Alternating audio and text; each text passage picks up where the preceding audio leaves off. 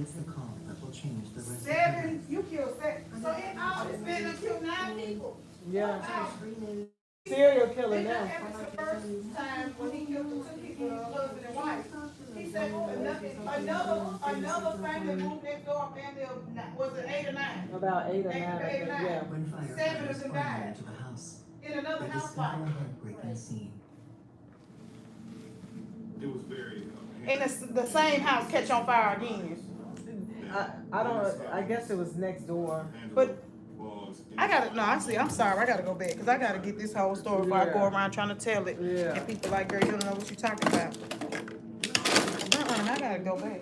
I don't think it was the same house that the first guy died in. It was another house that was next door. A different house? But it's just like you don't But like still in the same neighborhood. Okay. I still want to know what's going on. Yeah, this man was. Because how did you get away with that? And then I was getting confused on Which who one was doing what. Yeah.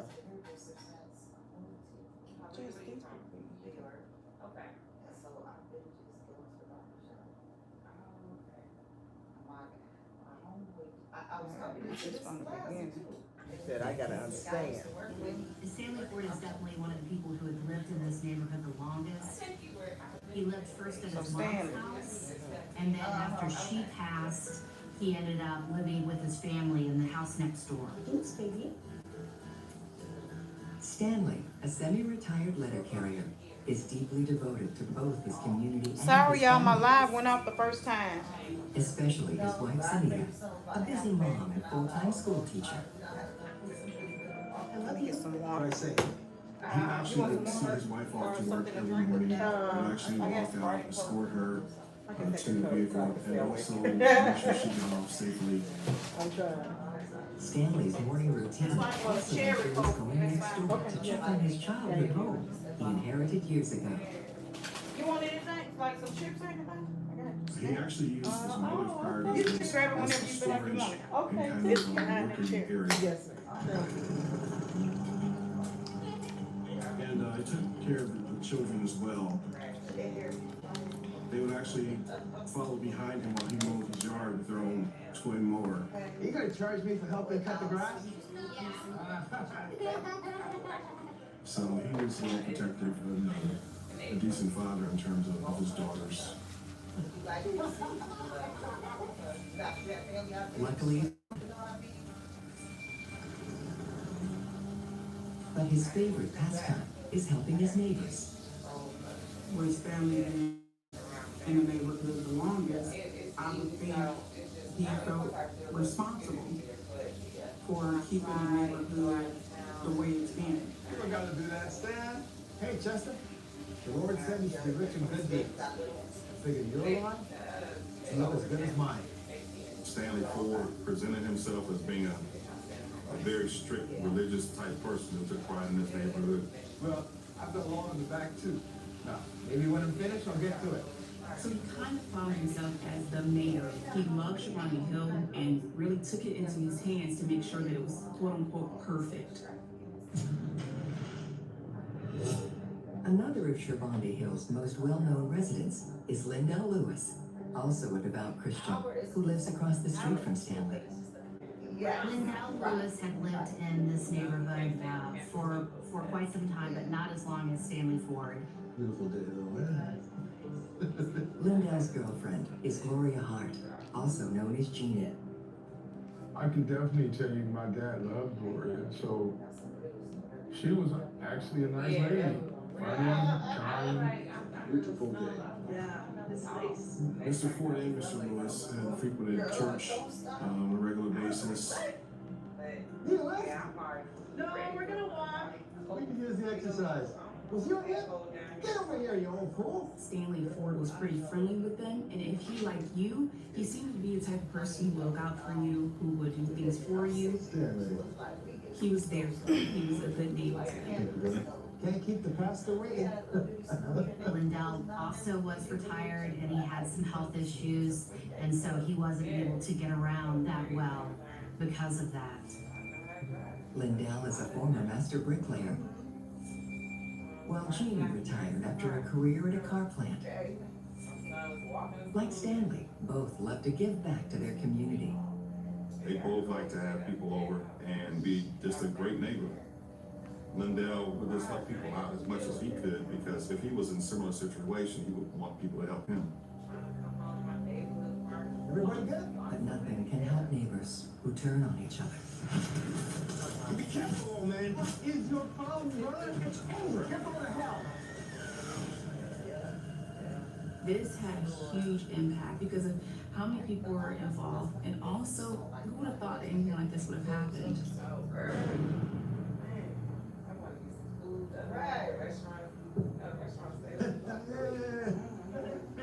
One day, Lindell takes his community spirit a step further. The Good Samaritan offers a troubled soul a roof over his head. Hold on, so this is Lindell moving in now. No, Lindell was there. He offered his place, I guess the basement to somebody else. My friend, Thomas Hughley. So Lindell Thomas has. Hughley. Nice to meet you, man. Thomas Hughley was a friend of Lindell Lewis's. But Lindell was already living there, High school together. with the man who already lived there for years with his daughter, Stanley. For a while. Okay. Good, get back up on his feet. Lindell Lewis seemed to want to help you, and he seemed to like people who maybe had a struggle. He wanted to inform them.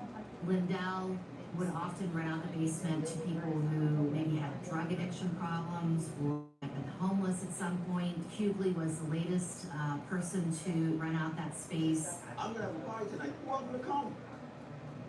Stanley declines the invitation. Sorry, I'm not into that. All right, brother, let's go. Look this way. Let me show you where you stay. Go to stay. Lindell and his Stanley is glorious concerned Thomas girl. Hughley will shake up his coastal street. And that night, his fears are confirmed.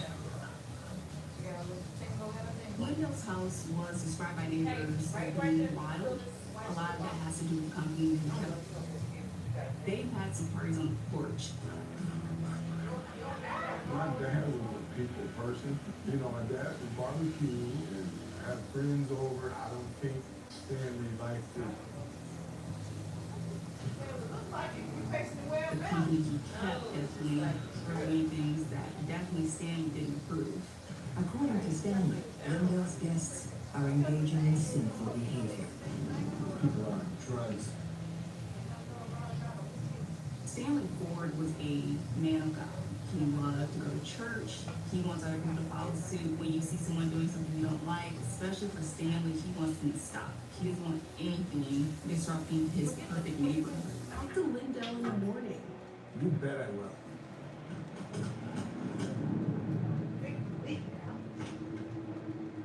Hey, Stan, your friend Thomas has got to go. I got kids, man.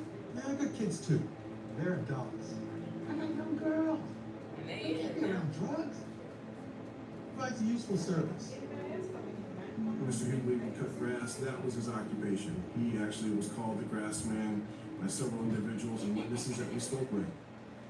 He took care of local yards, including Chester Williams. Why don't you give the man a break until he sorts himself out? Stanley isn't convinced by Thomas Hughley's good deeds. He looks into his past and immediately shares his findings with friend and neighbor, Chester Williams. He's a burglar. Stanley Ford made an accusation against Thomas Hughley He cuts your grass so he can check out your property. because Thomas Hughley was busy in the neighborhood. He was helping other neighbors take care of their lawns, doing odd jobs. Guy's gotta go. Okay. Have it your way.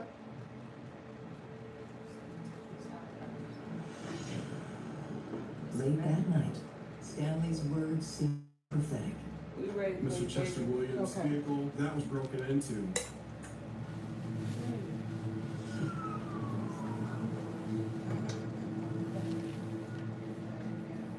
You okay? You got nails Yeah. on? He said there's a rash of break-ins around here. Nothing I can do. Police reports were made. Subsequently, no identification was made or arrest was made as a result. I'm just gonna put some security cameras. That's it? Cameras? That's how you catch a thief. Chester decided to install these cameras because he felt like something that could happen Y'all, it's a Do you know slow exactly what Friday. install the cameras Are you just so coming up? it has enough protection? Because my phone went dead on my other Neighbors thought live. the break-in was a lone incident, but Stanley expects the worst, and the worst happens.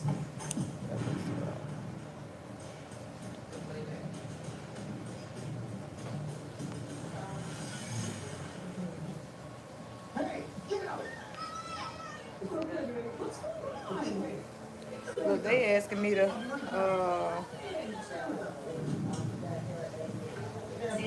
start a Q&A.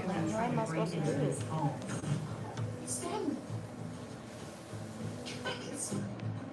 But I don't know Stanley's what not I'm about doing. to let this go.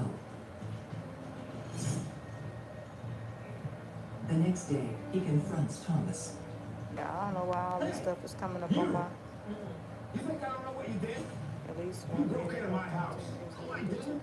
That's a lie. There was some accusations going back and forth between Thomas Hughley and Stanley Ford, Get out of my face. and it intensified. There was actually a physical fight. Yeah, I got something on the between screen that I don't know how to Mr. take Ford off. and Mr. Hughley. Whoa, stand. But yeah, my live when I looked at the phone, the screen was blank. Selena Jones. And I can see it was a lot of testosterone. Hey. going on. Good morning. How are you? I'm on live. Is that okay? But not the way that I should. Oh, hold on. Oh, let me clean out this chair.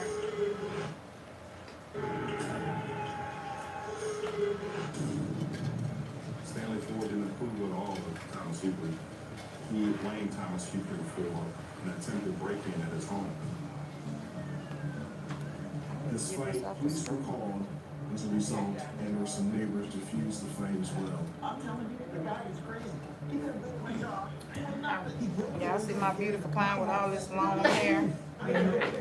That was my For his drugs. thing I had to do this morning to do one Tom Hughley thing at work. personified what Stanley So it can come out pretty It easy. can come out real easy. and how his house was run. Just hanging on there. To prevent the situation from escalating further, Jeannie comes up with a solution. Listen, And I sprayed why do you let me pay for the Right. broken window? across the top with some of that Linda was definitely trying to make amends. color Trying to spray say, stuff. this is our neighborhood. So We don't it's not- need to be it's a lot of fighting. brush. Here's some money for this broken window. When you come inside and have a drink and See sort this out. harder. You know I don't drink. Nor thieves, nor drunkards will inherit the kingdom of God. Even though it didn't seem to soothe the tension between the two. Stanley is left shaken and worried about what might happen next in his beloved neighborhood. Mr. Ford was definitely more paranoid about what was going on. Concerned he'll be a victim of the rising crime, Stanley installs an alarm system in his mother's house Okay. next door. So I am recording in 2 different areas. So what we doing to this hair, honey? We, I want it all off. That's all I'm gonna say. Okay, so Needs how to easy, go. so how easy is this coming out? It's just, on there with the, Mostly, Stanley fears just, for his daughters. you can do me? Can you a little braid. I don't have one. He actually thought that maybe prostitutes were coming out of Lindell's house. He said a prostitute, or who he thought was a prostitute, approached him and asked for sex. Well, can I use your house phone? I know where you live. I'll make it with your wallet. Stay away from us. Yes, I need to unbraid. Mr. Ford was very protective of his family, as anyone would be, so this activity was not acceptable. That trash has gotta go. That trash? Let's take her inside. He thought he ran the neighborhood. She's a prostitute. No, she's not. He didn't want anything out of the ordinary being done in his Okay, neighborhood. She is Lindell. It's done. You can't big trash onto my street. Get rid of them. But So it's what not style, the neighborhood. excuse me, It's lived here. It's everybody. what style do you have in mind? Eddie's not trash. She's a friend. She's Pull wrong. out my pictures. Who's wrong? What's he doing here? Ronald was one of those transient individuals that would visit parties, drinking, and so forth. Subsequently, he became a tenant. He lived in the basement with Mr. Hughley. I'm sick of your riffraff. So, I want to start all over. Oh my goodness, Do isn't you this love beautiful? Whoever done this, you done a great job, but I would love to recreate this on my beautiful client who doesn't want any I hair. don't want any. Let's look at this camera and tell them people, since they think I just cut everybody's hair off and I just want everybody to be white like me, tell them people you don't want no Yeah, hair. I'm ready to become a part of the bald-headed gang. That part, that some people want to be here. Some people want to be a I part am of the ready for bald-headed the big gang. shop. I feel like God sitting here Oh, I to look love over it. the neighborhood. You really love your neighborhood when you say something like that. So when was the last time you had a relaxer? September. Yeah. And then color, I was gonna try to I wanted to see if I could go gray, but I can't. I just can't do it. I can't do it. That Mr. Lewis should take care of the So, problems at his do residence. you want to cover it back, just go back black or? And Linda Lewis. I'm usually not a black hair wearer, but I don't want it to look like I have hot roots. Recording in 2 different areas. You don't want it to look like you have what? Like hot roots, you know, really red or something like that. I don't. Yeah, and that's how it's gonna look because if you go brighter, so you would. Yeah, so black is I'm good with black. Dark brown or whatever. Yeah, I don't wanna red. It was I had permanent color and then But Lindell's kind gesture is I started Stanley's worst nightmare. Mr. Ford is very cellophane and it would only take the red and like That's good because your roots are lighter. Everything you put on there is gonna make it look like. In Stanley's eyes, Lindell's van is a drug den. I want low maintenance. No maintenance. Low maintenance, no maintenance. That's what we here for. The transient parties, or whatever people as he called them. And I had gone to wearing braids. See, it's kind of unsettling just to have random people. Give me something I can brush down and get out the door. I mean, that's what a house is for, just to sleep in. So I've been watching you for a while. I was like, let's see what I'm gonna do. So Mr. Ford was protective but offended in the same context.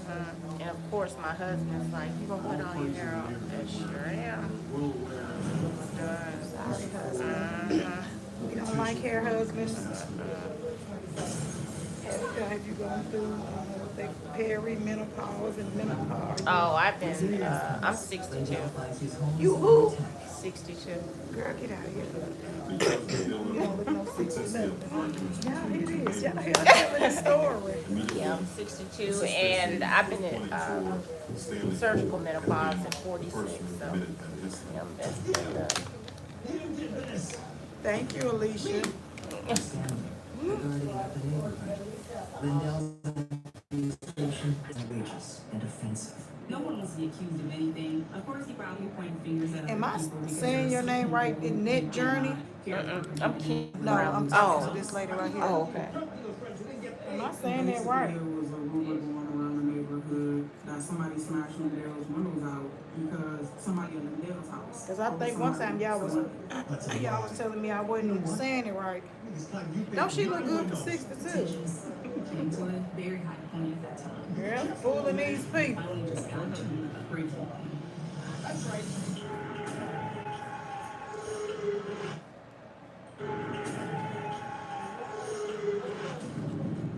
there's tension. It's pronounced neat. But no one would have known the That's magnitude of neat the journey. Am I saying? Is that right? In the wake of the attack on Lindell Lewis's van, someone decides to teach Stanley a lesson. God, you neat. Yeah, okay. I know this. Let me deal with this. Stanley Ward thought that Tom. And because it was a name, I'm acting like I don't even know how to read the word neat. I'm like, it's neat. I'm like, okay, it's a name, so it's somebody named Neat. Okay, Neat Journey. I like it. What are you doing? Back up, man. Back off. I'm done with this. I'm done with all of you. It's over. You hear me? It's over. Serena Jones witnesses the altercation and No, I be fears the screwing up tension everybody's continues. name, honey.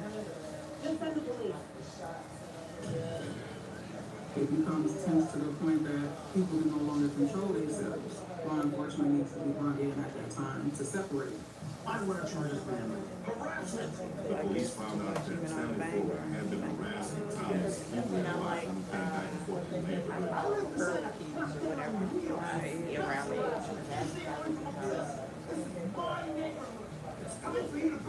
What I thought about Stanley making that statement that this is my neighborhood meant that he owned it. To me, it's like a mama bear. Mama bear is going to do anything to protect what's rightfully hers. You're an ungodly sinner. You're going to hell. He's crazy. Stanley is enraged that Lindell and Thomas Hughley have turned law enforcement's focus onto him. And even Stanley Polk back, didn't want yeah. the attention of the police department. you know, for it to come down on my neck, not to be like straight Lindell across. and Yeah, Jess are fed up with Stanley's tyrannical I feel like a lot of my clients are going that direction where they leaving just a little bit more on the neckline. But most people end up coming back saying, "Huh, just cut this out." Because And within a matter it of doesn't have hours, to be another long on the I get what you're neckline. saying. You don't want it boxed out like square. Right, I yeah. get that part. Lindell was trying to keep to himself, peace in the neighborhood, but he was not backing down from 74 at all either. Hey, baby girl. You want that part of us? When people drinking, they eventually feel a little bit looser. A person that's normally loud will be extra loud, and a person who what I think they call a crap starter will start crap even more. Come on, hey. I know you would have some fun. Mr. Ford would stand there and watch them or have maybe an aggressive stance or aggressive nature to make them uncomfortable, just to try to intimidate them to stop and move. What are you doing, bro? Find your bag. You're a tough guy, Stan. You wanna come party in the van, Stan? I'll make it worth your while. At that point in time, the conflict between the two neighbors was escalating to the point where you didn't know what to expect would happen next. Before long, there's another incident in the neighborhood, but this time it's much more serious.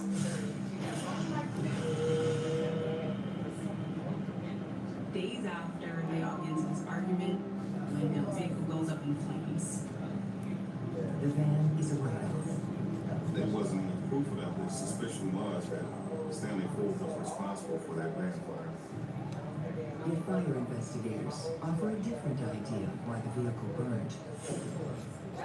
Well, we have a theory on why that van caught on fire. Because it was being used as basically a tent to smoke in, and people would go to sleep in it. Still, Lindell and Jeannie are certain they know who torched it. We know you did this. You don't know nothing. I slept through the whole thing. How long you Mr. been Lewis right felt here? I need to do something Never noticed to it. I protect barely saw myself. it in the corner. You used to have one Lindell right decides to set up surveillance of his Probably own over. and buys 4 security I cameras. know it's been a good, well over 12 years, so probably Yeah, you're a 15. big favor. He then contacts a friend of his. Yep, I didn't know this was here either until I needed a place to rent. Can you help me Yeah, out? stumbled Mr. upon it. Lewis was adamant about these cameras must be installed before I have surgery for his hip. All right, thank you. And they must be directed and pointed at Mr. Ford's residence. I see no salons over there. Dr. Watchman doesn't want to be watched. Hey, you can't put that up there. When you first come in. And it comes to the exchange, obviously, as they always did. A little bit of an argument breaks out. You think that's gonna stop people from setting fires? God's name, what is your problem, brother? 2 Peter 2:6. An angel was summoned from the heavens to rain fire and brimstone on Sodom and Gomorrah. Trying to scare him into doing what he wanted him to do. He did not like my dad's You cameras. sell your sweatshirts and t-shirts in the salon or just I do, online? well, I have some in the salon, but it's just stuff that I made, just trying to show people, so it may not be the color that you want to need, but I can show you what I do have. Mr. Ross was very worried about a failed relationship. You know, most people just place it on online. That way you can say, okay, I want this design, you know, I want it in black. And I'm not sure what he's capable of. But I have like or I may not have a certain size here, so I don't just make, I just As make the it. feud reaches a boiling point, Lindell undergoes a hip replacement operation. And he was convalescing at home, and he needed help at home. And his friend Gloria Hart, at the time, she was there to help him. But Stanley shows no empathy for his recovering neighbor. Mr. Ford was aware of Mr. Otis's disability or being incapacitated and having difficulty moving to and from. Stanley is still fuming about Lindell's cameras. He wants them taken down, one way or another. While Lindell's condition makes him feel particularly vulnerable. Mr. Lewis felt that being incapacitated by surgery would have been an opportune time for Mr. Ford to try or attempt something. Lindell had a walker. Even if going upstairs in his inside of his home, he would have to sort of scoot his way all the way upstairs. The day that he called me, it was on a Sunday. He was like, Have you ever been sure before? if anything ever happened to me, look at the neighbor across the street. With Lindell's movement now limited, he's stuck on the second floor at night. Last time, during COVID, He can't like keep he an got eye it on all the party cut off. that rages on his Because you front couldn't get your porch. hair done. So I was like, Stanley went into hyper mode. Black. Slipping through his control. So he wanted to take that control back I guess that really was bad. last time. So I did that for a couple of years and then that pull back out. And my hair grows fast. Long after And midnight, then the party at Lindell Lewis's house is finally winding down. But the night has only just begun. And you said you didn't mind So being Thomas dark brown, you Healy have to be looks black. out Which of, one did you want? Yeah, it doesn't have to be black. It He's could be saying a dark and brown. realizes that there are flames and that the house is on fire.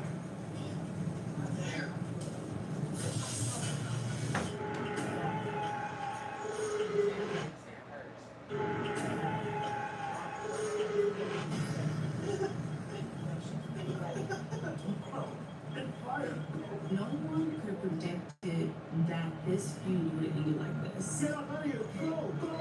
Go! Right behind you! Lindell Lewis's house is on fire, and the blaze is accelerating furiously. Basically, it's a gigantic window. So how you can run towards the house, and you can see the whole front. It was in flames. I've never ever been close to a fire like that. And it was hot. I mean, it was really, really hot. Instead of escaping, Jeannie stays behind to help Lindell.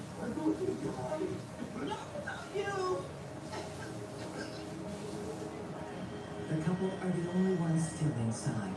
As the fire rages on the front and side of the house, they try to escape out the back. We gotta get him out! We gotta jump! Tanya was saying, you gotta hurry up and jump. I can't! But for him just having surgery, there was no chance he was gonna find a way out. Gloria could have easily left my dad, but she didn't. She was trying to make sure they both got out at the same time. So help! Hurry! Hurry! Hughley, obviously since he's looking there, he knows that the ladder is behind here. Unfortunately, they're chained up. Get off! You gotta jump! I can't do it! I'm struggling! And I heard Lindell saying, I can't get myself out the window. And then Lindell's head disappeared. Lindell! Lindell! And all you seen was black smoke. Lindell! No! It must feel so helpless to know that your friends are in trouble and you can't do anything. I mean, you have to feel so helpless and very afraid for those two upstairs trapped in the bathroom.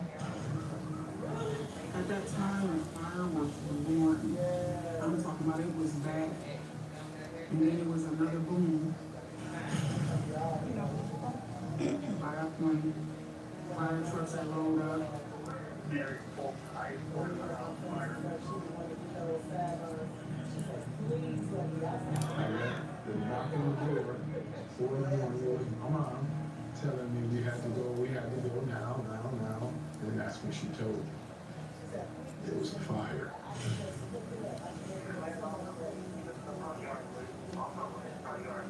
That morning, fire companies were actively still in suppression activities, still trying to put the fire out.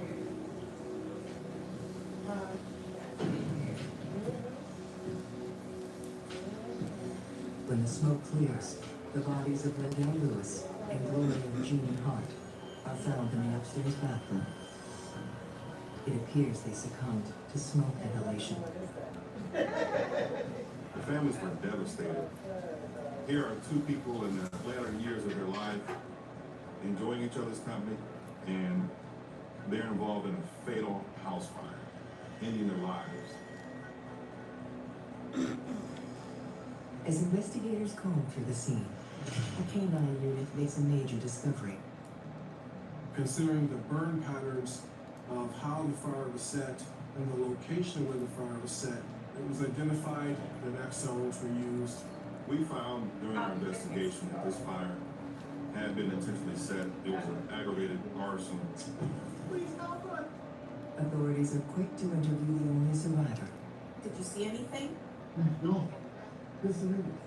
Mr. Hughley was a person of interest. He was very confused and kind of wandering around, but we were able to obtain an initial statement from Mr. Hughley. Any ideas on how this could have happened?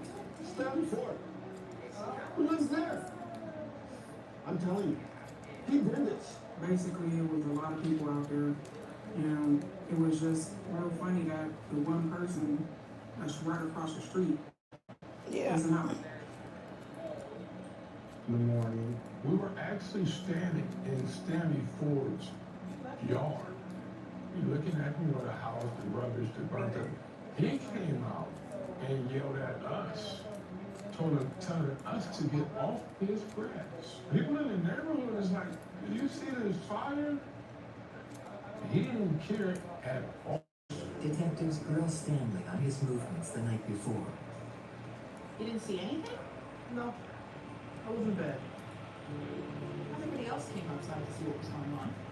Well, I didn't see anything. I didn't look up. Mr. Ford was very standoffish about why they were talking with him. I just don't like being interrogated. He made clear that he was not the person who set this fire. He claimed it was not him. He claimed that the activities going on in Lindell Lewis's home was something that maybe God didn't want to happen, and that was the way God took care of things. No, why? But investigators don't believe in fate. They work diligently to gather all possible evidence, including video from Lindell Lewis and Chester Williams security cameras. What they recover is shocking. The cameras were able to capture the individual attempting to set fire to the residence. The footage shows a hooded figure approaching Lindell's house, lighting it on fire.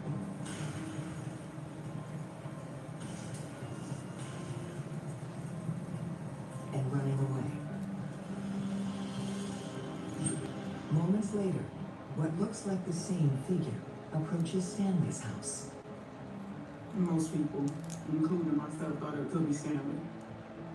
But as investigators learn more about Lindell's past, a raft of other suspects emerges, including Lindell's ex-wife, Francine. So let me get this straight. You had a life insurance policy on Lindell and he didn't know about it? I didn't do it, okay? I did not do this. Well, of course, when an ex-spouse dies and it's something where it's a murder, who do you look at first? You look at the spouse. If you get a payout with your ex-husband being gone, the police are definitely going to look at you to see what motive you had and if you did this. Would you be willing to take a polygraph? What? No? They wanted me to take a lie detector test? No. No. And it made me feel bad. It made me feel bad that they would think that I would do something to him. To Linda, I would never do anything to Linda. I didn't do it. But when you get defensive like that and someone asks you a question, you say, hey, it wasn't me. But why would Why are you getting so defensive right now? If you're not a suspect, you wouldn't have to tell us that you're not a suspect. So that was definitely a red flag for them. But this was definitely an interesting case because a lot of the evidence, it could fit other people. Francine Lewis had a new boyfriend. So William Pryor also was looked at as a suspect because he had similar physical attributes to the man who was seen on the surveillance video. A mysterious car is seen patrolling in front of Lindell's house just before the fire. So William Pryor also had a vehicle that was similar, and so those were one of the reasons that the detectives looked into him. As police continue looking into Francine and William, they uncovered two new suspects. The first, Ronald Garrett, lived with Thomas Hughley in the basement. Ronald Garrett used drugs, and so there was some thought that perhaps Ronald might have owed somebody drug money or something like that, and so that the fire could have been targeted to him rather than to Lindell and Judy. Ronald Garrett was interviewed by detectives, and he was very uncooperative with detectives, so he was always a person of interest and was never ruled out, actually. The second suspect, a man named McLemore, was one of Lindell's many house guests with a troubled past. So McLemore is the friend of Lindell's who, prior to the fatal fire, had gotten mad at Lindell. Lindell took care of McLemore for years. Hey, But during a recent bender, the relationship took a dark turn. I know I give you that money for safety, but yeah, I'm gonna need that now. Careful, go sleep it off. Police thought McLemore set his van on fire. The police wonder if that feud could have been continuing. And that might have fueled him to set the house on fire. The arson investigation loses momentum. Despite the video evidence, investigators aren't able to identify the killer. Lindell definitely hung out with people that you could categorize. No, the first lady, well, we got two highlights of the day. So yes, she's the highlight of the day. And the lady that's in the back, I think, Stanley Ford is one of their prime she's the suspects. highlight of the day. So we got two But of they feel them. like they don't have enough information, enough evidence, enough proof to actually charge him with setting this fire. Meanwhile, some neighbors wonder what's being said behind closed doors inside Stanley's home. Did you do it?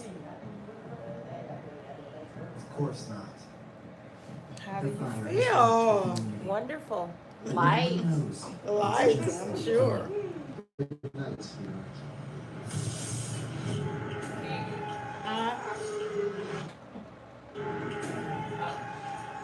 Yeah. The neighborhood itself was terrified. Fire had occurred in their neighborhood, and no one Yeah, had been no. held responsible for the deaths of Lindell Lewis and Gloria Hart. funeral services are held, and the families of Lindell Lewis and Gloria Hart grieve together. Oh, definitely the first couple of weeks were very, very rough. I still didn't believe it. I still didn't believe he was gone. Soon the remains of the house will be torn down, leaving an empty lot. My stomach Now, growling. in the house there, he's gone. The whole area is different. The whole street looks different. I don't even go past there anymore. It brings up bad memories. That's You how it keep feels hoping to and be keep a hoping and part of the hoping. They'll find out who blood. done it. I want you to sit right here for me. For a while, Take she the was hair. on the side. How are you? When Go neighbors everywhere do with- turn, there's tension in the air. I hate to say it, but he might be suspect at that point. So you just kind of looking over your shoulder.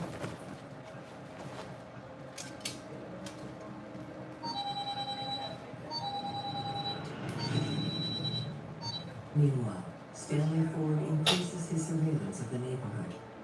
Hey, Dad. Hey, Stan. Bev Ewing is Stanley's longtime neighbor. How's Carl? Still away on business? Yeah, it's just me and the girls.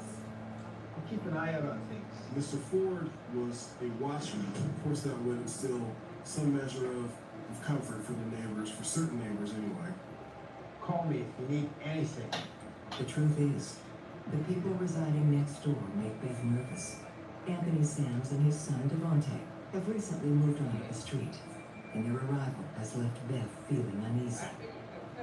And she found it comforting. She thought it was good to have someone looking out for her, especially when her husband wasn't able to do it probably at that moment. But right now, Stanley's focus is on buying a third house just down the street. It's an underpriced fixer-upper. Stanley wanted control over that neighborhood. And what's the best way to do that besides buying up the houses? So he thought if he could buy enough houses, he could make them his own. And he wouldn't have to worry about purchasers and not moving in. He's crushed by his Curled and planned out the fix. door. You want me to sit right here? Yeah. Or over there? Okay. I can understand Stanley being upset that he didn't get it. We all get upset when you want something that someone else gets it. So he created this narrative The rundown house got sold. where the longtime neighbors, they were all like the good ones. Now some deadbeats gonna move in. This the same man? Yeah, because I wanted to go back, because I wanted to figure out how he killed a whole nother family, and I wanted to know where the family lived from him. Like anybody that move on that street and ask for food, and then they didn't. They said they seen somebody with his same build, setting a fire. Then they see somebody approaching his house. So where did he disappeared into his house? But, Yeah. But he did. Apparently, he didn't go to jail for the first two people. It turns out Dang. the new owners, a rather large clan. Careful, it's heavy. Oh, I'm so living. Because another family moved in. But I was trying to see if they moved in the same house that was burned. Where did they move? And his Huggins have a very blended family. Angela came in with 2 kids, and then I mean, you never grab. My stomach is definitely growling. Hungry, honey. This is around 17. Brittany is the eldest child. Well, here, and he's the one who made me a big sister at 3. Go ahead and sit right there. Me and him were close. Then my little sister, she was sassy. And then Kyle came after Deja. I thought to myself, he is going to be a ladies' man. Oh, And after thank Kyle you. was I want that back order for the beautiful they made a collaboration with you Timberland. know, hazy green. I love that. Which one is this? Is That's that the telephone. Oh, okay. Round 1. when he was I've been sitting looking here, for a big bag too, but I've been thinking about either. he would be kind of I just need something big. I don't know why. I don't carry a laptop, but if I had one, if I could get a big bag, I'm gonna carry a laptop. Electrician turned state. It's just I want to. Why not? Doing big. Why not? I got a bag. I got a big bag. That's why I carry a laptop. But I've been looking for a bigger bag because mine hurt my shoulder. It's too heavy. So I feel like a bigger bag, it can spread the stuff out, and it ain't just. I don't know. I don't know why I need a big one. But if I just want a bigger one. Yeah. I definitely want a bigger bag. But feel how heavy this is, and it ain't that much in it. Yeah, it hurt my shoulder. But you know, I feel like a the bigger bigger the bag, bag, the more stuff you gonna put in it. Yeah, I feel like get it. lost. I already can't find stuff, yourself and your family. and the one I have, I'll look a little bit and be like, okay, can't find what I need. Life will treat you well. One Sunday after church, the new neighbors encounter the Fords. Oh, don't let us interrupt you. No worries. I'm Dennis. This is my wife, Angela. Hey, man. This is my brother, Duran. Sorry, Leia, I had to help with the service at Shelton Temple. Are you Pentecostal? Dennis and I were raised in the church, and church is a part of our just being in general. You? Yeah. Oh, nice. Small world. Stanley grew up in the church just like Dennis did. Welcome to the neighborhood. Thanks. All right. Stanley is glad to meet a family that reflects his values. Dennis and Stanley, they're both fathers. They both love their children and would do anything for their kids. Stanley would have seen a lot of himself in Dennis. Get those You know, two, that's those anybody, plastic things you to know, put on you her have to ears. get to know your neighbors. They seem nice. You don't know? We should have them over. Maybe. It could be. Kindred spirits will now share the street. But that's not all they'll share. Oh, hey, in a flame of fire. You left alone. I get vengeance. One night, while Stanley is doing his usual patrol, his high hopes for his new neighbors are shattered. Dennis Huggins was known to have sold some marijuana, and that wouldn't have sat well with Stanley Ford, who didn't approve of drinking or, smoking weed or anything like that. Are you selling drugs? No. You guys are a friend of mine. For real? It was only enough, really, I'm telling you, to smoke for free. That was about all it was selling. But any amount is too much for Stanley. Hold on, who he said was buying Guys drugs? like you aren't welcome on this street. Somebody was buying it from the neighbor. The neighbor who said, who just moved in. And that was that. Maybe even laughed at him. Dude, mind your own business. For Stanley, another fuse has been lit. This street is my business. Standing and play that person. Fool. You ain't bringing down his property I tax. told you in this neighborhood. I think that's just a precursor for him saying, if there's anything bad in this neighborhood, I have the approval from God to destroy it. Ooh. Stanley Craig. Stanley is definitely, touched. Lord, These touched. houses next door, or Yeah, that's why I was trying to figure out what it was in the neighborhood, because he already killed the two people next door from doing ungodly things. Again. He has his eye on Dennis Huggins' oldest boy. I couldn't tell if he moved next door to, or if he lived across the street. From a distance, he would think of the no good, because that's how he has to think. If he sees Jared, he thinks bad. I mean, that's just an automatic to him. Hey. There were multiple reports made in the neighborhood. Multiple cars had been damaged or broken into. Mr. Ford thought that Jared was responsible for damage to cars. Hey, I saw you. Yeah, I said to Jared, basically, I know what you need. I told you, this is my neighborhood. And that's the exact wrong way to come to somebody like this. Don't miss my son, old man. You're not gonna tell me this is your neighborhood when I pay for this house. Now Stanley monitors both father and son. This thought what you don't have the right to do is to tell other people how they're gonna live. You don't have the right to be the judge, jury, and executioner of those issues. That's what the police are there for. But Stanley sees himself as the law. One night he's convinced he catches Jared and Devontae Sams breaking into a car. Hey, And jumps into action. stop! Mr. Ford claimed to observe both young men conducting some kind of suspicious activity. He thought that they were up to no good. I think Jared's breaking out car windows. Oh my gosh, they're now together. What havoc can they wreak on this neighborhood? When Stanley chases Devontae home, he realizes his family lives next door to his friend, Beth Ewing. Beverly was one of the neighbors who had her car vandalized, and so this was concerning to Beverly. Stanley is certain it's not a coincidence. It's those thieving teens. Tell me what's going on. Yet Jared tells his mother a different story. Hey, I'm Natai. inside the cars. I How don't are know you if doing, it's- honey? And then who is? Angelo just can't believe that Jared was busting windows out. Their children represent this house, you represent this family. You're not getting away with knocking people's windows out. It's not happening. Is Jared in trouble? Thank you for your order you placed. It's that time. Say your prayers.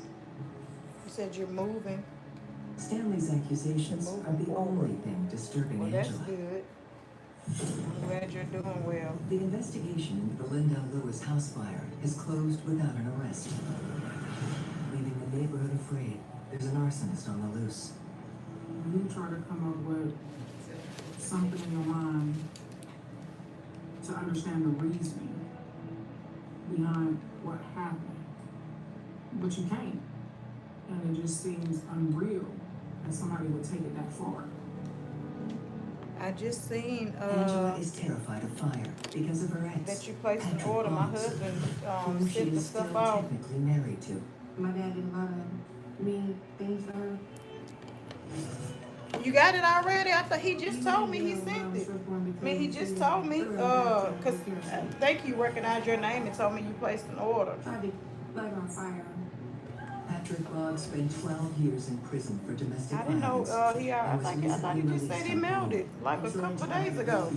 He just told me about it. Of Patrick Boggs, and rightfully so. Well, that's good if it came Each that day, quick. Angela's fear grows as rumors spread about who the arsonist might be. No broke into your car. Meanwhile, Stanley is determined to catch the young criminals That punk next door. and corrals Bev Ewing to join him in confronting Devontae's father, Anthony Sams. Mind if we talk to your kid? You the new father? And Anthony Say didn't what? really take it well. He might have It been looks slightly sharp, intoxicated small. and was yelling and putting his arms up. Not mess with me. Now feed it. Go. And she felt frightened, which most people probably would if you have someone literally yelling at you. Careful. The guy's got a record for assault and selling drugs. Chester Williams tries to convince his neighbors to back down. I'm done with them. Drop it, please. I don't want any trouble. You don't have to worry. Stanley wants to Oh, protect okay. his neighbors. Well, good. because I'm he glad does you his got it. job. Well, he just told me. I didn't know it. Things got sent in here And who not obey He the just gospel? didn't to been do seen it. exactly that. In a flame of fire. I give vengeance. I'm glad you love it. Thank you so much for your support. I appreciate you.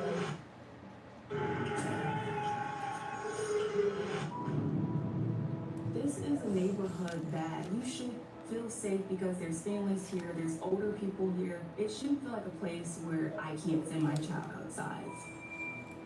But sending his kids outside is exactly what Stanley is afraid of, especially after attending church. What church they in to go to? What that people been preaching Stanley's about? family and Dennis's Stanley done family lost his old celebrate man. differently. Stanley can let people come to his house, which is the exact opposite of somebody like Dennis. Stanley Ford kept his family intact and quiet, and the Boggs and Huggins family, they like to socialize. Stanley would see different people coming in and out of Dennis's house. We have nephews, a lot of younger guys, like in their 20s. And I know every Sunday we would all meet up at Dennis's house, you know, music playing, barbecuing, eat all you want, you know, enjoy yourself. And I can imagine somebody like Stanley seeing this. And you can perceive things from a very bad way. If you are thinking something bad, you know, and you think to yourself, oh, they're not gonna mess up my neighborhood. They would be kind of scratching their heads like, you know, why is this guy staring and why doesn't he mind his own business? So weird. For Stanley, the Huggins Boggs are no better than Lindell Lewis's friends. Been a while. You wanna come party in the bandstand? Where before his attention was directed across the street at Lindell's, now his focus is on the Huggins and Boggs family. You know, so Trayshawn is people doing think good. They just want true. They selling drugs, but they doing, what are they doing over there? And I think he just had a misconception. Get away from her. Don't you ever come near her. What are you doing? What's wrong with you? This kid does drugs. I don't want him near her. Stanley Ford's wife told him to leave it alone, but he just couldn't do it. He didn't want to. Hey, I thought I told you don't mess with my son. Stop selling drugs. Are you crazy? There are no drugs. Leave us alone. He wanted to be the one to fix what he thought was a problem. Danny, enough. Now! I don't think that Stanley wanted to be the only person in the neighborhood. Like, he did not want neighbors, he did not want anybody around him. He wanted that whole little section to himself. What did we do wrong? He just judged from the distance, and he decided that these were bad people, and that was that. The Huggins Boggs fear Stanley's delusions could escalate and possibly turn dangerous. their children are being accused of doing these things in the neighborhood. But Stanley never actually went and talked to either of them about the concerns that he had. Still, he's seen enough to know that his new neighbors are a major threat. The two sides of Mr. Ford, kind of like a Jekyll and Hyde, I guess, analogy. When You buy him an island and go Live on it by himself. very dangerous. Stanley needs to be locked up somewhere. That is a reason to have fear, obviously, by the neighbors. Hey, how are you? Each day, Stanley becomes increasingly convinced that juvenile behavior is actually punishable. Oh, okay. crimes. Nice to meet you. Devontae had cut through his property. He also said that Devontae had looked in his windows. When I first came to it's like, yeah, I can't see without my glasses on. You're trying to break in. See you around here. Family Ford had warned him that he needed to stop cutting across his grass. And an argument occurred between the two. You want to see me? You'd be stupid. He also said that Devontae had been confrontational. You think this is funny? Look at your back, old man. He is talking to this young man and telling him to knock off whatever he thinks he's doing wrong and isn't getting the response that he wants. Listen, I will buy you.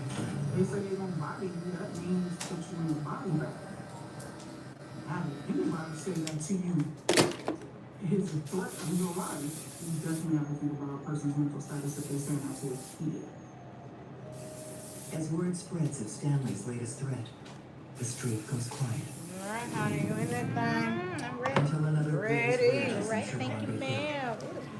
We heard fire trucks. And then we heard sirens from police cars.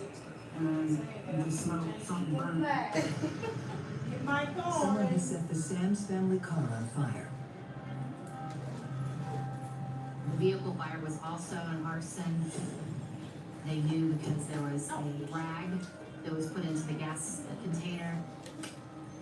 They put the neighborhood on high alert once again. That, we have someone in the neighborhood setting cars on fire. It's been less than a year since both Lindell Lewis's van and house were set alight.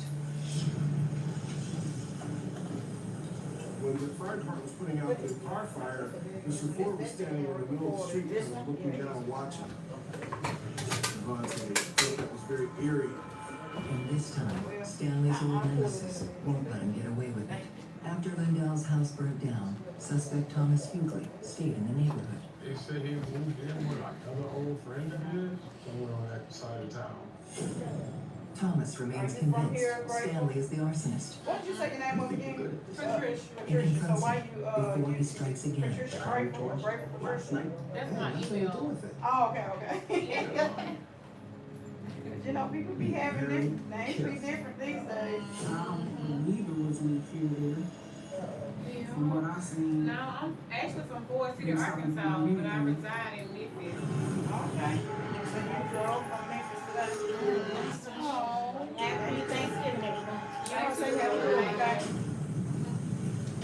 On high alert, looking out for one another and wondering why this thing was occurring on their vehicles. And who was responsible for doing it. At the height of the neighborhood tension, Dennis and Angela take their kids on a trip.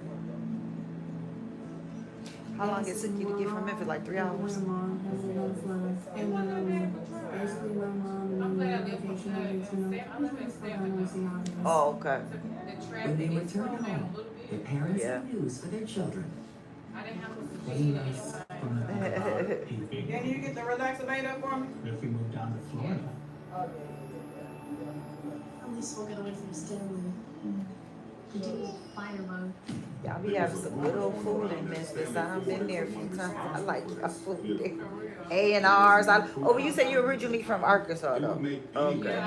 Specifically, the Boggs family. Girl, I ain't never heard of no. I went with my niece because she was moving, so I helped her drive her stuff there.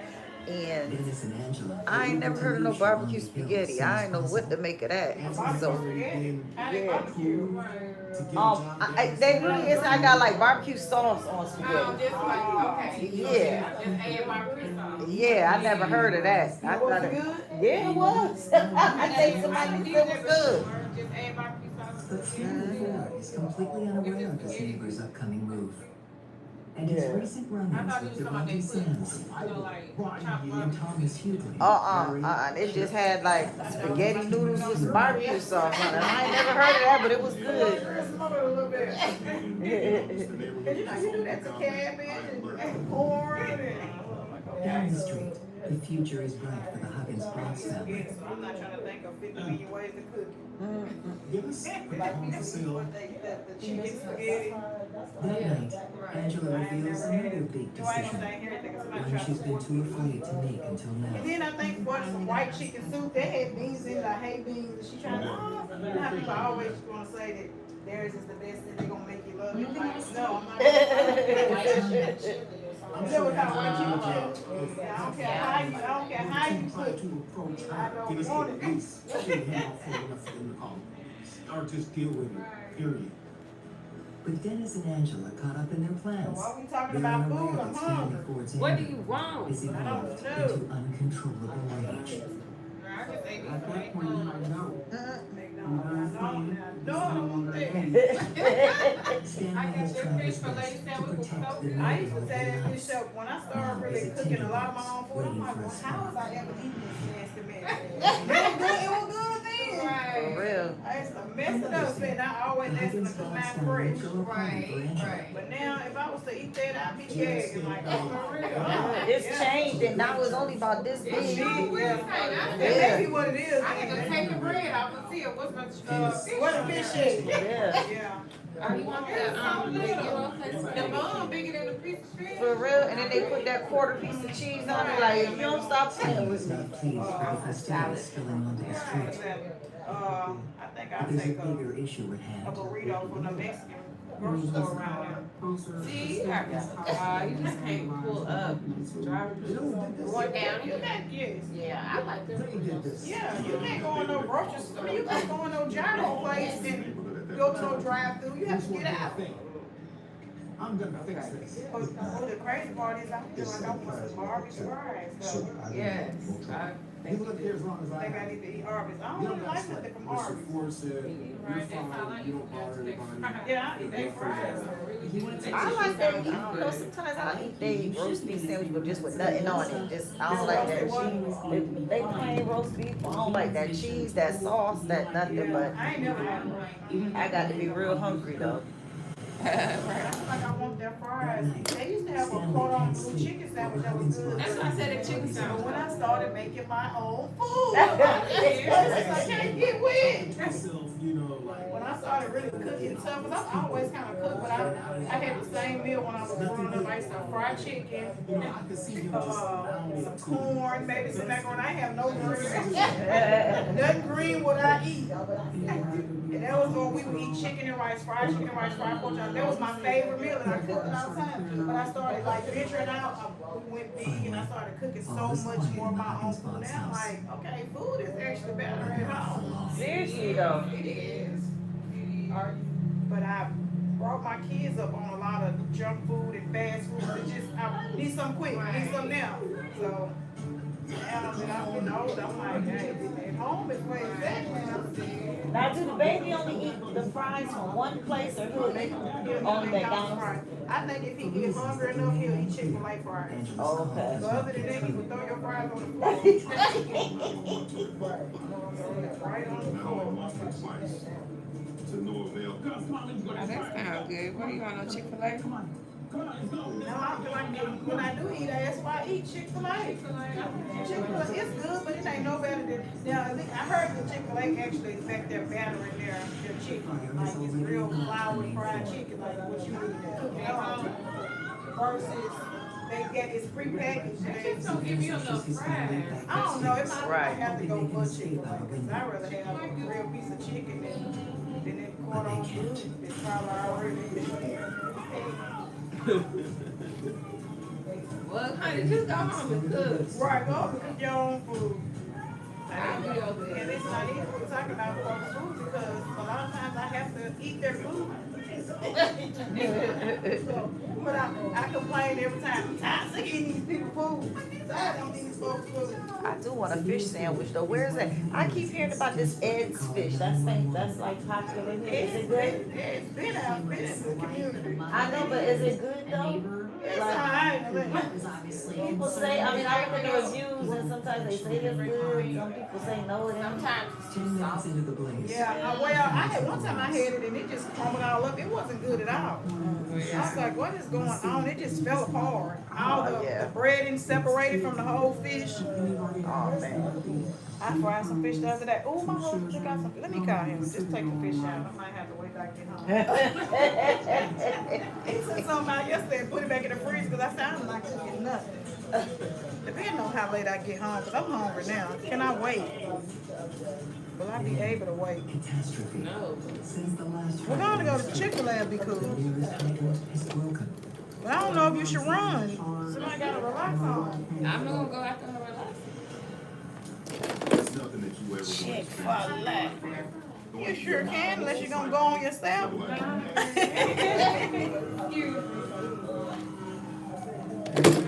Chick-fil-A macaroni and cheese is good. I like that. That macaroni and cheese is good. Chick-fil-A. I've never tried it. You know, I was thinking like this white people macaroni and cheese is really good. But one of my nieces worked there and she was like, Auntie, you gotta try the macaroni and cheese is good. And like sometimes it be like kind of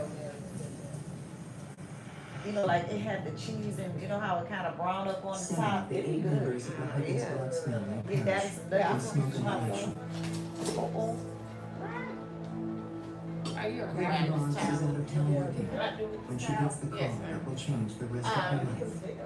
I just dropped down to my knees and I like, started screaming. have you ever been to Jim and Nick's?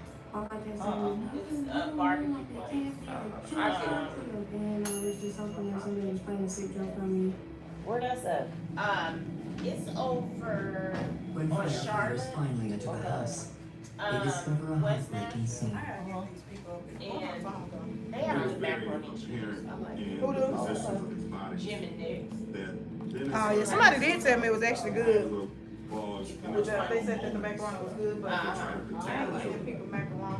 I was like, where my mom go? Looking at the fire on the news, not even noticing. Yeah, I like that that. it was I have to try happening, chicken. that everything's I get the same thing every time I That was go. our Me brother's too. home. Fries with no salt And and everybody cares. chicken It nuggets. was. But you got to try the macaroni and cheese is good.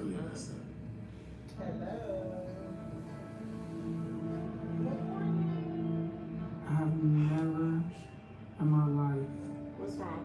felt so defeated. That water's back there leaking everywhere. I think dump it? I emptied it. Did you empty it one time yesterday? No. No, it's all over the floor. I asked you, you was like, hold on. No, I told you empty. Yeah, yeah. Hold on. I'm gonna get a mop. I don't think the mop is gonna help. The mop already back there soaked. Just try to get up some of that water there. What? You all there? You got one more huff and puff. Like he killed 7. The youngest baby was 1. Like that man. He killed 7 The people. whole family? They said it was about 8 or 9 of them. This people literally killed this people's whole family. This is the deadliest What's the type fire of in Aspen, people? Ohio's history. But claim to be Christian.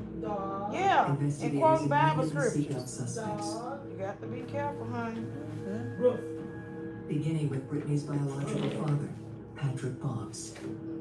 We learned that Patrick Boggs had done prison time for attempting to set Angela Boggs on fire. That immediately drew a red flag of maybe he could have done this too.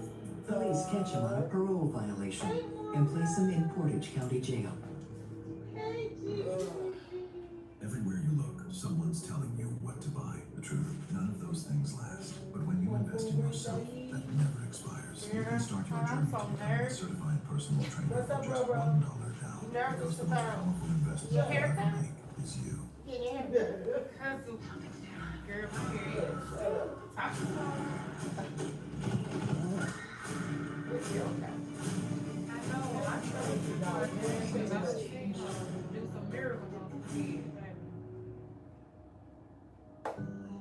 The bold quest brings back the 70s Nevada archive. It's more than a watch. Hey, how are you? It's a Thank you so much, Natalia. You're so beautiful. I appreciate you. Hey, I don't think I need anything.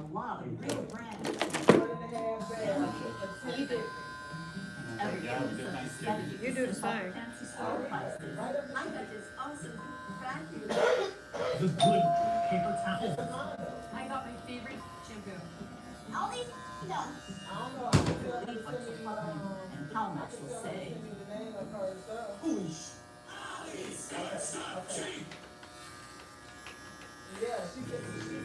While incarcerated, Patrick confesses the unthinkable to his cellmate.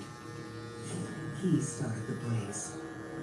There were Hold on, who did? allegations of him not liking the relationship, not liking her new spouse, Dennis Haynes. Patrick claims he placed the hot coals from the barbecue at Angela's party into a garbage can by the house. He had that much dislike for Angela Barnes and their situation. He wanted to try to take credit for it. Search warrants were initiated and conducted on his residence, his vehicle, cell phone devices, video surveillance, and so forth. But we were able to determine that charcoal was not how the fire was set. State fire marshals identified accelerants were actually used, whereas charcoal is a different burning pattern, and it actually ignites. But why do you want to take credit for it? Someone set the house on fire by using accelerant to spray on the house. So he could not have been the one who actually set the fire at the Huggins Boggs house. So is the Huggins the same man that has the little boy that the man don't like? It's beyond me. Is that the family? Yeah. Why would an individual commit such a heinous crime?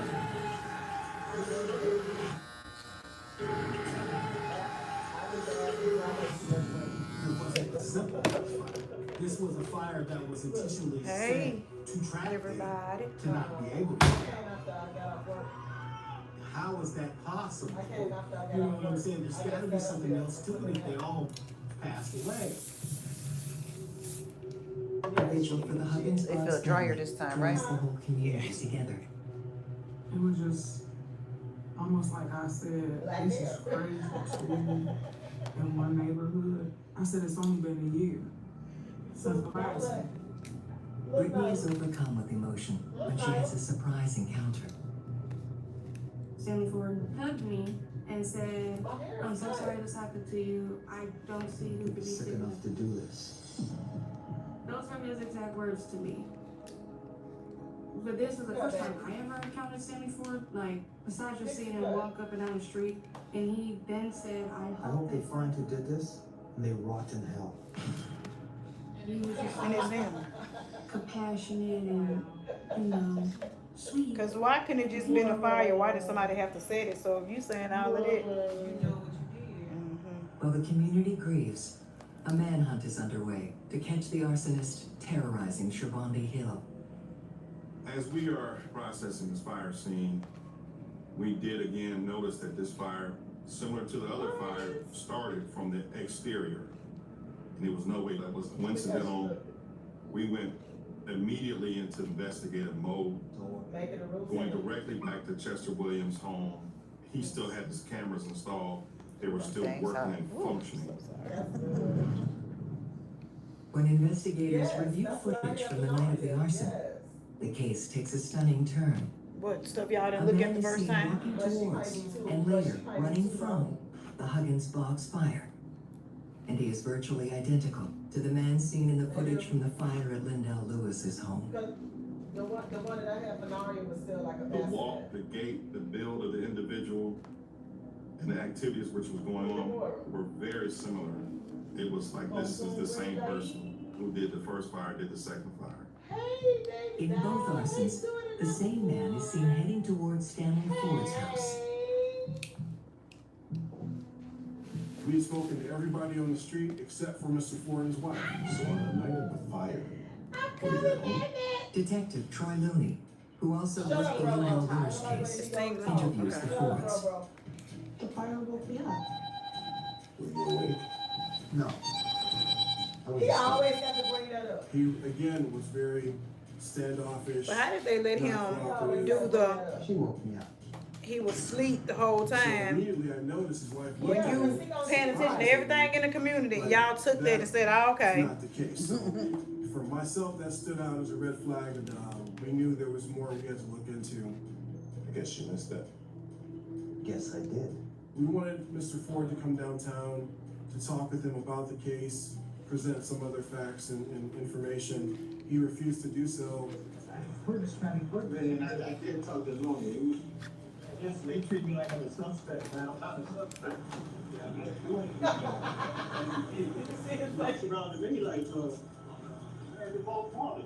As investigators zero in on Stanley Ford, they begin monitoring his every move, even secretly recording video of him walking. Don't point it at the camera.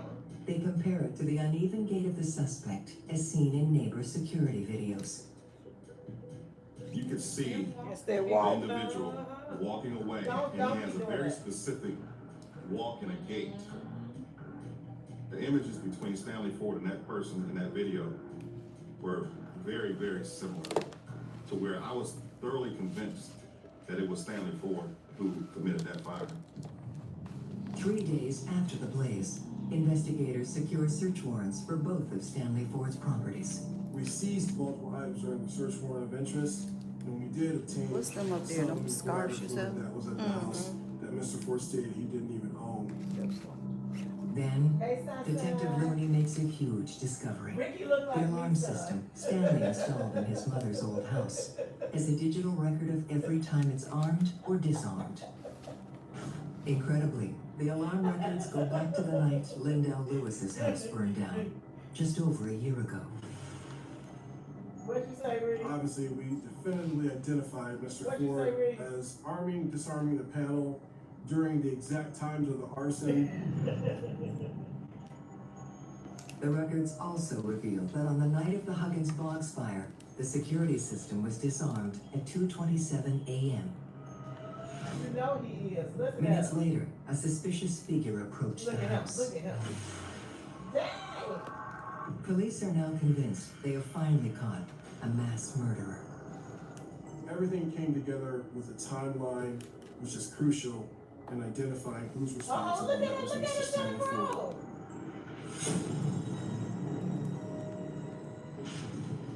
Oh, I like that little outfit. Police charged lady. Stanley with both house fires and the torching of the Sam's family car. This man is accused of killing 9 of his neighbors, which is more people 'Cause he than was have ever been obsessed murdered with- by one person in Look, the I'm history with of my South brother on County. that. Put that thing Hold on, let me work it through. Okay.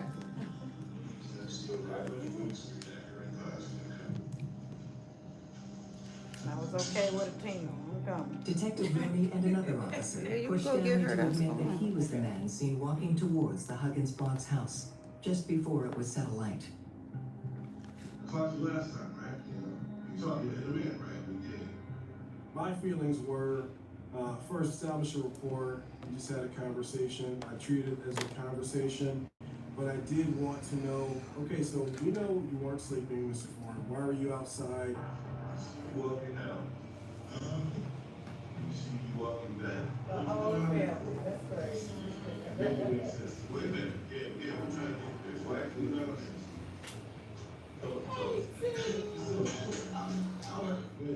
I did, you know. Look, she with her twin. I can't, you know, good reason why I went down here, but I don't know why I was down there at the time of the fire. And ultimately, I don't know why I I was wanted down the there. jury to hear our direct interview with Mr. Ford to see his behavior. hey, why you go down there? Why you go down there? Huh? I forget when I went down there for The dodging of answers, the direct lies. Okay, you got me walking down here and walking back, but guess what? What happened? I cut it. It's cut, son. Cut. It wasn't on fire. Hey, They feel like they have a strong See, enough babe. case that now See, we babe. have a guy we can take him to see, trial. baby. Bald head. After 4 years of Ain't delays, got no hair in in the part due bag. to COVID concerns, Stanley Ford finally stands trial in August of 2021. One prepare trial concur. You have to do that. I don't care. It's hard to do, it's almost inhuman to do. I don't care. Based on. I don't care. Their own eye. And go. Yes. It's also his right. Ladies and gentlemen, the evidence will show you that when the defendant is. Danny done dreaded his hair all up and everything. And at the conclusion of this case, Mr. LaFrenzi and I are going to ask you to find the defendant guilty. A state fire marshal leads jurors through a minute-by-minute explanation of events on the nights of both arsons. Slide 80, can you tell the jury what you're noting here? 2:38 a.m. And he looked all of these different records and showed, that at this time, the man is seen going up the street, and at this time, a light goes off at Stanley Ford's house. 2:48 a.m. Individual running grandma. Camera 2, 2:43 a.m. Panel on stay. Took a 911 call from Angelo Ball's phone. 2:43. Yeah, I can't wait to get out of the Seeing all that linked out by this expert was really, really important history. And I think the biggest thing for the prosecution was the motive. He just You like could tell when he was lying, they said, why you walk down there? He said, why I walk down there? Dead giveaway. Will somebody repeat what you just asked? Especially men, boy.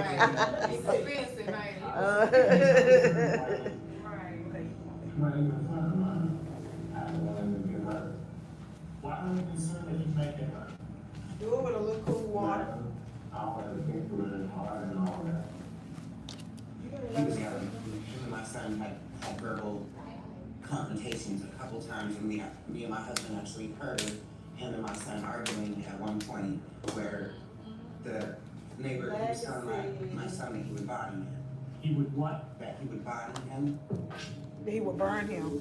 Body him. He would body him when they got to argue. Gloria Hart in the Huggins-Boggs family.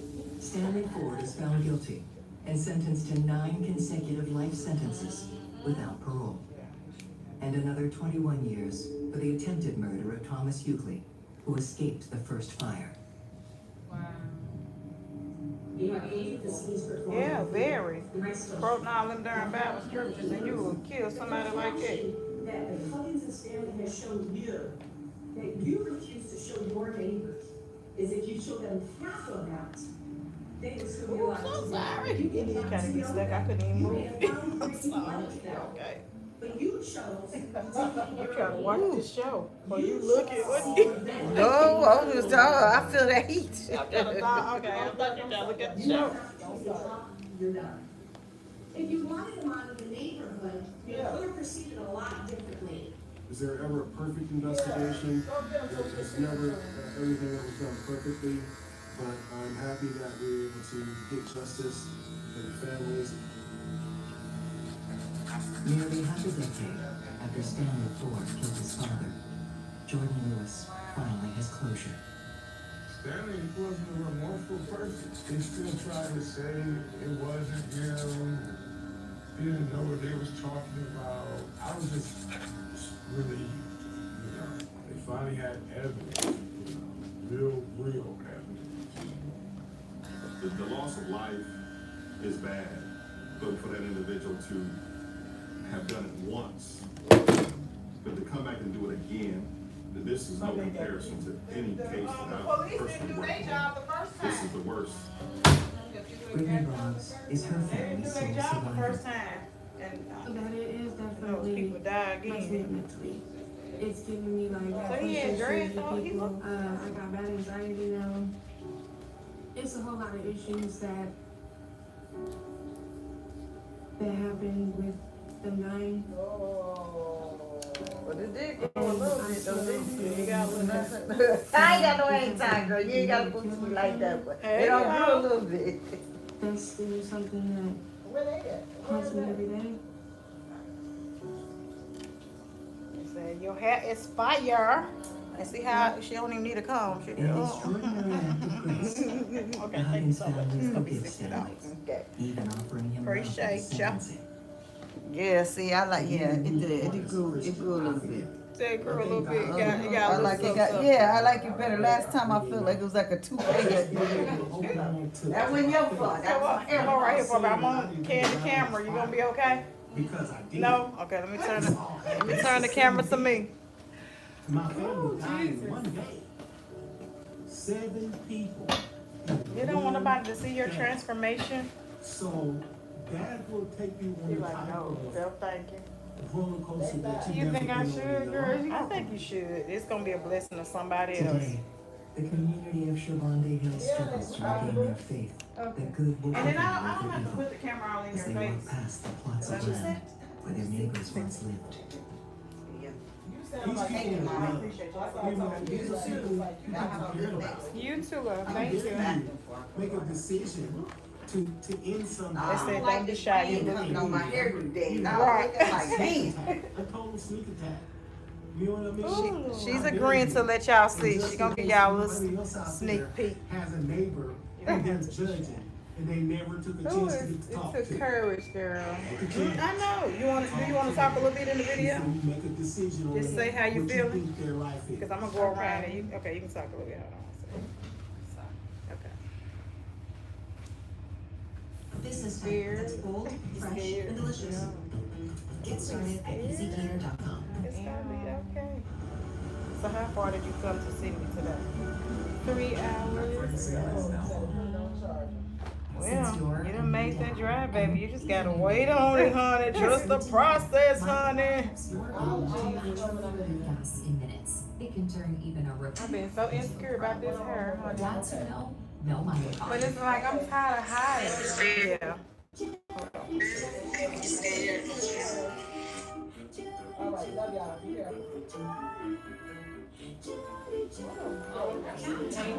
Yeah, I totally understand it. You are beautiful with the hair, without the hair, a piece of the hair. So you have to know that no matter what. And it is what it is. If people can't accept you for who you are, then they the ones missing out, honey. So it is what it is. What you see is what you get, baby. No, Virginia. So I wanted to come and sit in this chair. I was like, Lord, I gotta get in my chair. Do you have a style in mind? I just wanted to, I don't even know what I want. I don't like a lot of curls because of my hair, but I want it, I don't know, I don't like a lot of curls for you either if it ain't what you want. Show me something. You got something in there. You did. I thought you saw stuff because I said she probably busy and ever looking at this stuff. Because I said the closer it got, I said, Lord have mercy. Because you've been doing some styles. Yeah, why they say I only got one style. I done came up with one more. I got one more on the rock. Just north of Houston. Right. Spring, Texas offers its residents Hair peaceful dry. oasis outside the big city. And even when people say people hair really don't, she do the same style. Their hair really don't look the same. The hairstyle don't look the same on everybody. Right. It looks different. Jeez, give me a little credit. I don't know, Charles. Let me see. Just let me see the end of her hair. Get to the end of the video. You know, the neighbors out there are very nice, friendly. I'm sorry. Few people are more loved. Okay, so I'm short like that. But I know my edge is. Okay, I'll try to. I can give you a track of something. You got to put something right there. Okay, now have a You too, love. Thanks. Have a good one. And then, but see, I'm scared. I can't go as short because I'm gonna have to fill this in. Okay. In the top, I gotta put something right there. They were in a really good marriage. So I'm gonna take it as short as it can go. Virginia has come to live with Where I can still cover up this being areas. Cause you did this right here. I love this one, but I know my hair is not like hers. She's like, oh, my mother is my best friend. Scott. True. And I used to say, Mom, I need my husband. But that's the way I am. That's right. Those years were very. I don't even know how you go to the end of the video. Whatever. Anna and Virginia are living the American dream. They are Mexican immigrants who came to Texas and thrived. You're gonna start Very into our family. You love my mom. Your mom cooked incredible food, authentic Mexican food. So they got along very well. And they were challenging in a very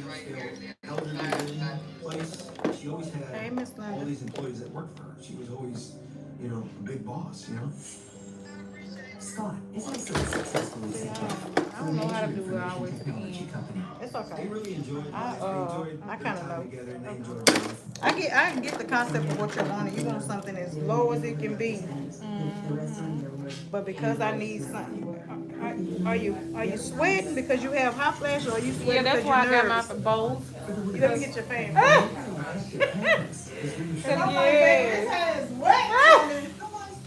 You right. You don't need a lot of curls. Right, that's why. Yeah, it's both. Mixed emotions and girl, yeah, especially since you don't got up there, I don't get nervous. If you ever need anything. Okay. His hair's wet, honey. Hector has lived quietly next door for almost a decade. Oh, Lord. Of Mexican heritage, he was born in the U.S., served in the military, and is now a member in Canada. He just seemed kind of quiet. He was a quiet guy. As it happens, Virginia owns a house a few blocks away that she rents out. We went to my house. I had the house rented. I was wondering if you can go ahead and measure it for me. Hector is happy to lend a hand when his neighbor needs it. Thank you. 6 feet by. You seem like a little nerdy type, doesn't really get out much. So they became friendly and they trust each other. Thank you, Hector. I'm going to make you tea. No need, Virginia. Whatever you need, anytime. But soon, the friendly rapport will turn hostile.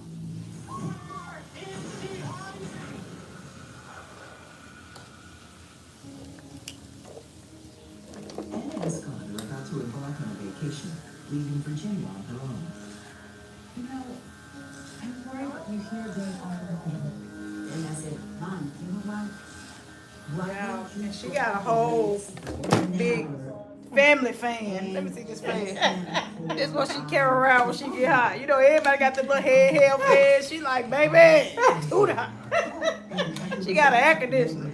Yeah, you got a minute. I know what you mean, honey. Oh no, last night, as soon as I finished my client's hair, we getting ready to walk out the door. She was trying to get the stuff together, you know, like apple pie, something together to try and paint. I looked over and cause I'm like, I know I molded her hair down real good, so I go over to try to slick it down, and I feel her head is soaking wet. She turns around, she's dripping sweat. Oh, wow. I've never seen nobody sweat like that. Yeah. I said, oh God, I feel so bad for you, cause I've never seen it that bad. And some of my clients will get wet around here, and I gotta put a little dry on it to make it dry a little bit and wait until they finish hot flashing. Right. She was dripping sweat. It was literally dripping from her chin. Oh, wow. Yeah. See, I don't. Oh, I feel bad. I get sweaty, but not And like I think, that. yeah, no, it was dripping. Wow. I'm not ready, y'all. I'm not ready. Well, mine was a after effect of chemo. Mm-hmm. I went through chemo.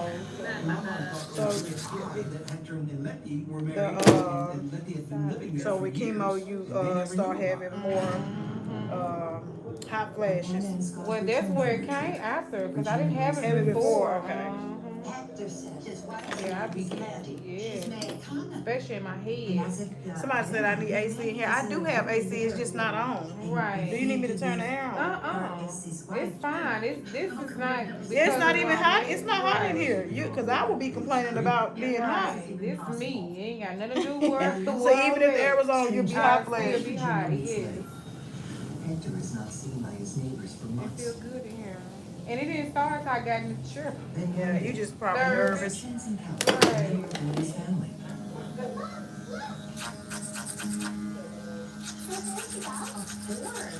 Just be careful. And I said, be careful because Maggie. Yeah, it took a lot of courage, Lord. I said, Lord. Always, And then the mom came behind her and started talking. She's not. You want to get up and go. I'm Anna. Putting on weeds all the time. But they were not coming here for vacation. Our car broke down on the way to Disney World. I don't think they. Yep, time to be free. Why don't you do some for dinner? We have a pool. And build my confidence to make up Little girls like, yeah. my hair, girl. Had me so insecure. You about to let them people know in a minute. Socialize for the first time. The invitation Everywhere you go, honey. his brother Arnold They ain't gonna be ready for you. She was very pretty. You know, I thought, wow, she's beautiful. You know, and all like, yeah, she was a beauty pageant queen and this and that. What makes women have hot flashes? We get older. And I thought that's kind of crazy. And, you know, that she's, you know, there's ain't it like a hormonal imbalance? They met like And men get hot. They want the air on, I mean the heat on 90. She lived there for Hey many years. Tamika, how are you? Letty, I hope we get to see you again. Anna was speaking to her in Spanish, but she was a little bit protective of herself, almost as if she didn't want to give away too much of anything. Hey Hector, come over here and show me how you two like your steak.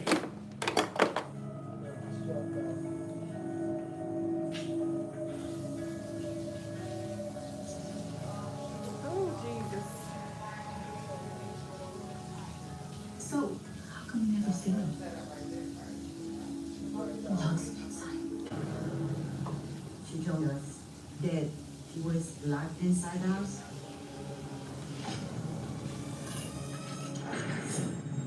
She said that when Hector would go to work, that he would deadbolt her in.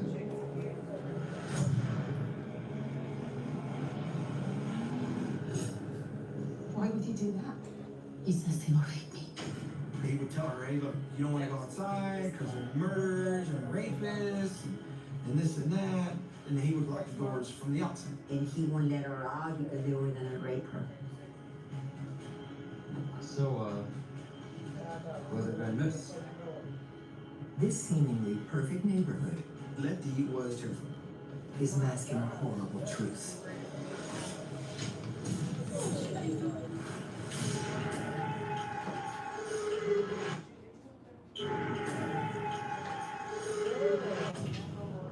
Hector didn't even believe the garage door open because he said that he was gonna go inside and rape Letty. That night, mother and daughter debate their course of action. Mama, she's trapped. We should do something. I know. Should we call the police? He's not breaking the law. It seemed like mentally he was just controlling her. Well, if not the police, then what? Virginia knows what it's like to live in fear. I came here to Houston, Texas, 1980. And actually, I was running away from, a abusive husband.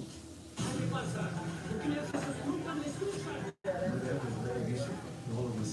I wanted to save my kids. My mom told me one time that my dad told me her dad aimed towards my mom and I got between them and pretty much told my dad to shoot her instead. And she's always defending me. Even her mother at a very young age. That's who she was. I think all of that was always on Anna's mind, the fact that we grew up with this controlling, abusive father. And I think that she was concerned for Letty because we lived that life. I'm going to invite Hector and Letty to our uncle's special home. Surprisingly, Letty is allowed to attend. God was the host for Vicky and about 14 other people that attended my law Bible study in our home. You shall not take revenge or bear any grudge against the sons of your people. Being Christian is something that I want to share with people, living a different life full of hope and faith. You shall love your neighbor as yourself. I am the Lord. When he was in the room, she was awful quiet. I think she was terrified of him. Letty started opening up more about what was going on to my mom. And that's how I really got to know Letty. As she tells it, it's worse than she first revealed.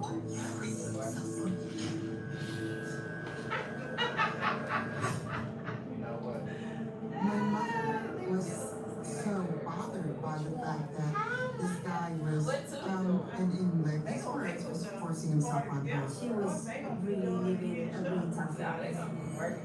And then he shares another revelation. Now they just gonna put the, you know, to do the setup. They gonna have, I'm getting for the whole day, so they gonna have time to go get ready, come back. That'll be fine. You got plenty of time to let me know, but I am trying to get stuff together so I can get things in place and make sure the budget don't get out of control. Yeah, why am I talking about my birthday that ain't till April? That's why people think I'm so full of myself. They like, we do not want to hear about your birthday in November. And then I'm talking about my birthday to people whose birthday is before mine. But if you don't want to talk about your birthday, that's not on me, because I'm here. I will listen if you want to talk about your birthday.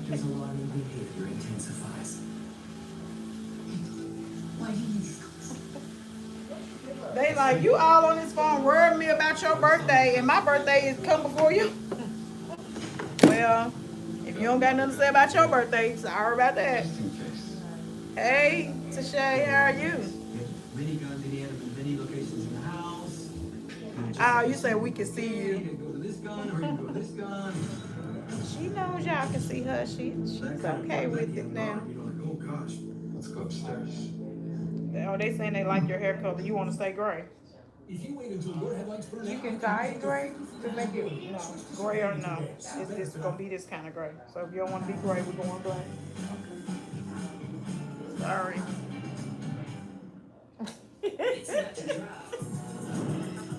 I wanted to, but it's okay. Yeah, I can't make it gray, but you need this relax on here, and you have to bleach your hair and all that other stuff to try and do all this. And I have never successfully turned somebody's hair gray. It didn't work out, so I would have to say that I'm not the one to do it. Intern in their field study, network, make connections, and see what these cities are like living in them. Only at Belmont. I'm not a psychologist, but I felt that he would just get too possessive, and he was losing that possession. Feeling vulnerable, Letty invites her mother Guadalupe to visit from Mexico, preventing Hector from locking her indoors. So we have 3 highlights of the day. Everybody a highlight.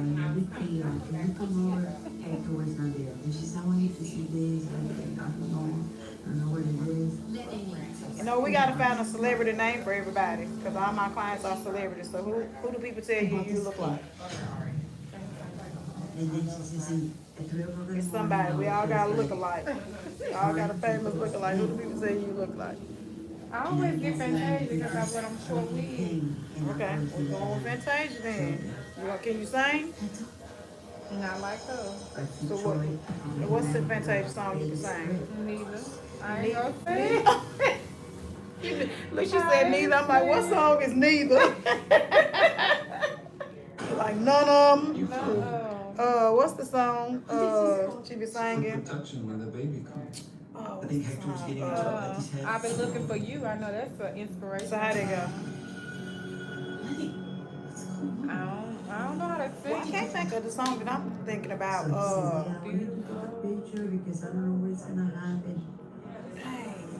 If you don't want me, then don't talk to me. Whatever song that is.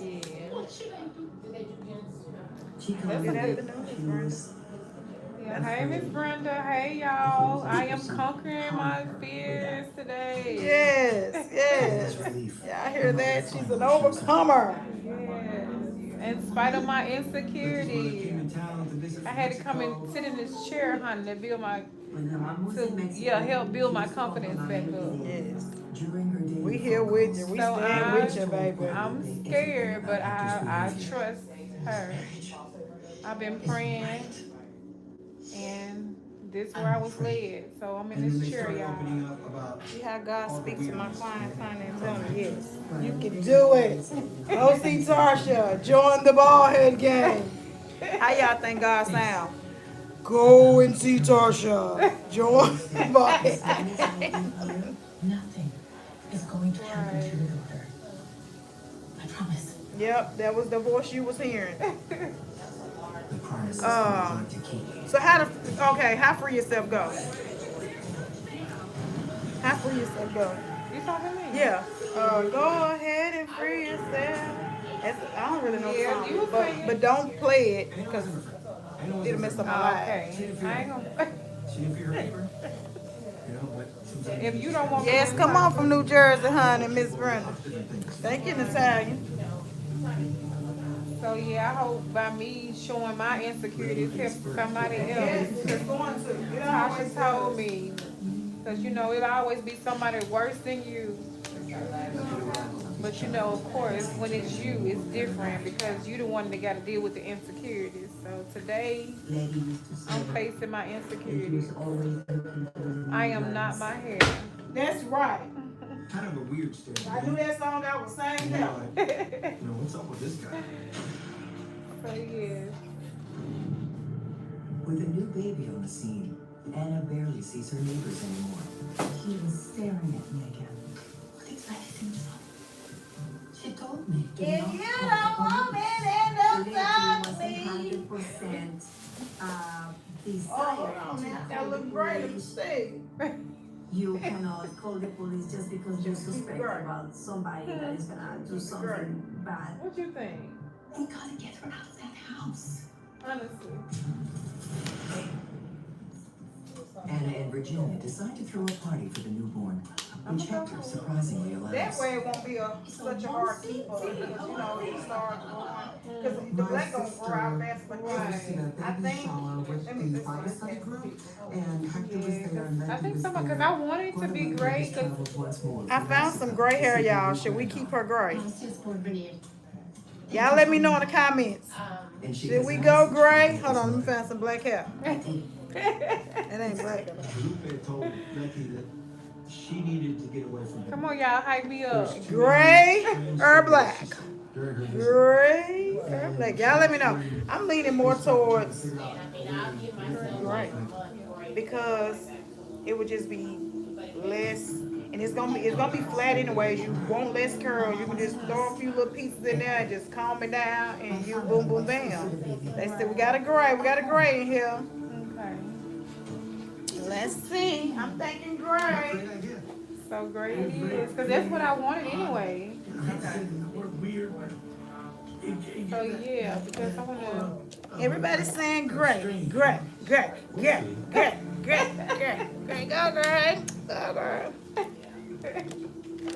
Thank y'all. Thank y'all for y'all's help. And what if her going black would have made me extra money? See, I see whose side y'all be on. These coming. With her. So she had documentation. How y'all know there wasn't an upsell? She would have went black. It's all good. It ain't about the money. Right. We want to make you look and feel beautiful. Really didn't want to come back to the United States. She wanted to stay. They say yes, great. Okay, great is y'all, great is. Before his wife's trip, Hector makes one condition. I need you to sign this. It's for the bank. I don't know what it was, but something very important. It was a document that he wanted her to sign so that he could refinance the house. It's legal talk. Just sign it. You cannot stop asking Lady to sign some types of paper, for like a loan, whatever the If you papers don't may want me, Lady then doesn't don't. trust Hector's intentions. My bad. They were in English. You okay? She didn't understand, and she wouldn't sign it. Hector, I cannot sign something I don't know what it is. You don't trust me? Letty, sign it. It was in English and she didn't quite understand what it was, but she said, no, I'll sign it when I get back. No. No, you're not leaving until you sign this. And we'll sign later. She said that it was something to do with refinancing the home, but I think Letty felt it was something else. What? Letty! Open the door! Letty! You're not going to Mexico till you sign that paper! Open the door! Virginia receives a distressing call from Letty's mother. Bueno. Guadalupe was desperate. He says, oh, I know he's gonna kill my daughter. I know he's been knocking on the door. Open the door! He wants for her to sign this kind of paper. Let me call him. After speaking to Virginia, Anna jumps into action. Hi, Hector. I'm just heading to the airport myself. I can fit everybody in my car. She says, hey Hector, I'm going to the airport. Do you want me to take your mother-in-law and your wife and the baby? I'll take them. Oh, sí, gracias, Ana. No, that's not necessary. Have a good day. Oh, no. It's okay. I'll take them later. We go with you. Hey, Let me in. wait! Lupe was the one that was like making her way to Anna's car. Hey, wait! I said I'd take you later. So now they're sort of like in a safe haven because now we're outside. No. We're not going. So what is his family trying to get out of the house? He's trying to kill her son. He look evil. Please. No. I'm taking you later. With other neighbors looking on, Hector tries to maintain his cool. Lupe, step out of the car. I'm driving you later.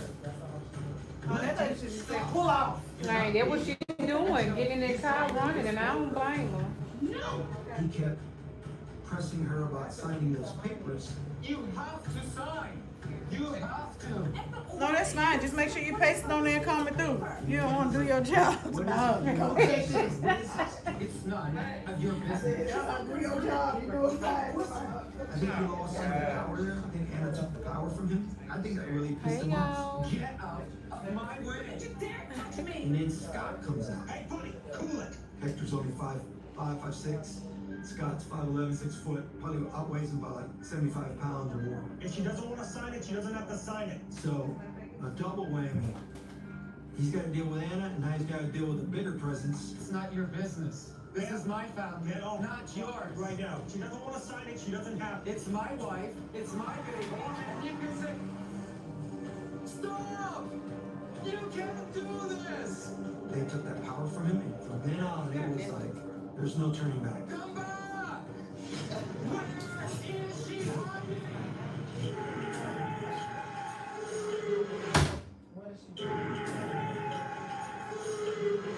Letty! Anna and Scott took the power from Hector. They weren't doing it to make him feel less of a man. They were just doing it because, like, hey, look, I want her to sign some documents. What are these documents, you know?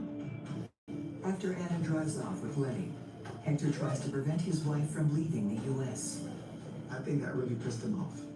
Because he went back inside his house, canceled the tickets, and Anna took him to the airport, and canceled the tickets. But Anna won't be thwarted. Anna was smarter than him and was able to buy Lydia a ticket and help her to get out of the country.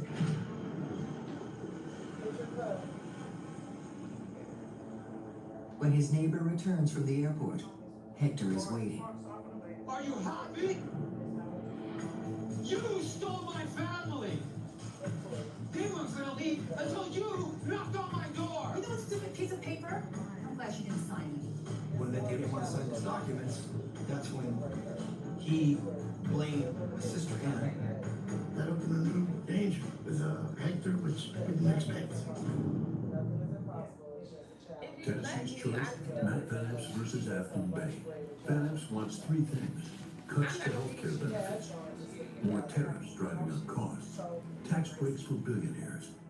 Afton Bay wants one thing: to lower your costs. She fought to end the grocery tax. In Congress, she'll stand up to both parties to make life more affordable. Want more of the same? That's Matt Van Epps. Want someone who'd fight for you for a change? That's Afton Bay.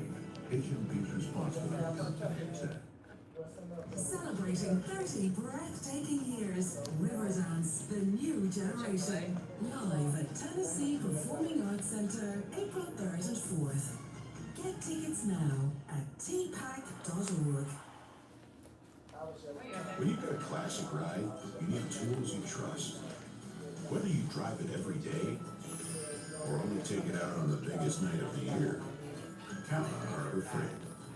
Early Black Friday is here. Look at my hair breaking down, y'all. Soon, it becomes clear to Hector that his wife isn't coming home. that's where kind of I feel it turned. You know, Say for something, worse, y'all. and it escalated. I did it. He blamed Anna. I think he got really, really bad upset with her. The relationship went down after that, for sure.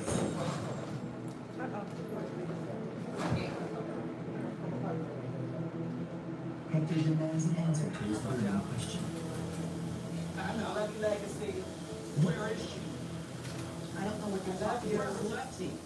Where's my daughter? I told you, I have no idea. Yes, you do. I know you do. Just go home. Anna would just go away, leave me alone, brush him off, just leave me alone. I waste my time. I think he hated that. And then I did that, I think, just trying to avoid any confrontation, you know? He was stalking her. Are you doing okay? Did it bug you again? Anna, did Hector say something? Scott, please don't. Scott got mad. And Scott went over and confronted him and said, look, you got something to say it to me. Listen, buddy, stop harassing my wife. I'm not. I'm asking her questions like, where's my wife? You're picking on her. If I catch you making threats or looking at her bad or something, you know, we're gonna have a problem. You threatening me? Yeah, I am. Get off my property now. I know what you're doing to her. Rapist.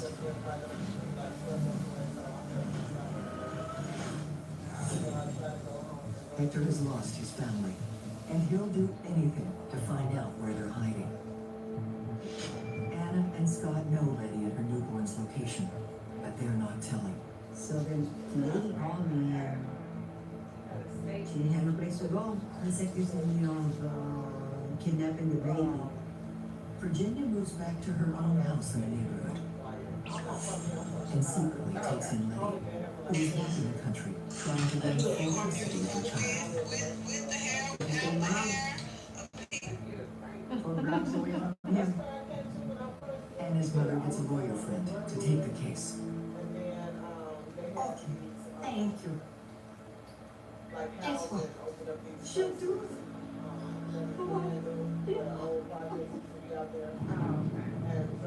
Just when things seem to be looking up for Letty, she receives a distressing call.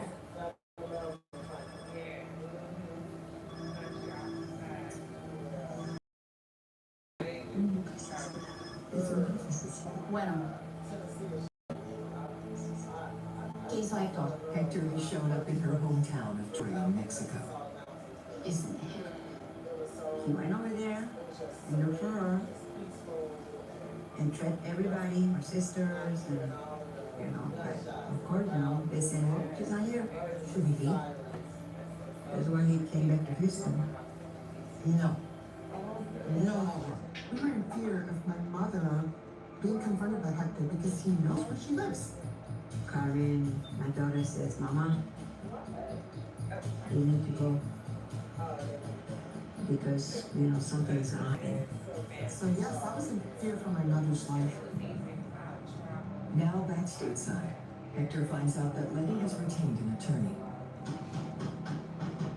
Where is she? Answer my question! He went over there and threatened the lawyer. Where is my daughter? Next, Hector arrives uninvited at the house of the Bible study leaders, David and Martha Pius. Yeah, again, a weird way of looking at people, especially if you didn't trust what they're doing.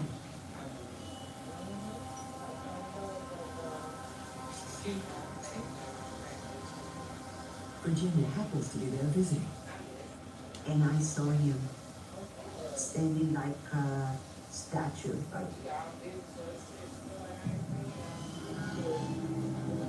And I said, should I call the police or? But I didn't know what to say because he was not my house.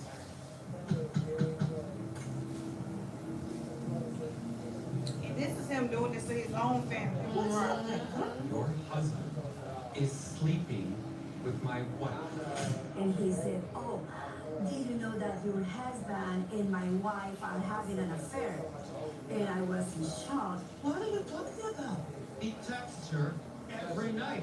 He's sending her messages. The way that Hector looked gave me a lot of panic. Hector, calm down. I'm not calm because you're sleeping with my wife. You texted her at 10 p.m.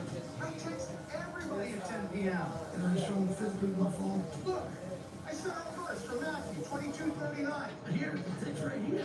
Bible study verses, not no derogatory thing. Trying to have a relationship. So that really irked me. But like I said, I took control. I'm a Christian man. I am not sleeping with your wife. That's an insult to my marriage. Don't lie to me. I won't stand it. He didn't want to understand. He was out of control because he inside. Yeah, got down there and fixed it. Really was afraid that he was going to go back to his house and grab a gun and do something. Yes, he went to jail. He got 9 consecutive years without parole. Not 9 consecutive years, 9 consecutive life year sentence. I think that's what it's called. Not realizing that Letty is now living with Virginia. Hector now It focuses looks like his once they life showed on him, Anna. He blamed and then Anna by him for quoting running all them to Bible her scriptures, you knew someone to go with right. Hill because she kidnapped the baby. Just when her life couldn't be any more challenging. He killed 9 people. So she was home from work. And the people in there that was in the hospital were children. The youngest one was a 1-year-old child. Started to burn. 3 or 4 inch cut here, so she could barely move. She has never been You more come back here vulnerable. for. Are you finished, Jay? And the tension between these neighbors has never been higher. I don't know. Somebody that was telling the story. She said somebody walked up It's and only said, the "I'm day sorry." when Anna realizes she's short of wrapping tape. And she was wrapping some late Christmas presents. Hector complained about the dog all the time. He didn't like Maggie at all. When Hector sees his neighbor, he moves to confront her. For the last time, where is Letty? She just burned in the front. Turned Just towards washed him off the front. from the back of her car, the trunk. God, you find you don't have to wait on her. I'll get her. And she's like, I don't know where your wife Trying is, to blow dry her. where your child is. You know, just leave me alone. Just leave me alone. You tell me where my wife is. That had happened a few times before that. And it didn't go any further. But that day it did. This fateful day, Anna's dog advances on Hector. She ended up protecting her mom, you know. And the dog went after him. Apparently, to attack him. And they kept the dog. But apparently, he missed the dog, fell on his back.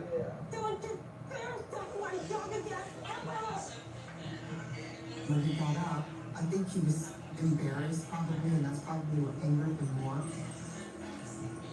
And Hector aims that anger directly at Anna.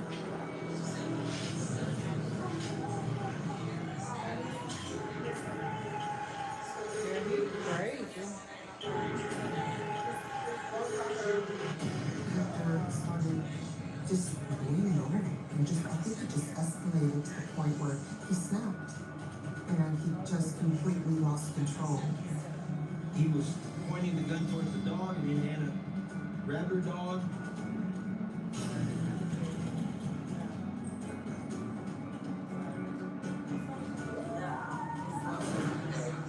And then shot her.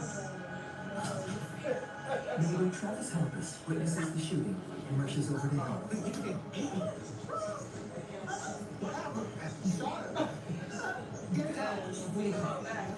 then Travis said, go to the towel, put the towel underneath Anna, and then Travis had his hand in his hand with the pin. While trying to save Anna's life, Travis draws his own weapon. Come on back here for me. Hold on, y'all. I'll be back in a minute. Hector at bay with the gun drawn on him, and then Scott's rendering it in. Virginia arrives to find her daughter bleeding out.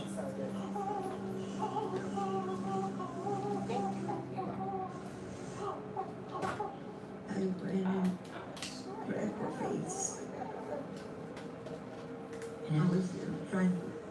driver. I said, "No boy, no, no. He'll leave me."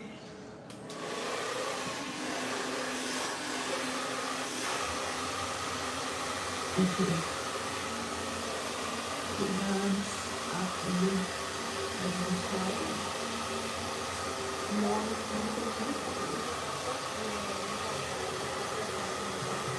can see her eyes.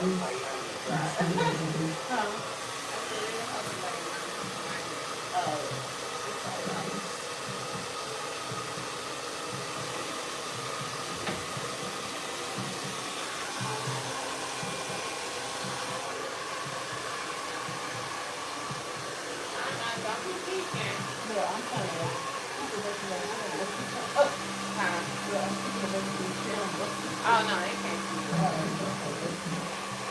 We wanted that driver.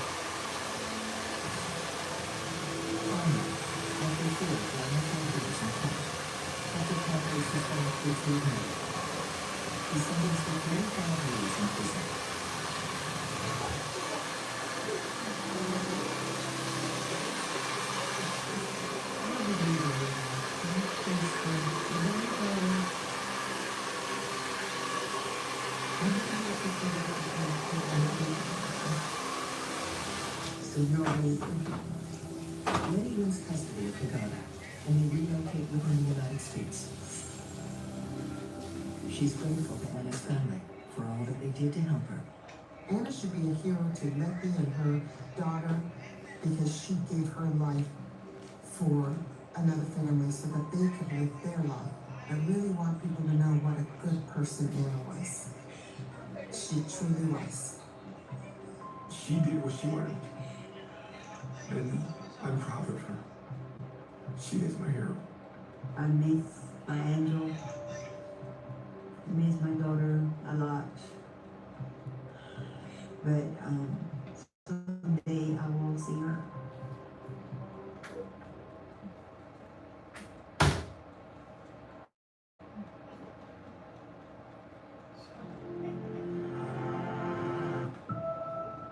What do you want? A number one with cheese, extra pickles.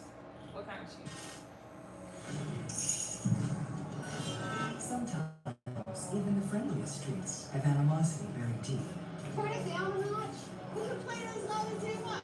Completely opposite of what the neighborhood was.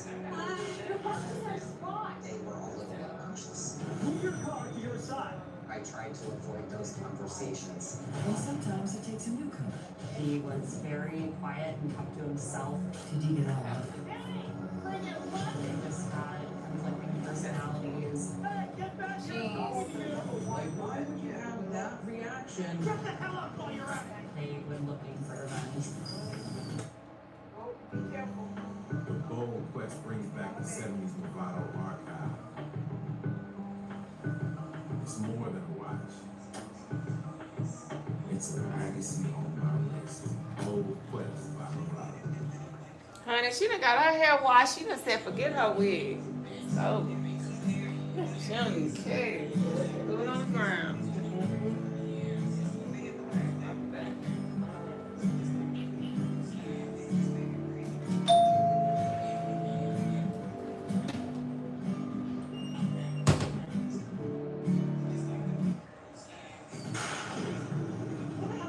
I wasn't expecting it to escalate into what it did.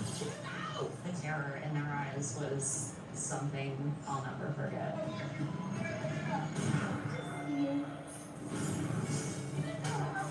Know what you did.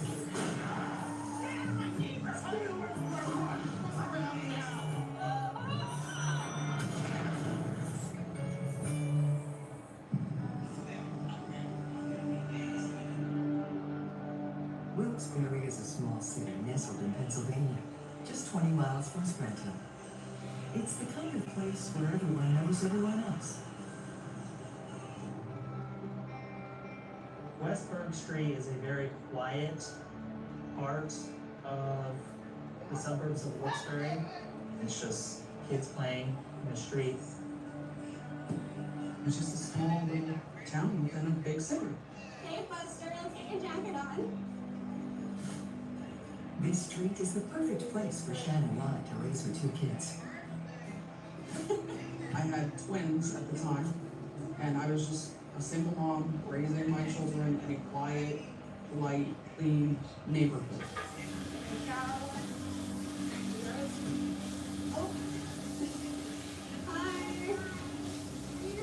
It was kind of we all look out for one another. The neighbors are great. It's somewhere you could just sit outside and relax. It's a very nice street to live on. Betty Mitchell and her 2 children, 19-year-old Rowan and 18-year-old Gary, have called this neighborhood home for years. Everyone's either friendly with each other or always gives a friendly hi, how you doing when they're outside. All of our neighbors are very close knit, like we all talk to each other and just like really tight knit, especially the kids. They all like to spend time together. So naturally, whenever someone new moves in, everyone is very curious. Jeffrey Spade is a retired veteran who is now an engineer. Jeffrey Bradley served in the United States Navy as a shipboard engineering technician before going into the United States Army National Guard and eventually the United States Navy Reserve. He was very reserved. He kept to himself. He was friendly, but he was a quiet guy. And Jeffrey seems to have found the quiet neighborhood he was looking for.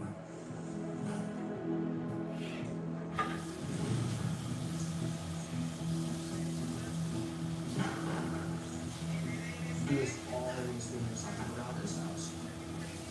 He worked on his house a lot. He was very particular about the care of his home Everything was always perfect to a T. He was always doing work on it. Working out the old siding, huh? Part of the welcoming committee includes his neighbors who live directly across from him. What's the point of stacking it up so nice? Just gonna end up in the Doing all right? Yes, ma'am. Doesn't hurt to keep things tidy. Lisa and James Goy have resided on this street for nearly 15 years. They were nice people. The house was well maintained. They had each other's back. I never heard them fight. Honestly, I never heard them argue or hit each other. They were good for each other. Things are okay now, but they won't be for long. It takes all types to make a neighborhood and get a celebration started. Hi! Having a party. What's this? Right, Friday night. Come on, you should come. Someone would just come up with an idea to say like, hey, you know, let's have a party. And then we would just meet and then have a good time. You get to meet everybody. Jeffrey wasn't the type to come to a barbecue. Thanks. I'll try. I always was under the impression that he just wanted to keep to himself, just one of those people that didn't like to socialize. The Goys, on the other hand, Hell yeah! are always up for a good time. We're in. Amazing. So look at everybody. Hey! You going in this, right? I don't know. I got a lot of stuff to do. Oh man, come on! Listen up! That was rude. The boys were more outspoken, out in the neighborhood more, you know, where Jeffrey stayed at home. Jeffrey was pretty quiet. Doing a 9-to-5 job, I think a lot of veterans keep quiet to themselves and only express themselves when other people open up. I mean, everybody enjoys peace and Jeffrey doesn't know it yet, but he's not going to give it.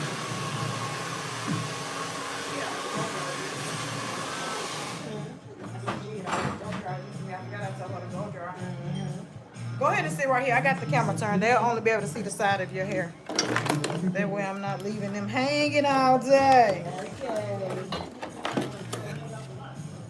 They were always loud, laughing at the parties and things that they would have. they get a bit loud, you know, just being themselves and having a good time. Hey! Did you turn it off? I'll take care of it. Get some of this hair off your face,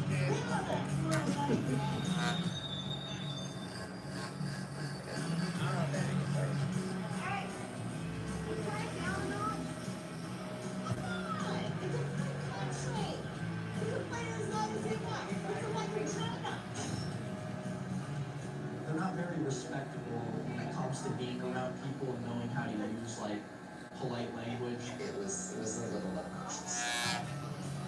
Hey, man, coming up! Come on! Maybe he's not out yet. He's not out yet. Here's time for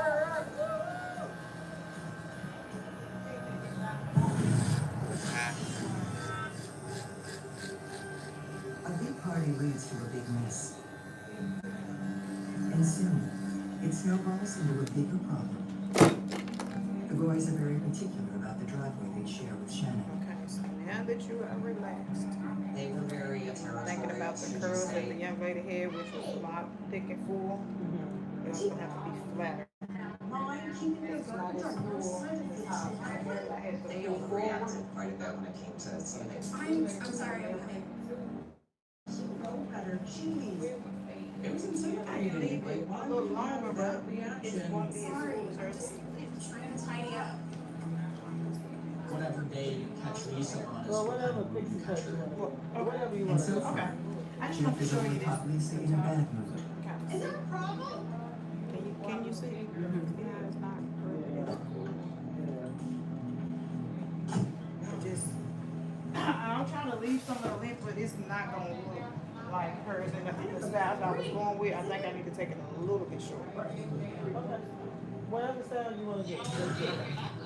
I just want to style Okay. I can do that I one. know you can do that.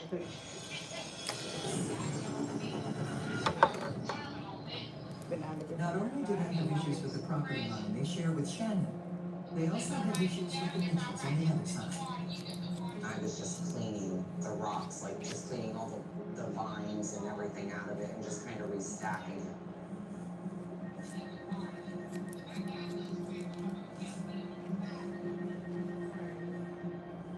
Well, the one fell over and hit the Goy's fence. And like just knocked into their fence. It didn't knock it down or anything like that.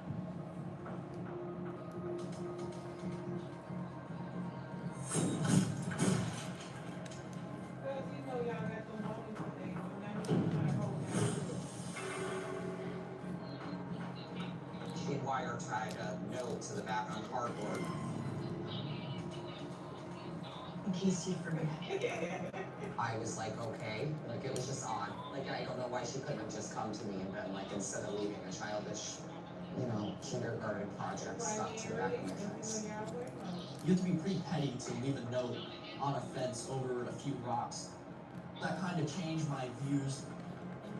And from Jeffrey's point of view, the Goys have serious issues when it comes to protecting their turf.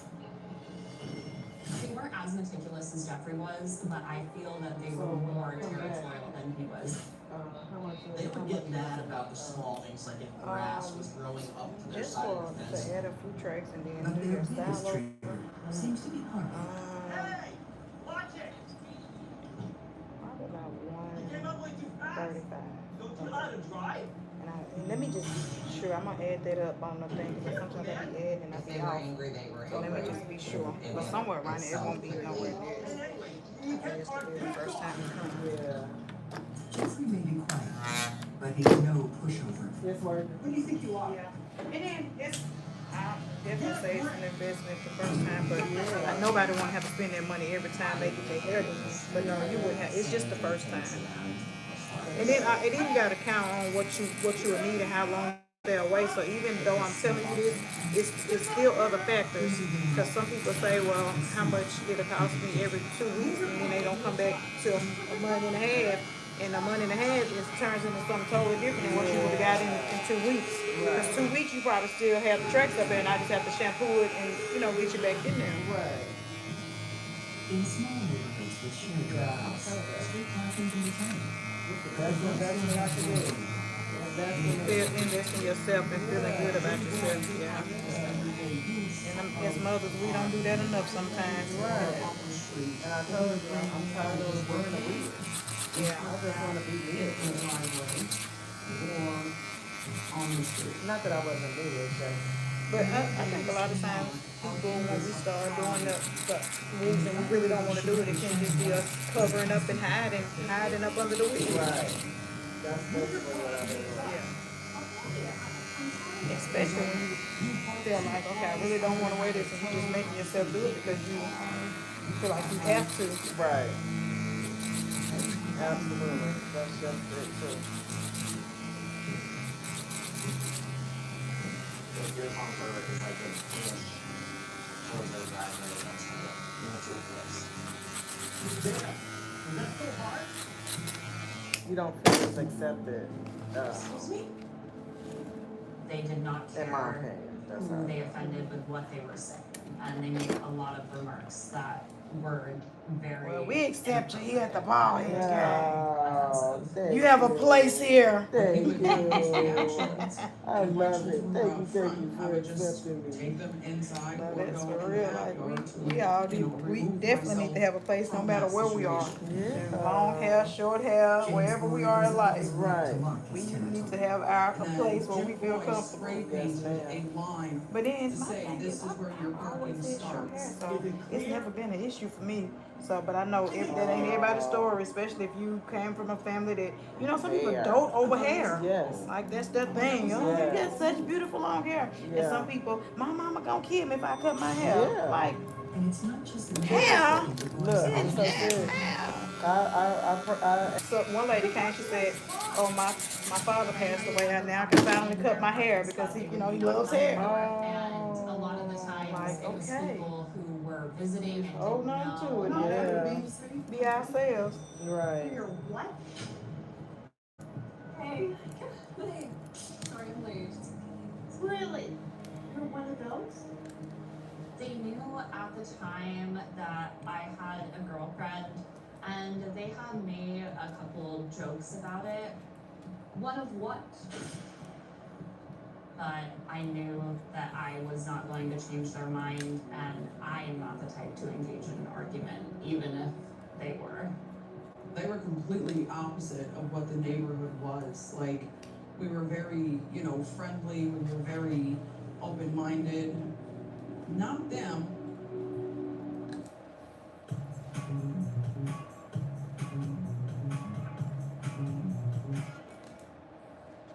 I have a plan for Santa's. Is that the nicotine closet for Die Hard? You're gonna be a big draw from cool millennials to the touch.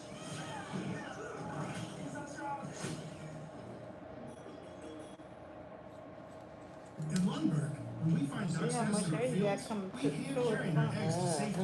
We've saved over 30,000 of them. If we care this much about ducks, imagine how much we care about our rice. I had did a big chop when we first moved here in 2016 to cut the perm out. So this is my hair that has grown I in figured the that all 9 this years. fight doesn't bother somebody like you. I haven't cut it since then, just trim Hey, it in. sorry. Didn't mean to hurt your delicate little feelings. Go back to your precious little garden. Much more hair on the Seriously. side than you Okay, do. man, that's it. Jim and That's Lisa were crazy, very right? homophobic people. I have to do And sometimes. I don't necessarily know if Jeffrey was gay or bi or anything like that, but they picked on him. But still, why they messing with him? Right. They would almost be looking for things to find wrong in order to get revenge for whatever disagreement there was.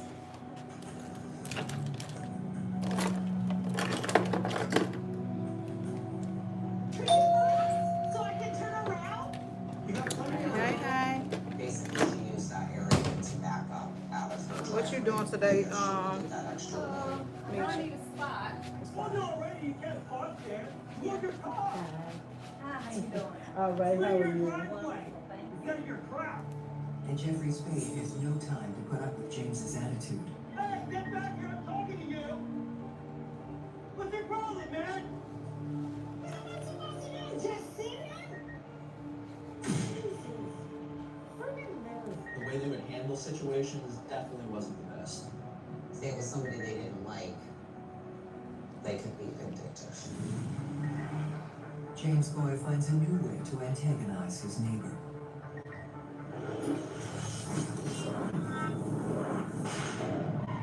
He would just throw firecrackers. It almost sounded like a 22, like a rifle, kind of going off, almost like a gunshot.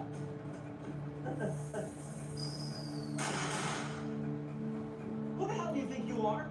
Oh, shut up. You're having a little pot of glass. Are you insane? Why don't you go back inside and put a little skirt on? There was a lot of yelling, and it was very loud. What? You think you got what it takes? You'll see exactly what I got, buddy. Where do you think you are right now, huh? Where? You're standing on our property, little man. You know what I can do on my property, huh? I can beat your sorry ass to a pulp. This my And brother. this is Yeah. karate. And then it's I all said we everywhere. come. Dude, Yeah, yeah. lost myself. I'm gonna show you first, Yours. one of them. Go ahead. Yeah, Dare you. I Find said, the yeah, people. yeah. It was just go ahead and call the police and nothing's gonna be done. So that's what I'm saying. It's just Walk been, away, little man. Yeah, it was a lot. yeah. He would just mumble under his breath and walk away. Don't call him a man. He's a wuss.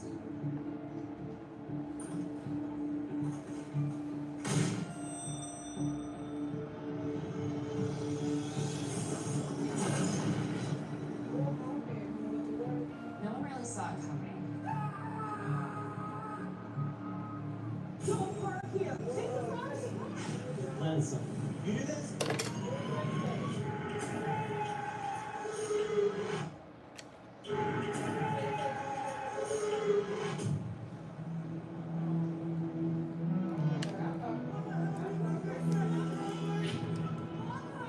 It was nerve-wracking just because I don't like confrontation to begin with, so just listening to it was kind of crazy that it was that big of a deal. The tension on West Burke Street is about to get a whole lot worse. If Jeffrey parking in front of his house was an issue before, it's now a byline infraction. No, it's officially illegal for you to park there. What are you talking about? Looky, looky. You're like, how'd that no parking sign get there? It looks like it's supposed to be a parking spot, but I know that the no parking sign was actually put up by the township. Which didn't make sense to me. It may have been put up by the authorities, but Jeffrey assumes he knows who's to blame. You do this? It may have been a vindictive move by the boys. But why? Why pass out everything in my house? It doesn't make any sense. There's no reason. Jeffrey calls the township and demands an explanation, but he doesn't get one. Everyone else on the street gets to park in front of their house. From what I understand, he did try to fight it. Are you kidding? Jeffrey and many of the other neighbors believe the Goys pulled some strings to put the signs up. Yeah. Oh, that makes great. Yeah, that's perfect sense. Okay. Yeah. Did the boys have connections? This is a small town, northeastern Pennsylvania. Does somebody know somebody in the police department or the clerk down at the county courthouse? Chances are we'll never know. Jeffrey loses the right to park in front of his own home. Although he still has a driveway, he remains angry. Nevertheless, the veteran is determined to stand his ground. I feel like he didn't move away because he liked this house, and he took a lot of pride in it. Was a nice neighborhood. It was a nice place to live, so I feel like that's why he never wanted to move. The Goys aren't going anywhere either. I think they'd act like the neighborhood's theirs. If you were to point out a neighborhood bully, it would be them. Like it was their way or the highway. And James is going to make sure things are done his way. Hey! Slow down!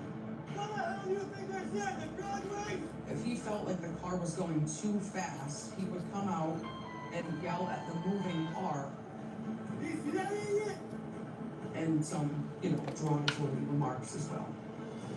It was uncalled for. That definitely was uncalled for. What's not wrong with people? I tried to avoid those conversations. What's not wrong with everyone?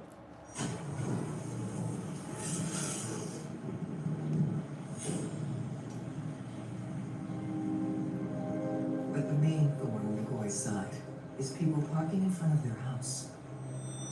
I told you, don't park here.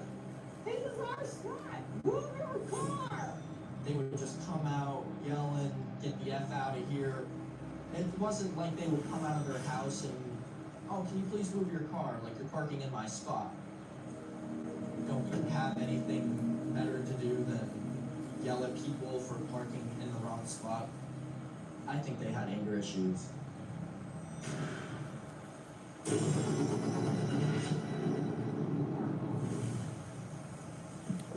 The mandate doesn't go both ways. The Goys park wherever they want, including a neighbor sharing one spot. The boys definitely Not outside all the time, like, rules apply. you only have to see the dang car. No one in the neighborhood wants to risk the Goys' wrath. It just became an irate situation. I kept my encounters with the boys very minimal. Pretty much just let me know if my house is on fire, like that type of relationship, and I will return the favor. I've personally never seen anyone confront them. I've never seen any neighbor retaliate back. Jeffrey is the first to fight back against his bully neighbors. It's why he's the main focus of their ire. It just didn't get better. They seem to like to hold grudges.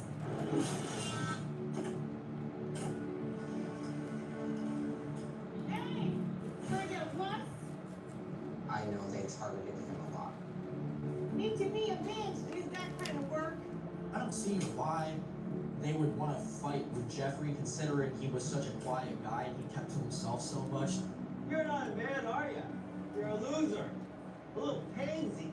They would just yell at him over everything. You know, they would call him a pussy.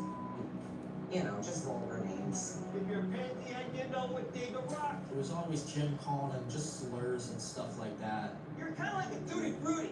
If you're a pansy and you know what dig a rock. Stuff along the lines of sexuality kind of slurs. If you're pansy and you know it and you really want it. Whoa, Mr. Tough Guy. Come on, let's see what you got. Oh, poor baby. Why don't you go inside and call the police? Jim would say, I know the Plains Township Police. I have family in the Plains Township Police. That's right, but there is no proof of the local police department even knowing the boys. Whether or not the Goys have friends in high places, the rest of the neighbors are getting fed up with them. Can you believe what they did at the party the other day? I don't understand. We can't put up with this much money. We've had conversations that they were a problematic neighbor. What do we do? I think a lot of people were kind of fed up with the Goys, their whole persona, the bullying. You're lonesome. No.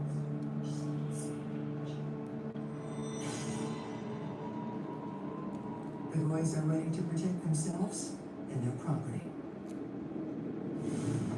The boys were proud gun owners. They had all kinds of firearms and they were vocal about having them as well.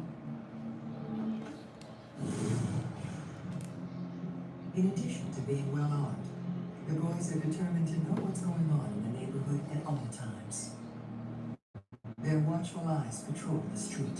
They put up surveillance camera. We never really had crime in the area, so I didn't know what they were going to catch with it. There were two pointing right across the street at Jeffrey's house. Now, were they put up because of the feud, or did they put them up for security reasons? Jeffrey doesn't like the fact that the Goys are monitoring him. Hey, what are you doing? Hey, point those things away from my house. Yeah? What are you gonna do about it, huh? Are you gonna have to do anything? Huh? Come on, let's go.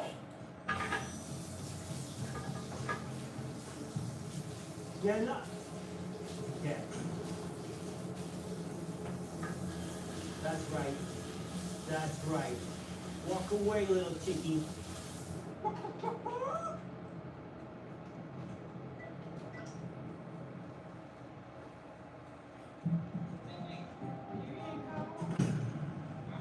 Yet the Goys aren't the only ones who are armed. Jeffrey had many guns in his house. He had weapons in the garage. He had weapons pretty much every corner of the house. He was ready to act at any moment.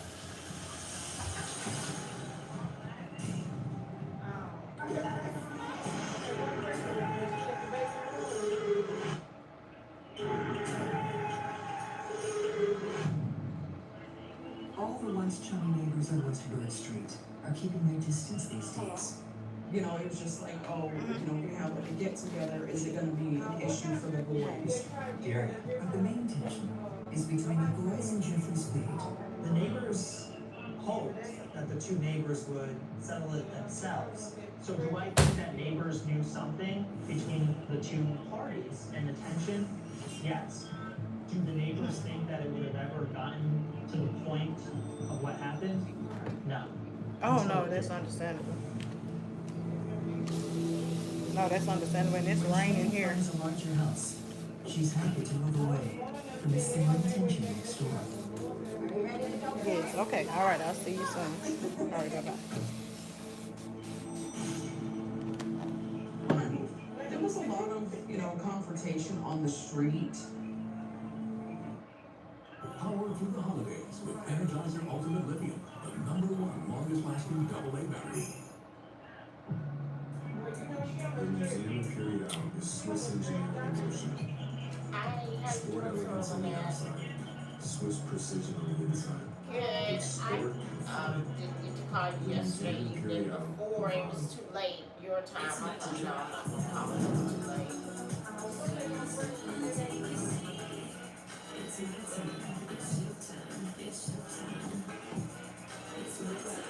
Did you have a delay in getting your response back?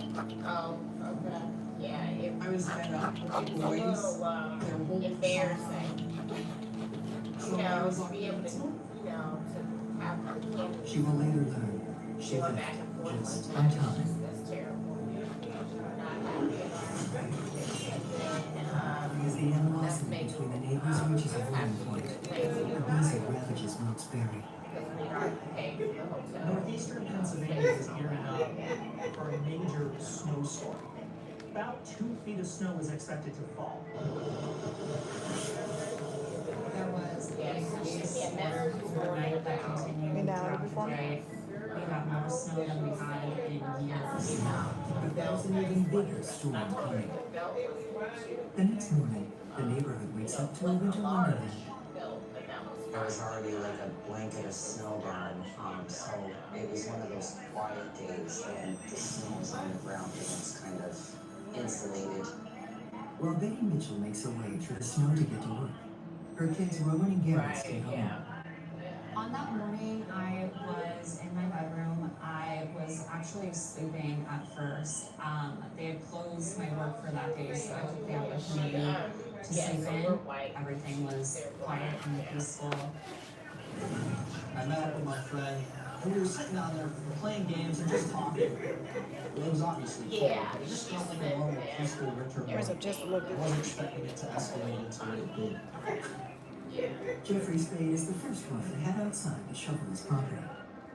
Oh. Jeffrey had his driveway, one of the largest driveways on West Bird Street, already cleared. Oh, was it? Uh-huh.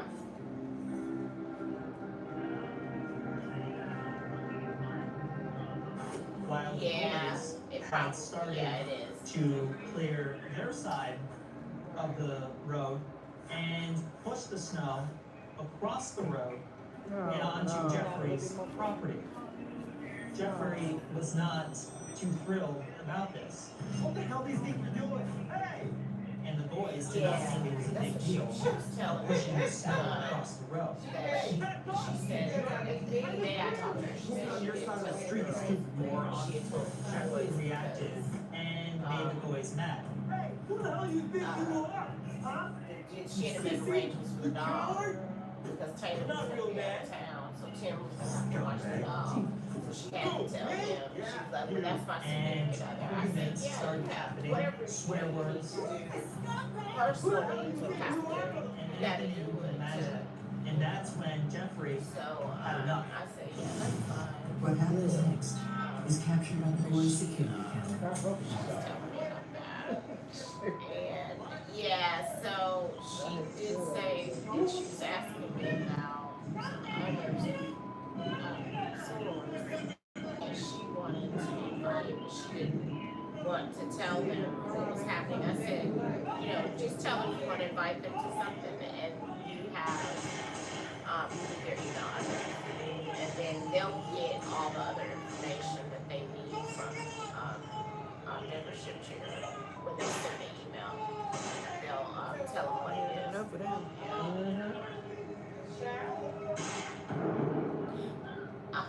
Yeah, you will. At that point, I looked back out my window. Correct. I was just kind of looking to see what was going on. That's how we played it to the camera. I said, ooh. What was it sound? It did not sound like a gun. It kind of sounded like someone was taking a hammer and like hitting the metal on the side of a car really hard or something like that. That's a question that I'm going to ask. I don't know if there will be. Unless it's some, I don't know if that many local, I know of two local vendors that will have that. I don't know that will have them, so I'll ask her that. Oh, Me and my friend throw on shoes real quick. When we go outside, the first thing I heard when I walked outside was Lisa crying her husband's name. And I was like, oh, okay, what's going on? I saw Lisa laying on the ground and she had a whole like puddle of blood around her and everything. Jim was laying right in between the two cars and he got shot in the lungs and all we heard was deep gasping. That's when we saw Jeffrey coming out the second time with the AR-15 and he kind of pointed it at us. But I wanted we turned around and we went back. to tell you I was what kind of like, hope this man doesn't shoot me because like I don't really want to die today. to give and from the table. But I need to take some pictures. So I'll take pictures of it and send it to you because I know you said you had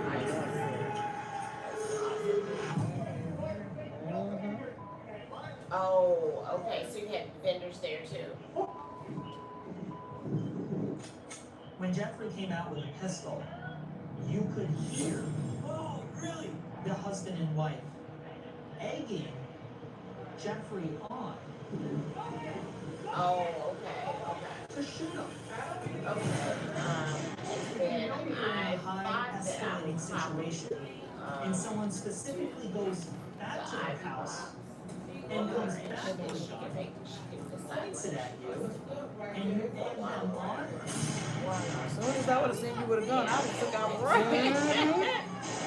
Look, no, not on here. Tell you the truth. You just did right. What is that? Common sense. When I saw Lisa laying on the ground, thought it I was saw a she gang? had some blood on her face and on her shirt. And I was like, this isn't no snowblower accident. We kind of like walked forward more and looked to the left and Jim was All right. Come on back here for me. We start turning around. That's when we saw Jeffrey coming out. I saw him walk back out with a pool.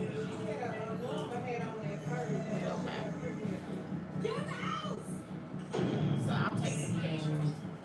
Yeah, and these are just odd things. Like sometimes you get those. We turned around and we went back in my house. I saw him walk up to So her. I'll pull that out. And I'll take some pictures and it's just you. And I remember thinking, what do I do in this situation? Huh?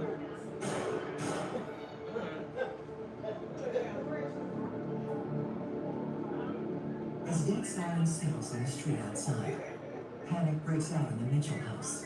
After that, I quickly ran to get my brothers to go into the basement.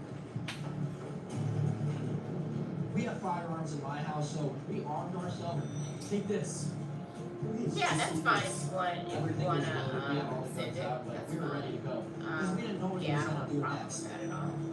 I can, I'll share my I address. never thought I would have to prepare myself to get ready to possibly shoot at like another human being and like shoot at my neighbor because he's out there going crazy with an AR-15.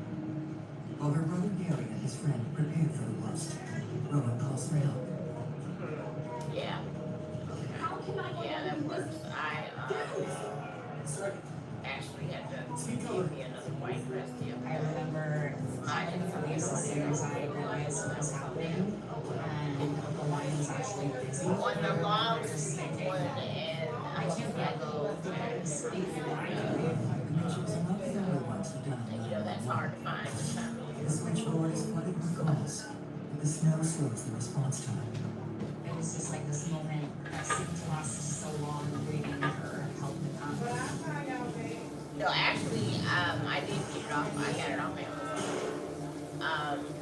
And my daughter was like, she said, you ordered all those dresses, you're not gonna wear them. I said, I'll one of them will work. I said, it'll have to work because going in the store right now for that, for white dress is probably not the best idea. Stopped. So one of them, it was okay. So I said, it'll be okay for this. After what feels like an eternity, the police finally show up on West Bird Street. The state troopers were the first people to respond to the scene. As soon as police arrived, they went right to his house. They were getting ready to go into his house.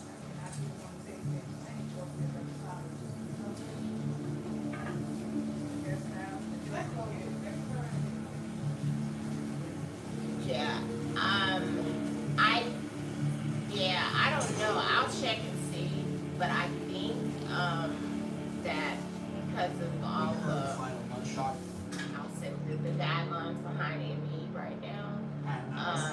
there, I think anyone that is in attendance for any event has to have been, come through the orientation that the chapter had and all that. That's what I understand.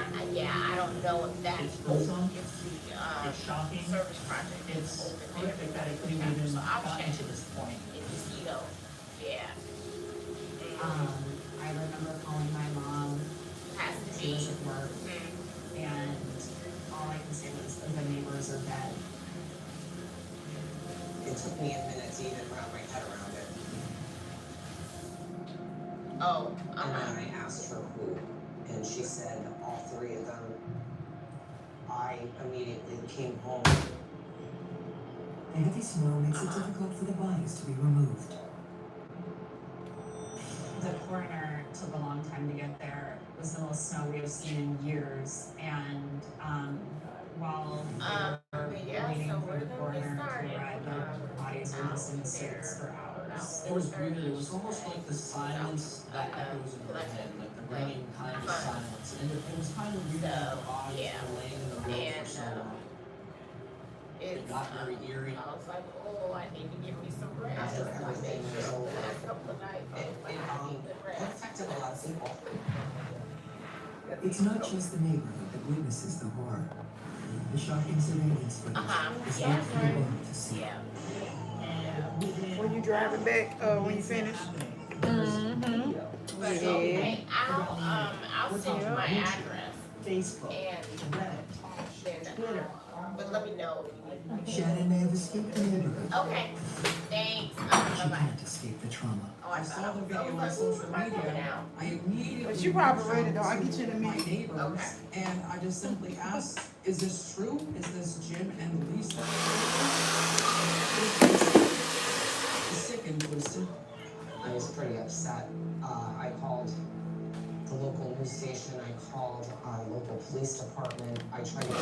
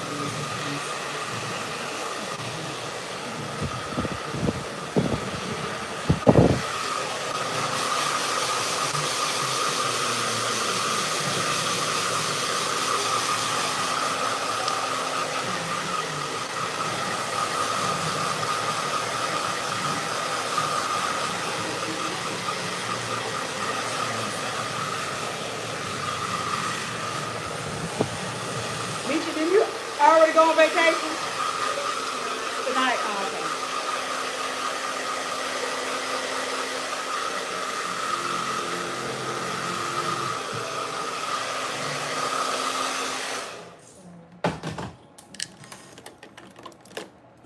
This holiday, you're the end of the world. Unbox it.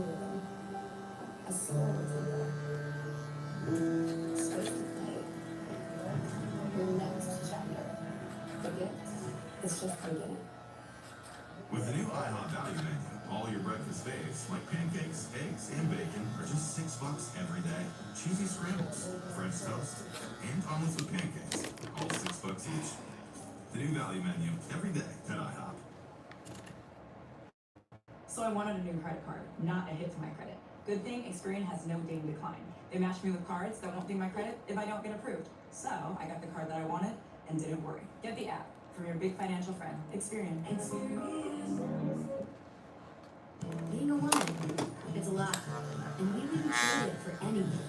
You deserve real support, so we made science-backed solutions you can trust, supporting you through every age, life stage, or magnificent mood change. Sometimes neighbors are blessed with an instant connection. Melanie said they were on good terms. He's a runner. Mildred. But sometimes connections fall apart just as quickly. I mean, you know, Shay, put some clothes on. It's a shame that they had diametrically opposing personalities. Where's my dog? She was in shock. I mean, why would she take his dog? Don't accuse her of anything, because then the reaction might not be the one that you want. Just a minute. Both of you. I'm tired of you. And when your battleground is the line between good and evil, it can plunge the neighborhood into a hope. Race me like a man! Where's Katie? I think the devil took over. At your place. I got paid out. I know what you did.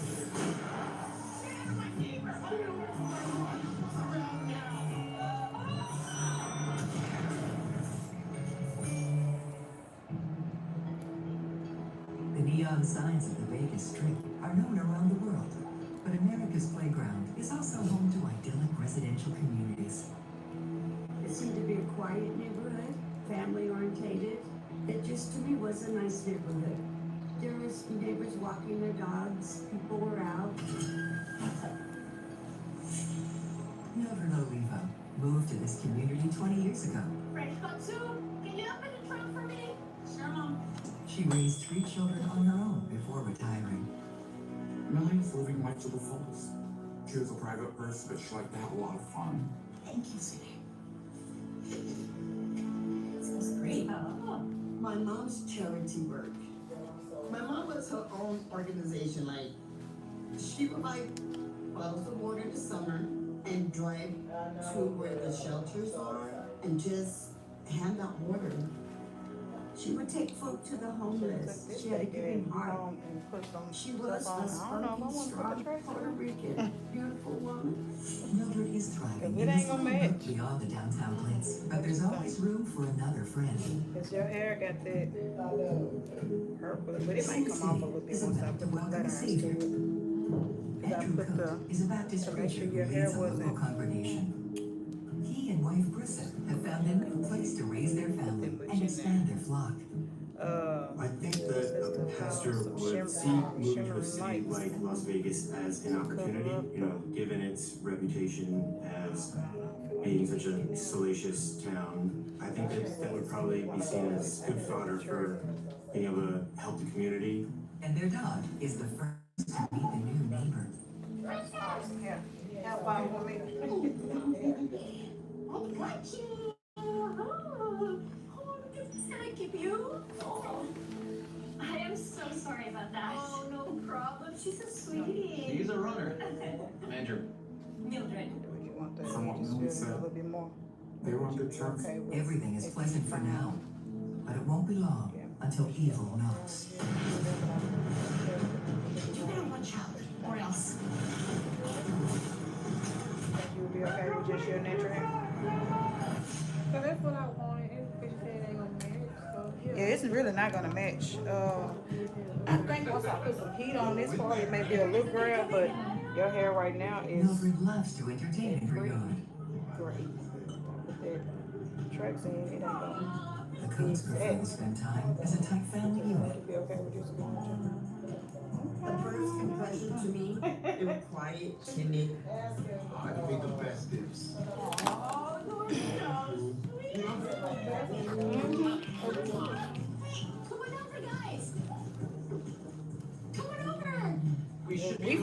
people all kind of ways, stepping into a new hunting.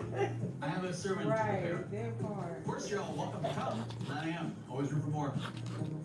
Andrew saw this as an opportunity to try and recruit Mildred into the church. That's nice, but I didn't ever wake up for that. That's so true. He didn't seem to enjoy how she allegedly had a patronizing tone when she kind of brushed him off. Well, it's an open invitation. Maybe you should set your alarm for tomorrow. Yeah, right. I guess it didn't sit well with him. Hey, how are you? That's when It just seemed like they had diametrically opposing personalities. Mildred loves playing hostess. But it's not just her friends and neighbors who know this. The Coates dog Princess seems to take a shine to the single senior. Princess? And Andrew doesn't appreciate it. The dog seemed to be extremely important to them. It seemed to be, like a member of the family. Princess! Mildred, what are you doing? Oh, she went to go climb the fence.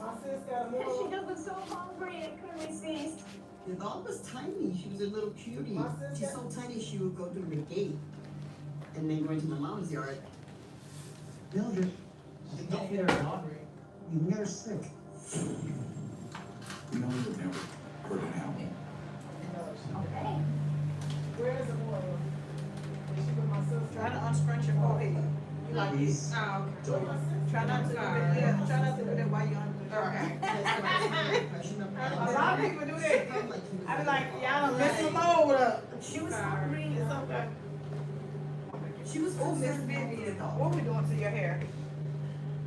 Just a little piece of that. So cut it. And you still not want to do a relax. I'm gonna do one. I could do one last and I had a procedure on my steps. I'm gonna do one today. Yeah. That's He fine. pretty quickly addressed that by putting a screen over those holes. That really necessary? Check my dog.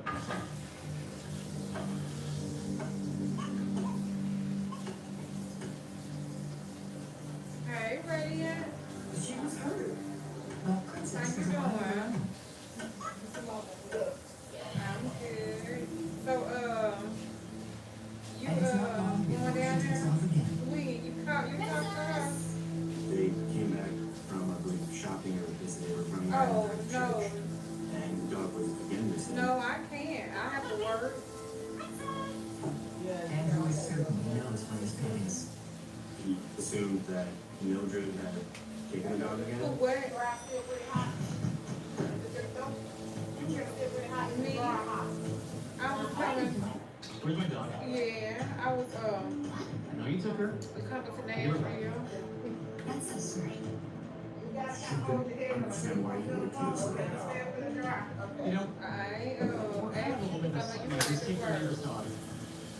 Don't accuse her of anything, because then the reaction might not be the one that you want. You said Now what? listen here. If your dog is running away, that's your fault, not No, mine. I thought that's why I couldn't get my hair done. She can go buy any dog she wants. Now, get the hell out of my property. Andrew won't let this go. Yes. My hair, my own hair, clear and, second romance. The neighbor restaurant complained about a missing dog. I know, girl. You gotta be kidding me. I'm So collecting after it the already because dog I'm went really, missing, Andrew did file a loving missing the property process report that it came out. and he told police When it it was came out. Mildred who took the dog. Come in. Take a look. How can I hide a dog in this house? Gotta trust my process. Why would she take his dog? I mean, And I'll be great. dispose of it. Oh, well, it's the video. Yeah, you can see the video. Stealing the dog. I'm next door to each other. The accusation is insulting, and Mildred doesn't like to be insulted. Well, I think you should call Precious because she really been asking about you. My mom was rough around the edges if she's triggered. My mom is very aggressive. I'd appreciate it if you didn't talk to me like that. He just got off on the wrong foot, and things just continued to get worse and worse from there. It really set the groundwork for what the future eventually would do. Why don't you put that camera away before I shoot it down the throat?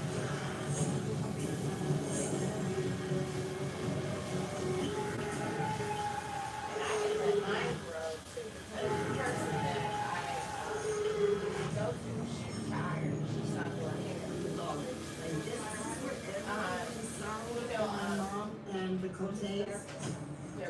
Princess still hasn't returned home. It was heartbreaking. They had believed that Mildred was responsible for the dog being missing. The issue drives a wedge between the neighbors. Despite the rocky beginning with his next door neighbor, Andrew is determined to make good use of his new home. Andrew holds services at his house and Bible studies with his wife and children, and about 15 to 20 people. I'm gonna see if she's eating her lunch, and if she have, I'm gonna eat mine and have her blow dry it for me. We'll see what the Bible is trying to.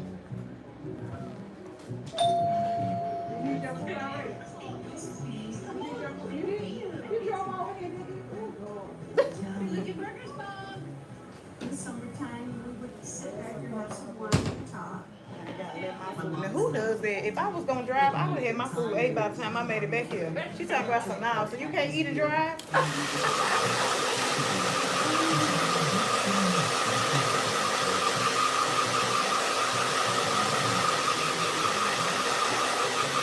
Everybody know when you go through a drive-through, you go through.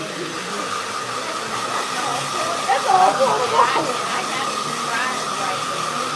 when they come out, that's what I'm saying. Now my food gonna be cold. Cause you didn't think it was healthy since to eat your food. Next time, I bet next time I'll be the one going to get it.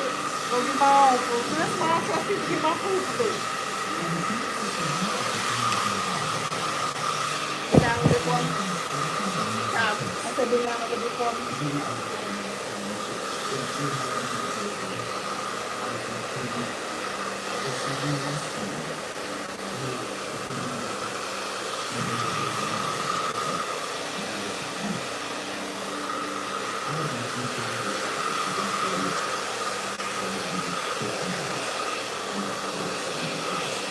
And she looking at me like with a mysterious way. I said, you eat your food already? She looking like, no, like, you supposed to eat your food, ma'am.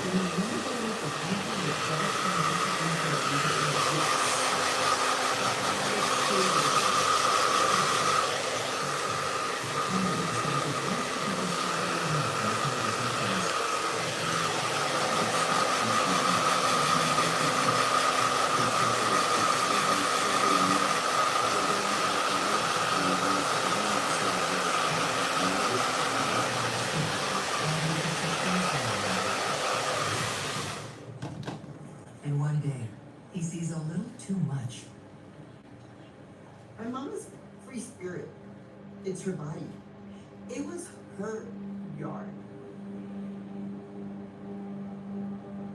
What are you doing? What are you doing? How dare you? I mean, you no shame. Put some clothes on.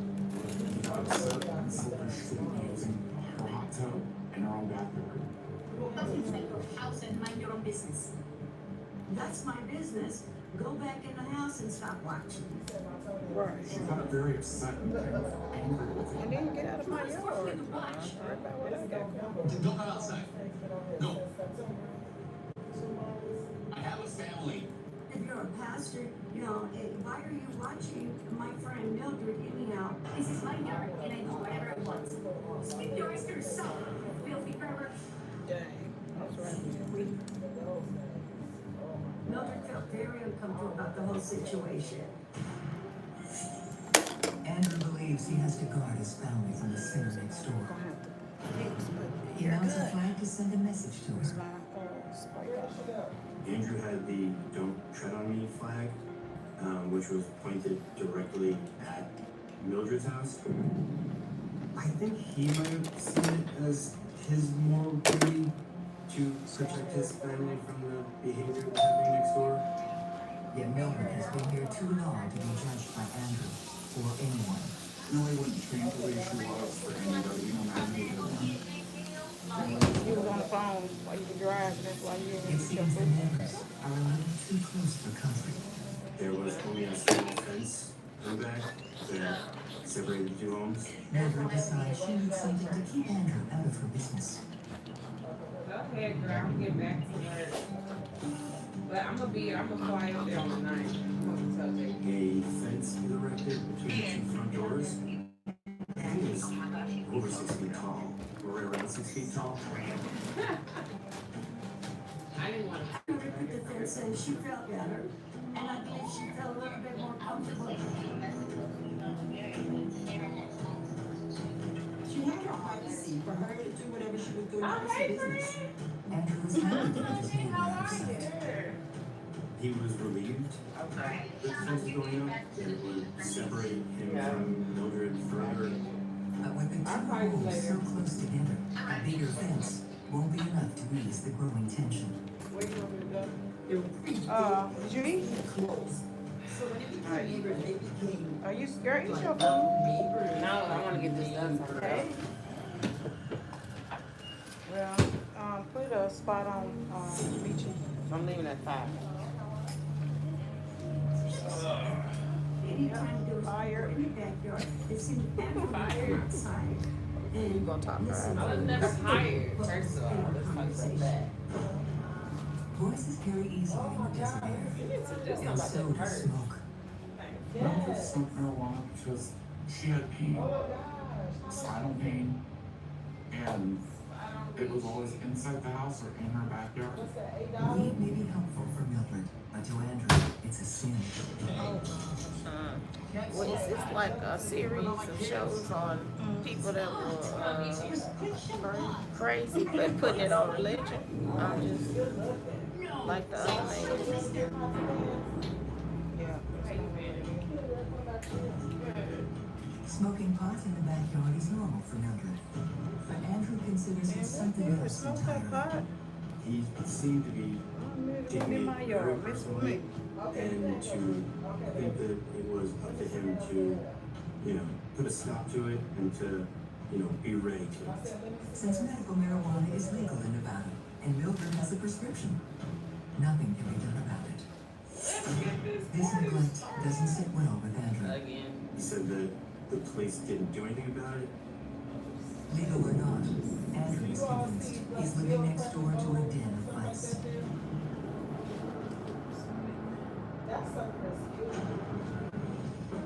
Mildred would just have small little parties at her house. And if she did have people coming to her home, it'd be very few people. It doesn't take much to set Andrew off. He's convinced he must protect his family. Then Mildred would have friends come to her house, and we would just call the police for no reason. The preacher calls law enforcement whenever his neighbor has guests, be it late at night or in the middle of the day.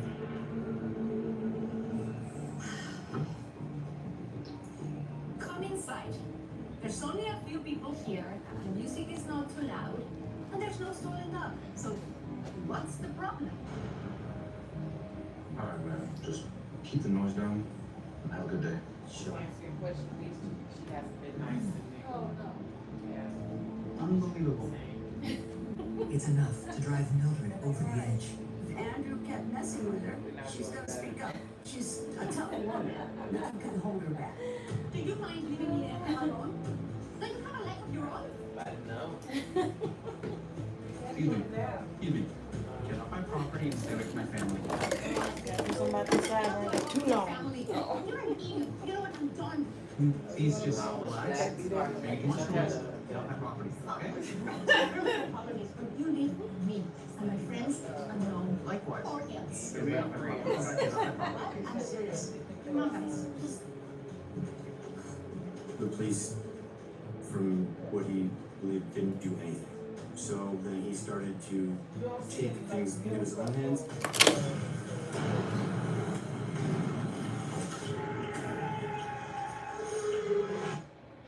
It's like a child's play game going on. Is I'm gonna win or you're gonna win. One of us is gonna win. Things are only getting worse between these neighbors, and their close proximity is making the tension unbearable. They're only separated by about 15 to 20 feet, their front doors met, which is to be a little too close to be a neighbor to, because you really have no privacy. Andrew decides that if police won't defend his family, then he will. Andrew had 4 security cameras installed.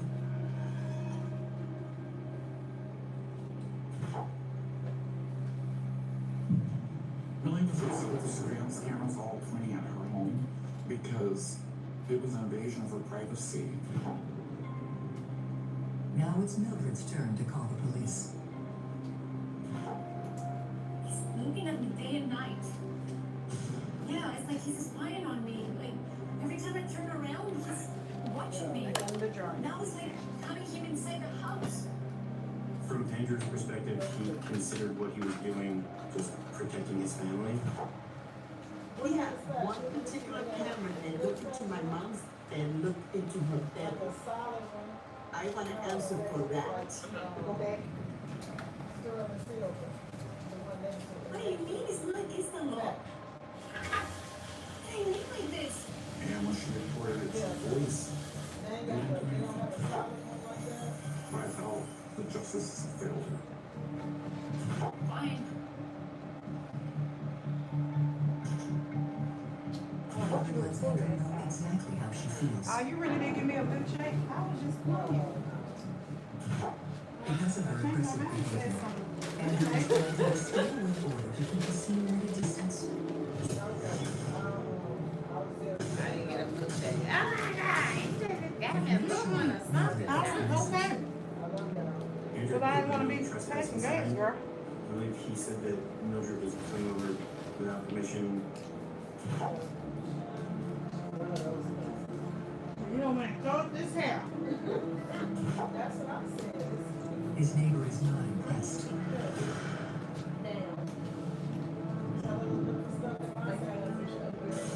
Andrew said that she threw coffee on it and tore it up. Yeah, I went to my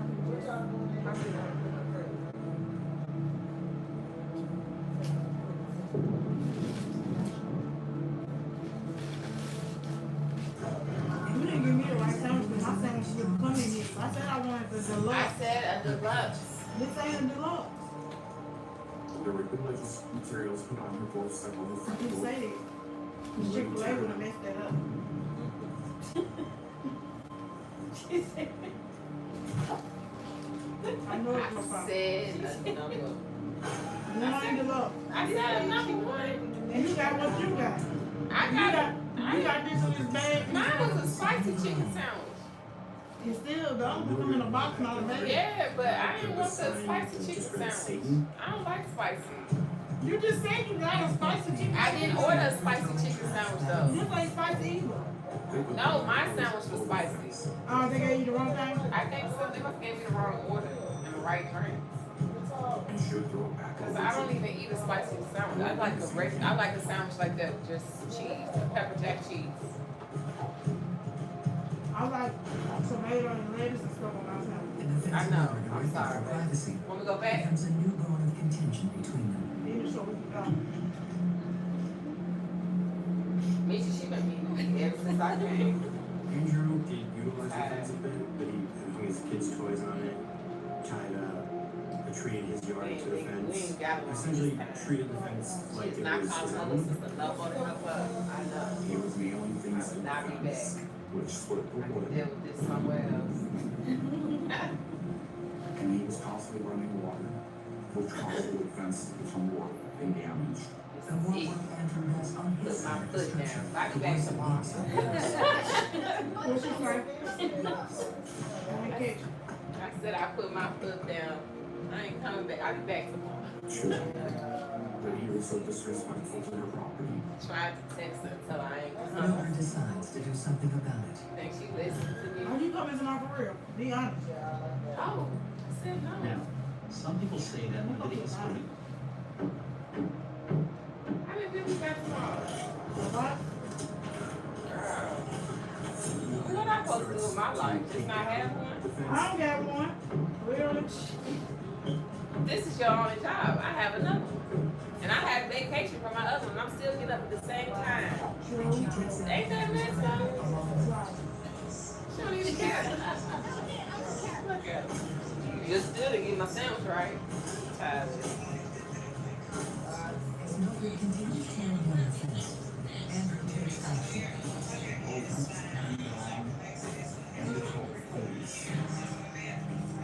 I'm paying for it. No fear. It's on my property. My family. I do whatever I want. Did she say she wanted some up there? No. But if I ain't told you to put that up there on nobody else. I ain't told you to put that up there on nobody else. That's not the point. I haven't. So why would you just take the initiative? And thought it just went around the this is a edges. violation of the stay away order issued against I'm her. gonna call him and bring me a chair. I'm Doesn't sorry. count as a violation. But again, the police don't do anything. Have a good day. I just don't understand why you just want to do it. I don't want to do this. The animosity between the neighbors is growing deeper, I'm and talking nothing my is going phone. to relent. And I don't want Mickey to run up on me today. Even though she's unrelenting, I'm scared from last Mildred's time. hassled. I'm scared from last time. And when you finish the other side, then it just leave it on phone there. Just leave it like that. Neither is Andrew. Okay. So I believe it was like, I'm not moving. Andrew's not moving. So we're both gonna stay here and be miserable. Andrew begins filming Mildred on his phone, hoping to catch her violating the stay away order.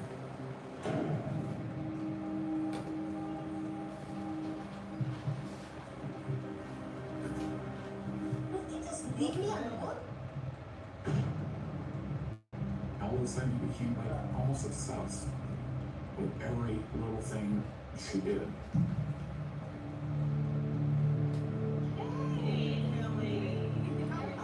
The preacher's focus isn't on Mildred. Why is there so many police around here? Videotape everybody that came and went from her house.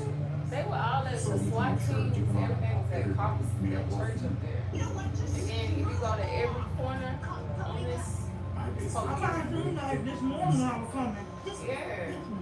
I wonder if it's a, They didn't have a roadblock out or nothing, but Andrew's you know how they be riding them bikes and have marathons and stuff like that? but maybe it's Camilla, what's her name, Mildred's friend was Bob vice is president. I fine think with she's enough. here.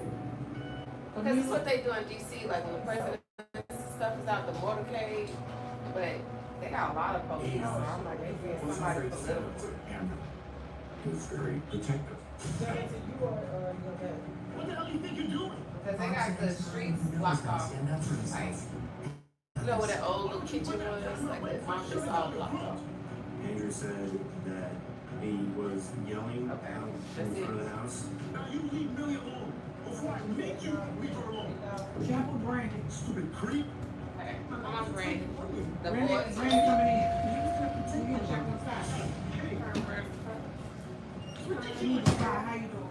Who was ex-military, but he perceived that person to be more dangerous individual than just the average person. Both sides continue to call in the police on each other, but since no crime is being committed, nothing is done. So Andrew tries a different tactic. He attempts to get Mildred evicted. Andrew complained telling the owner of the house that this is a tenant that shouldn't be here. For him to go out of his way to send certified letters, it just doesn't make sense. Brandon. The landlord declines to get involved, and Andrew's efforts only worsen animosities. Millie. Are you crazy? Are you trying to get me thrown out? Now just don't talk to me, both of you. I'm tired of you. You better watch out, or else. Andrew said that Mildred threatened to shoot his wife. He dropped the Said that milkshake. Mildred also threatened to shoot him. I'm not gonna put up with this anymore. He said that Mildred had been sick. Oh, that's maybe what I needed, some food. Exactly. I want every last bite. I eat around my chicken like the hard part. It was all good today. It was spicy. But there is something the neighborhood. Why your light not on? Oh, my phone here go dead too. The holy man is armed. Andrew, to me, was like a devil in disguise. This must be preacher's edition. The other man was, this man supposed to be a preacher. The other man was crazy. Talking about he was. This is all the. Don't tell Danny how I need. Hey y'all, I ain't seen y'all all day. Hey. Don't tell her She how. loves me. She getting on my nerves. Mildred applies for 1 day's laundry. And it's bad that I'm what they be calling people they call everybody a narcissist. It's bad that I must be I don't know what a narcissist is, but I need her help, but she getting on my nerves, and I talk crazy. She hates me here, y'all, just to be honest. She just, listen, it's tough. I love you. I love her to pieces, but listen, it's tough. A true little sister would do. Come on right here for me. I'm gonna get you figured out something. I'm gonna have you put her relax on for me, Danny. That lady said, that's you. Yesterday. This ain't nothing but milk. I ain't gonna let her drink all this. Mildred decides It ain't even cold. She installs cameras around her house. You drinking some warm milk. Look at whipped cream. That was whipped cream.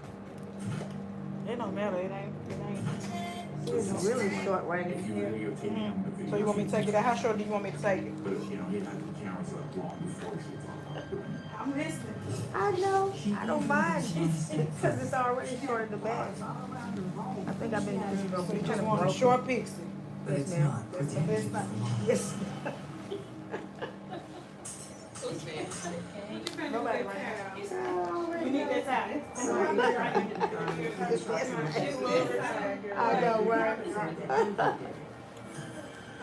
Mildred is more terrified than ever, and attention is I always put missing. something more like 3 weeks ago. What you put some of what on it? Relax. Was able to intervene. He ain't straighten out a little. From continuing to snowball. Trying to do a little bit of that. And That curly. get worse and worse.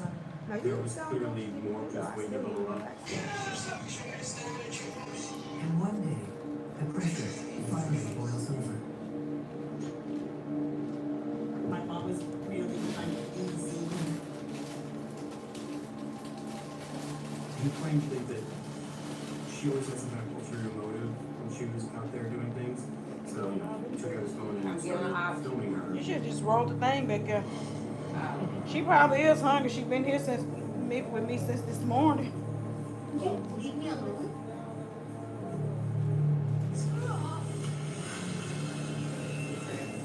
Mildred sprayed clothes. Andrew's daughter gets caught in the crossfire. And to him, that constitutes an assault on his family. She then said, I'm gonna get you in a minute, okay, Stacy? You doing okay? I'm gonna get you in a minute. Yes, ma'am. Okay. Hear me? You'll pay for this. It's the last straw for Mildred's neighbor.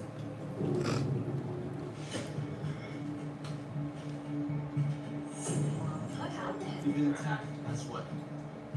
Hello, police? I want someone here now. We've just been attacked by my neighbor, my daughter, and I. Mildred said, I don't know what I'm gonna do.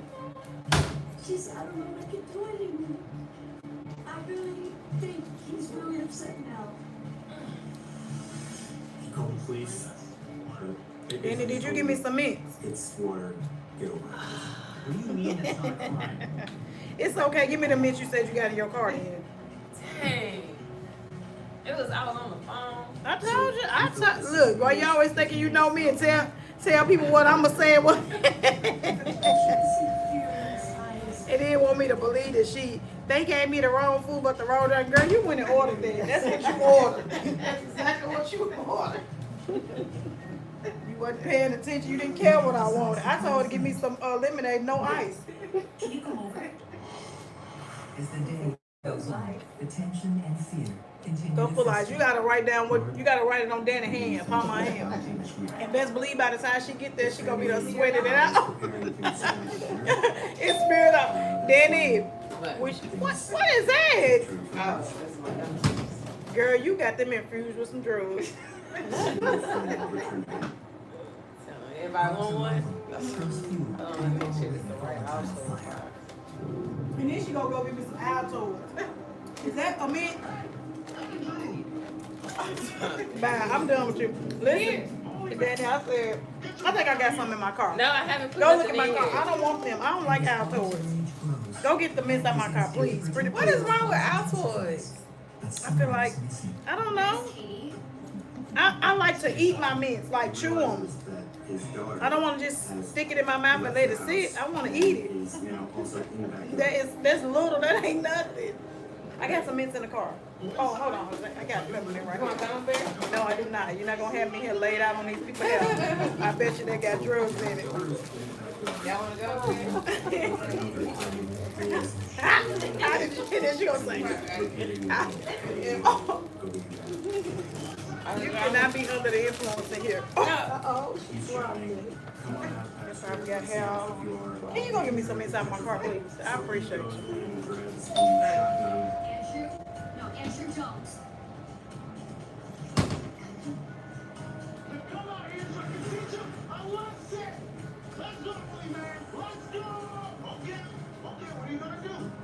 He puts himself between Will's friend and his daughter, and he fires.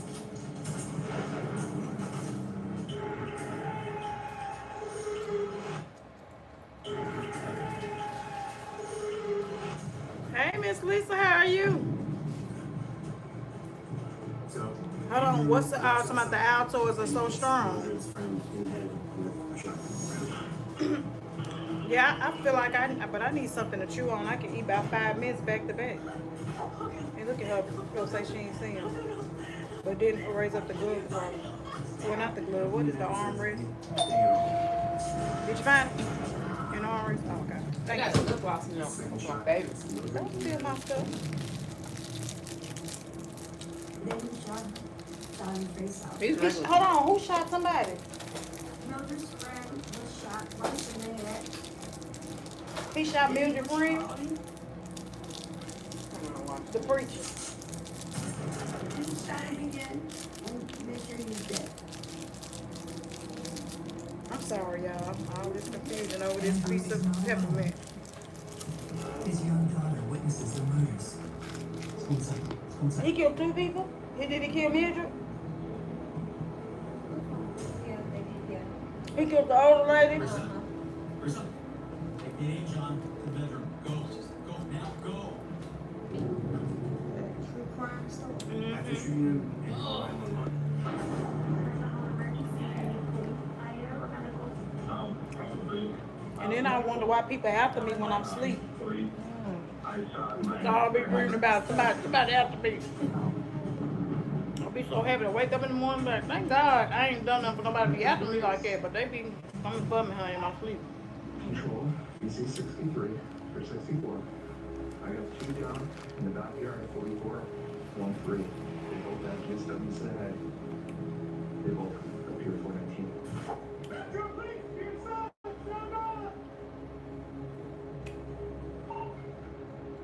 I received a call from my son, and his words were, "My mom, he killed her." Mommy, what are you talking about? Mom, he killed her, and he's yelling, and I'm yelling. I'm like, I just heard him. So is that Mildred talking? So bad, and I busted out of your drawer. I had a call for them to come get me so they could drive me. I'm so When I got confused. there, I'm just frozen in the middle of the street. But it says he looked like he killed her son's friend. Just standing there and looking at my mom's home. It was so surreal. Did she say her mom? Frozen. So maybe he did kill Mildred. I just mentally, emotionally, It broke me. That's horrible. Please. I don't think that in his mind he was doing anything wrong. I think that he just, at this point, probably been so far removed and had lost so much faith in law enforcement that he believed he should be able to escape. His family's protection in his own hands, regardless of the law.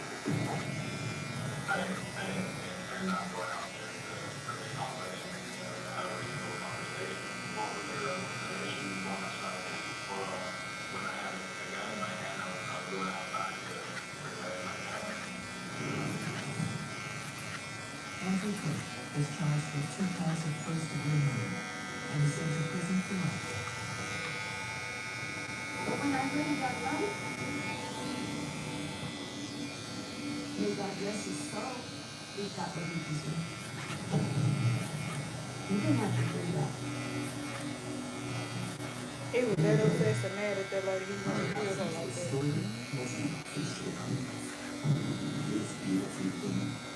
He's just a dual person. He was very bright, uplifting soul. No matter what little one ways he would make it better.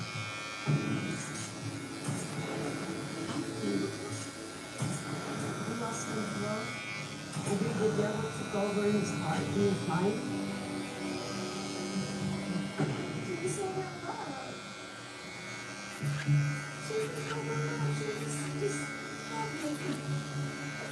She was there. She was there for everyone. Everyone.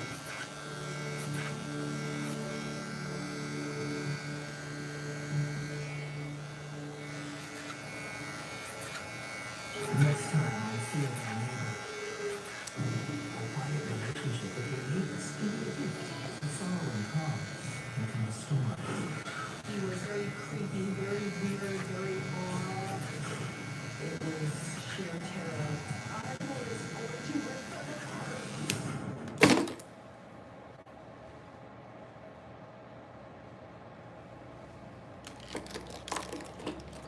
Y'all don't want to watch this anymore. Y'all scared. Like, watching a scary movie, y'all scared. Y'all can tell me if y'all want to watch something funny. Man, it don't bother you.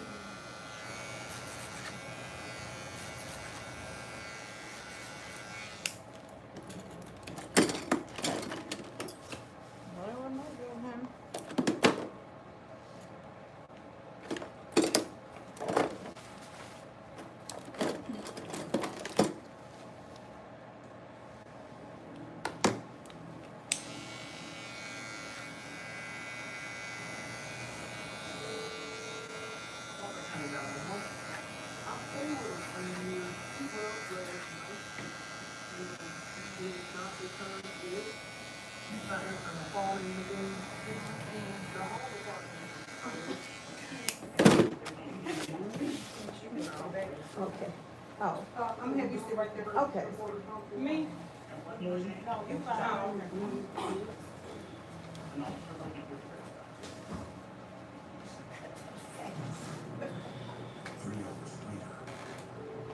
I want to show you. Love is too. What I do when I take girls, I start boosting this.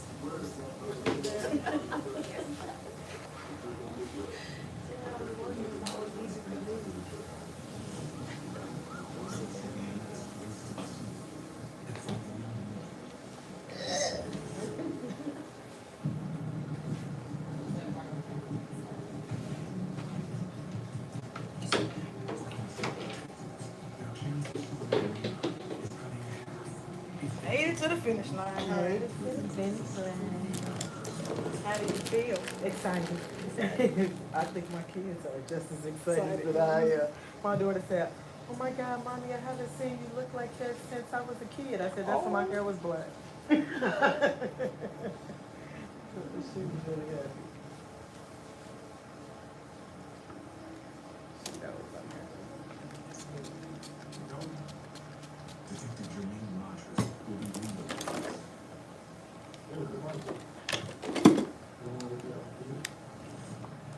What was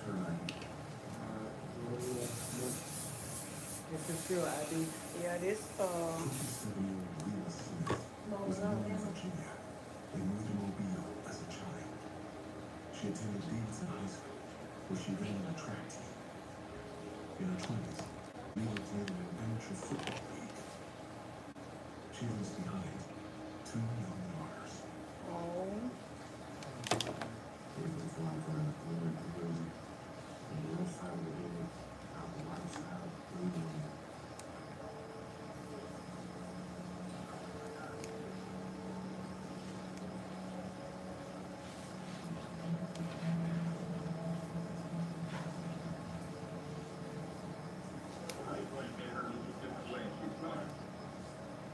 Yeah, she looked over and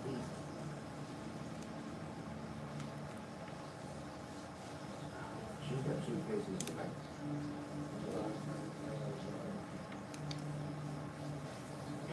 yeah. So, yeah, Or the way her hand.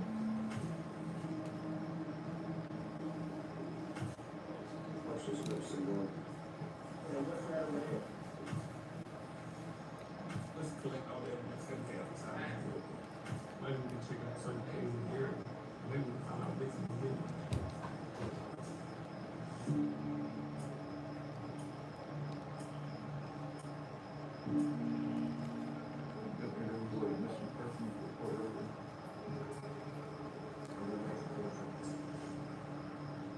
She was supposed to get off this morning at 5 o'clock and go home.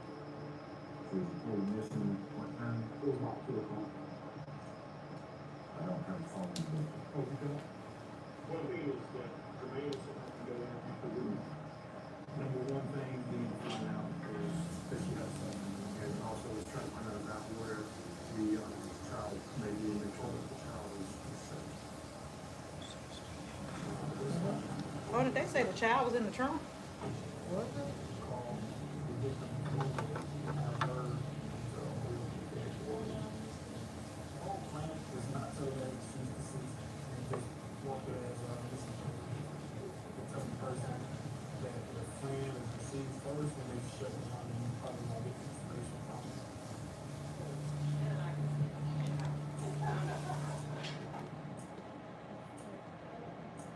Only take a lot of this line. Leila's roommate arrives at homicide. Okay, so you reported Leila listened today. I've been really seeing her. I was in tears. So what time did she come home? She would normally be home early. What does she work at? She says Leila works at a local strip club. Did she go straight home? Because she got to do good for me, she knows what I need.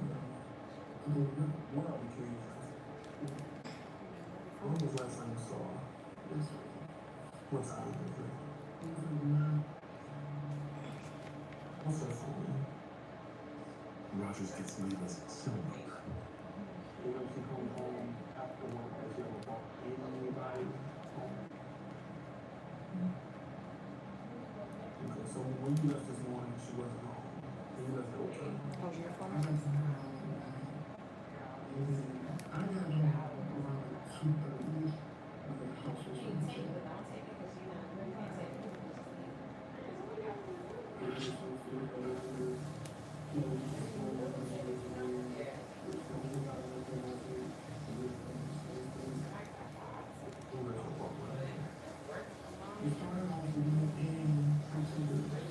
She says she babysat the kids while Leila went to work.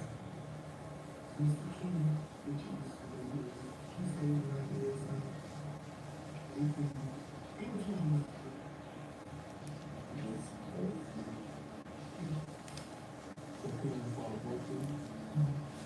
She says Ken is the father of Leila's youngest daughter. You know Kim's real name?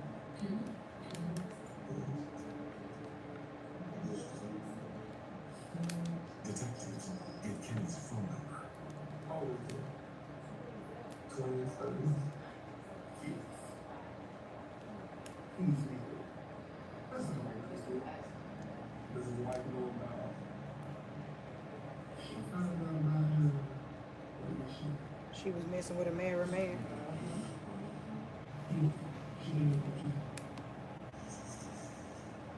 The reason why we're asking these questions is because we found her deceased.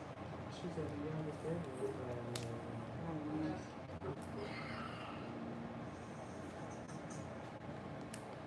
Do you know anyone?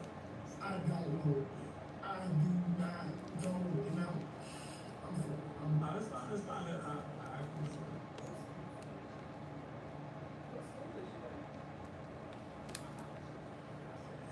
I walked out to the door.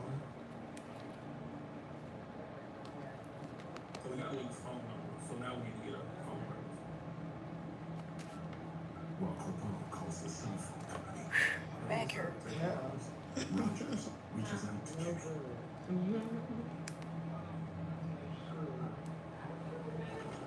You said you I'm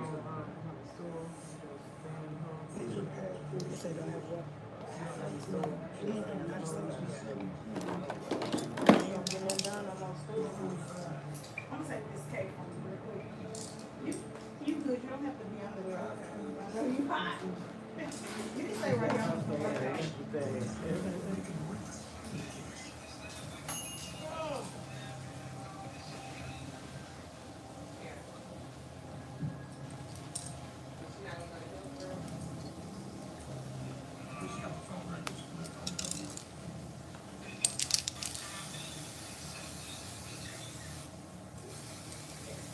She talked to me at 3:38, and then Kenny calls her back at 6:01, and her son goes to voicemail.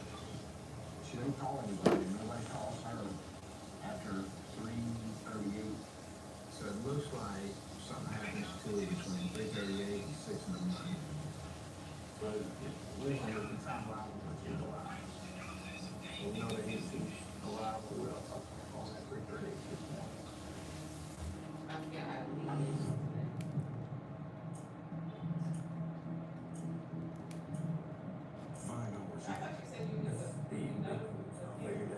Kenny arrives at homicide.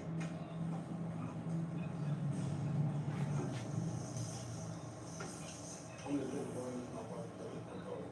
better not move the mattress while you come in here crying. Are you crying? Is he crying?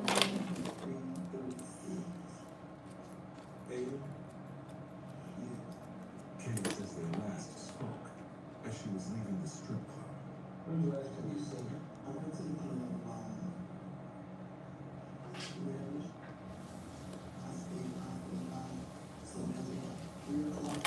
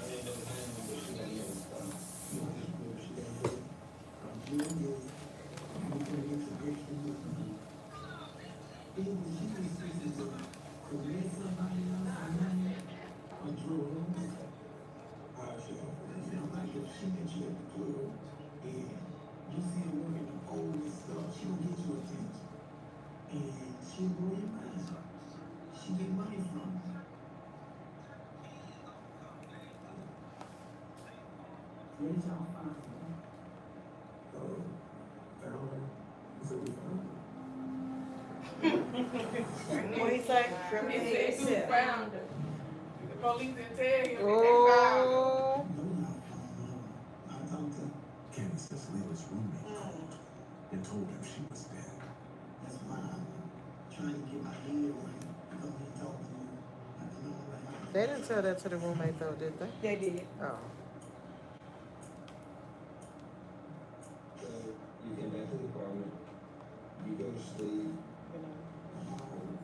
7 something, the kids woke in. I said, what is it? She said, she ain't made it yet. He claims Leela's roommate said she never came home.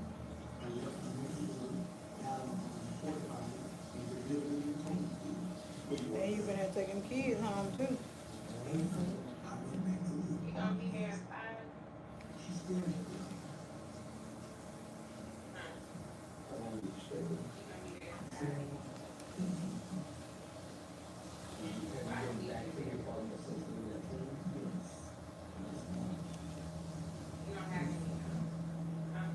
Try to bend down a little bit more. Hold on, let me see. Let me see that. You done all you can do, huh? I got you, baby doll.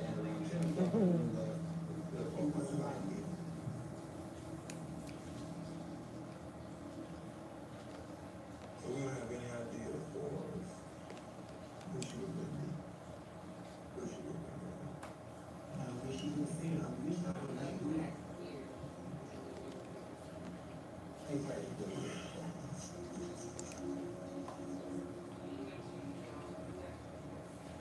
And you can consider anybody who she was probably comfortable with to be a suspect at this time. But do I think that it was this baby dad that was involved with it? I don't think so.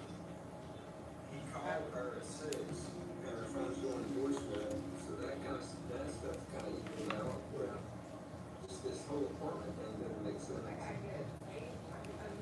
For them to dump him out of there and go to the next other apartment, it's a little strange. Her keys are in the vehicle with her. How did anybody get in the apartment? In what apartment? Somebody. Last year, with prices soaring, politicians. Well, how did they? What they connecting the apartment to? Like nobody came to the apartment, right? The apartment was trash. I thought the roommate lived with her. She did, but her roommate said apartment wasn't like that when she left to go to work. She came back, it was trash. It would cost Tennessee families thousands of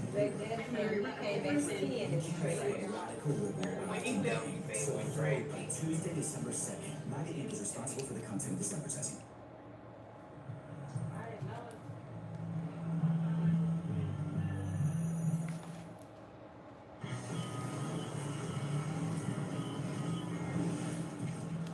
But I thought he was married. He went back to her apartment.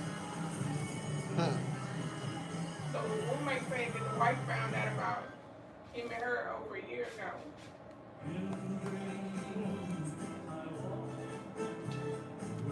He got a decent little apartment. Probably so.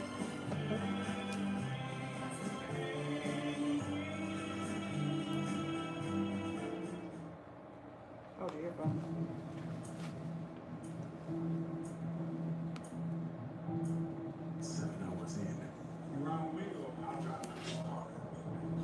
Rogers and Polk head out to examine the scene at Reba's apartment.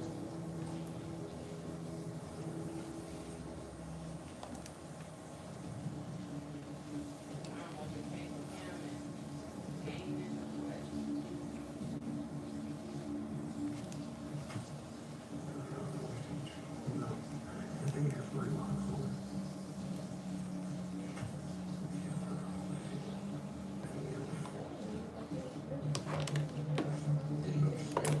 It's on the charger.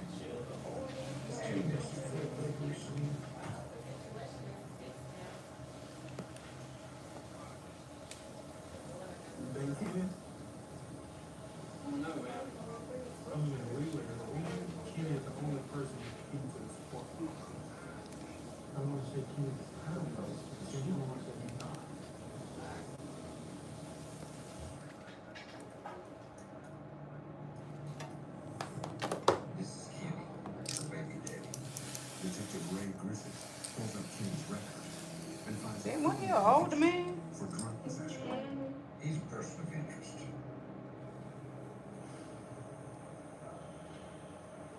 I forgot these real stories. They gonna hear us talking about that. Kid probably in his cell right there. On my YouTube. And I ain't said nothing.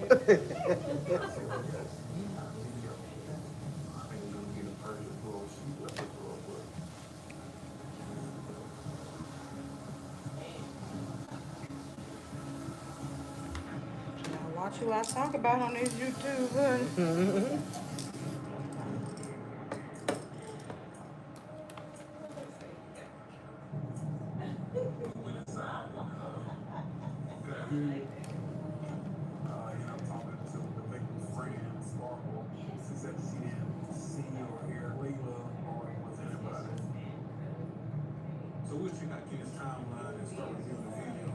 really want to go to the club and try to get some sleep because my brain is fried right now.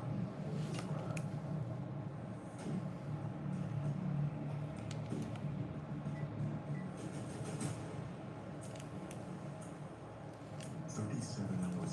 We're heading to Kenny's job. Kenny said he left us out around 6 in the morning to go pick up his truck.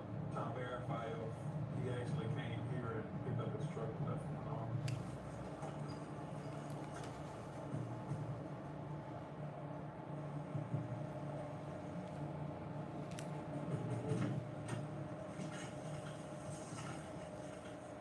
He was at work Saturday. It was like 7 something in the morning. Pretty much he was honest about that. But the next step is to get back the headquarters, watch this cooking and cream video. I want to say literally it's close to the one.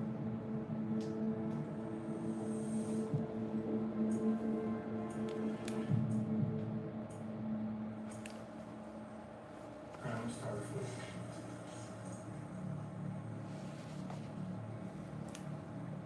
Just after midnight, There she is. while Eva works her shift, Nah, now we're going to first 48. That's what came on. No wonder why everybody quiet, y'all. We trying to help them figure out the case. See if we know anybody that could have done it. Are you blow drying meet you or what? Nope, hold it. Here I come. Give me a second. Kenny Mason says he left like an hour before. Kenny said he left at like 15. I promise I'm coming to meet you. My client been here with me all day. She gotta go to work. What we gonna do? It actually Relax. was 3:35 is when Kenny left.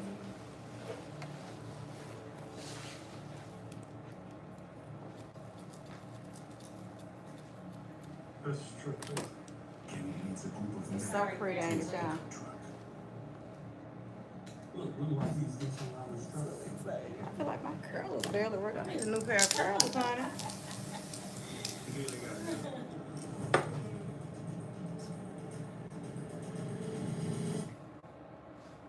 When people be shooting dice, baby need a new pair of shoes.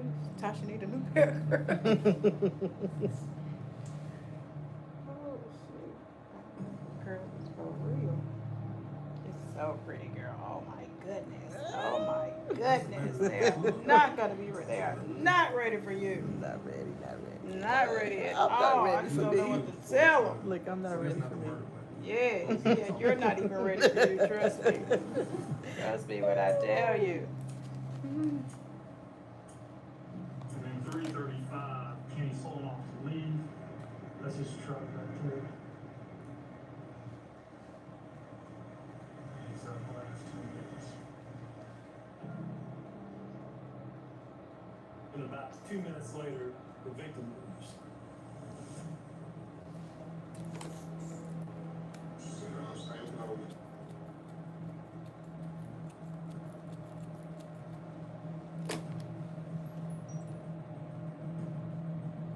Kenny went that way and there was a shooting down.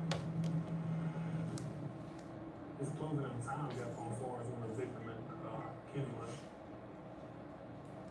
It actually was at 3:35 when Kenny left, and it was 3:37 when the victim left, which changes everything because the phone call that the victim made to Kenny was at 3:38, and they were on the phone for 10 minutes. So I think they met up once she left, and whatever had happened, happened, and she ended up where she was, shot to the head.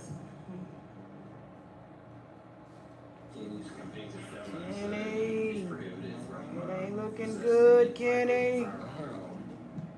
Based on the fact that they're seeing the gun out of this car.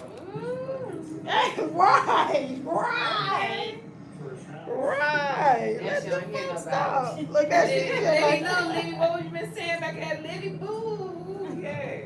Sound like your grandbaby. Oh, What you me? say? Yeah. Oh, she said that. No, you just said Livy, boo, or something. Talking about baby. The baby, he's talking to the baby. Oh, I said, boom, boom, bring life. Yeah. There you go. Boom, boom, bring life. She ain't saying nothing now. They get cute and they get quiet. I tell you, man. Ain't nothing left to talk about. Drops the mic. Drops the mic. What else is it to talk about? Now she even looking at me like, huh? You talking to me? You been having a conversation with me the whole time. Dang, She said, ain't nothing left to talk about. Drops the mic, honey. So what else are we discussing, honey? This lady is fire.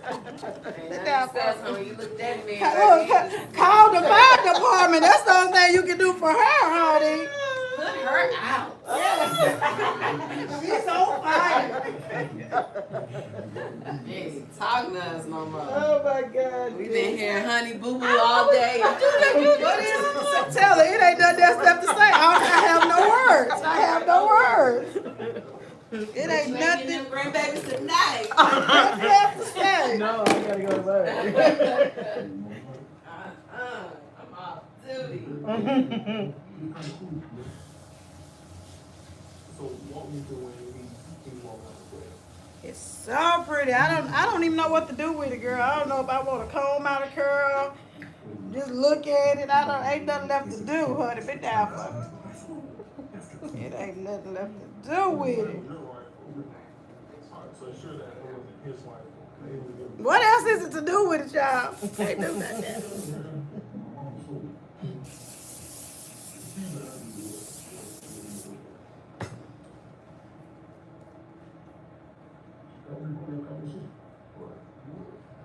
You're so pretty. Give me a second. Let me get my camera together. Okay. This lady done spent her whole day with me. Thank you, Amina. They said you done your thing.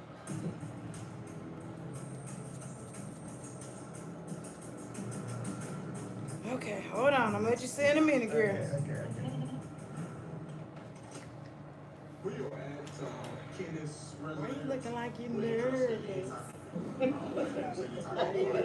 Nervous. I am.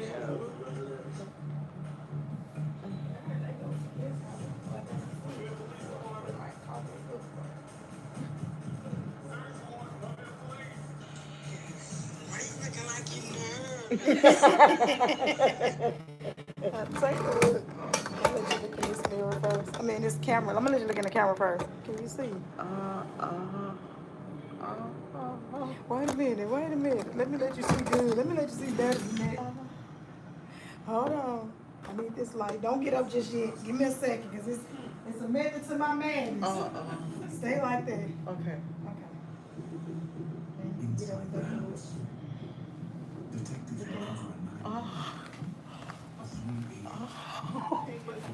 Oh my God! Oh, you look so cute. You look so pretty. Oh my God! I haven't worn my hair in so long. It's so pretty on you. Let me look at the bag. You're very welcome. Oh. They ain't ready. Yes. They not ready for you. Oh my God. Are you still going to work? I'm calling out. No. Don't go to work because they got Oh my cities. God. They got They're cities. gonna lose their mind. My kids are gonna lose their mind. It's so pretty. Oh my God. Thank you so You're much. very You are so welcome. freaking awesome. Thank I'm so you. glad I came. Oh my God. I'm glad you were patient. You are a superwoman. Oh, patience. It's only been 10 years. I can wait. I can wait a few I hours. can wait a few hours longer. Thank you so much. Let me give you a little bit more hairspray. Okay. It don't have to be hard, but you want it to at least stay. And sleeping, try to sleep cute for the first few nights. Okay. Don't put nothing on it. And then after that, you can tie it down. Because you want to have some curls. If you put a scarf on, you're going to flatten it all out. Okay. But it's okay to be flat after a couple of days. You got to let people see it first. Right. Okay. Yeah.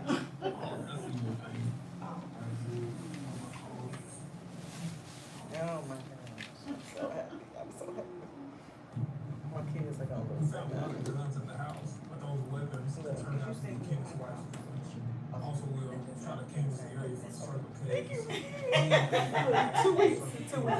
Okay, I'm gonna take a quick picture. Okay. Cause I'm gonna send this picture to you because I feel like you need a good picture. Oh my Cause some people God. don't be cleaning their phones off. I know my daughter was like, make sure your phone clean. I'm gonna take a picture and send it to you. Okay. You wanna see it? I'm sorry, y'all. We had to have a little moment. I'm sorry, y'all. It's okay. It's only been 10 years. Talking to the guy, we're watching the video. Dang. 10 years, Tosh, since I wore my hair. That video right there. Well, been down a little bit for me. 10 years. Stops at the gas pump at 3:54 a.m. 17 minutes after she left the street. Oh, I'm sorry. Oh, you okay? Yeah. We check the inside?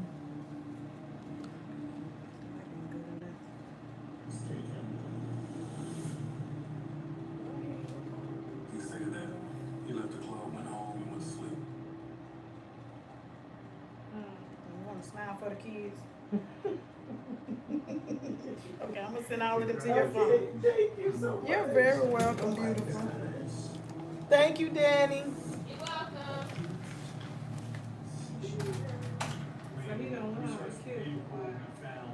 So he, the boyfriend does it and got a whole wife.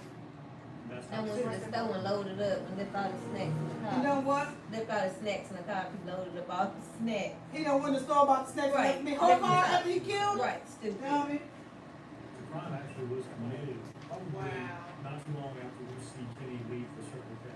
Not only did we just pick up the car on camera, we also picked up the key driving the car. He drove in her car. So, if he don't know why. Did a search warrant for Kenny's phone? No, because we let y'all part in the Car, that's what I'm saying. But in her hand. they, So, they say it's after the time everybody was dead. And they definitely took their car. His wife told me to do it. She found out about that lady. They probably been plotting.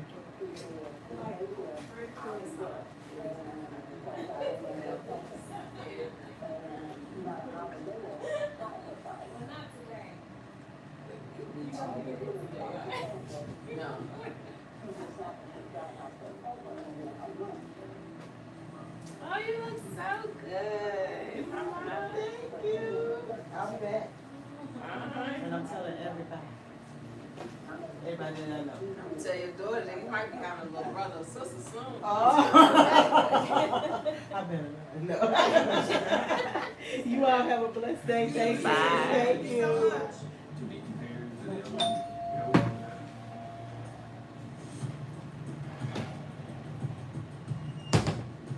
Hours later, the team pulls the case file on the death of Kenny's ex-wife. Oh, she already did.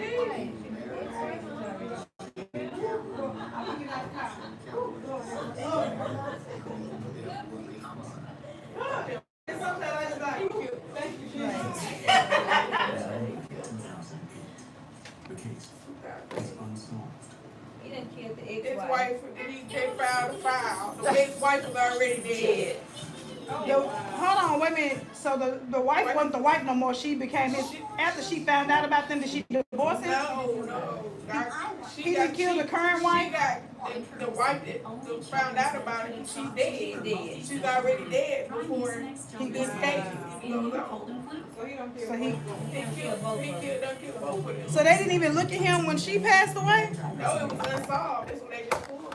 Oh my goodness. Was the cable racer. She died, I think it said I remember 2008. seeing the cable and falling in love with it, so I bought it, and then bought it for my mother, so now we share the same token, and it's become an heirloom in my family. Nobody needs more stress when they sell the I'm sorry, laughing. You sound like my mama. That's all she be doing. No, I was just telling Beach because Beach got up and said, whew. I said, you know you old when you be making noises when you sit down. Because sometimes I be getting up, oh, thank you, Jesus. Look, I be saying, Lord, have mercy.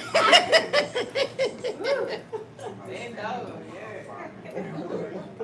You know how you be, like your bones feel like they be stuck. You finally get up. Whew, like it took you an hour to get up. Whew, thank you, Jesus.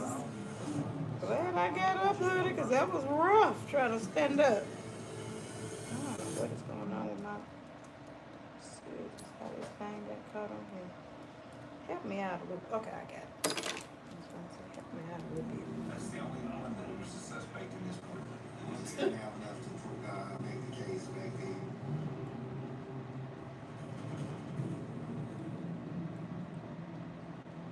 He was a beneficiary of $100,000 policy. Ooh, over her and the wife? Over his wife. Campbell had once spoken to her about the two of them taking out life insurance policies on their sisters and killing them for the money. What? Gunshot wound to the head for his ex-wife. And a gunshot wound to the head for his baby Some people brother. just too greedy for some money. That's something. Man's frustrated. It's like he had 10 years to know how to do his next murder. I'll tell you what, we do a little work on this one, and I think we'll be able to charge him. I want to pay a visit to his family. Maybe they can help clue us into the Key's mindset. Boy, his mindset crazy. Shoot, come ask me, I tell you. 5 days later. You got some more relaxers? In the back. Yeah. Detective Grizzett tracks down one of Kelly's family members.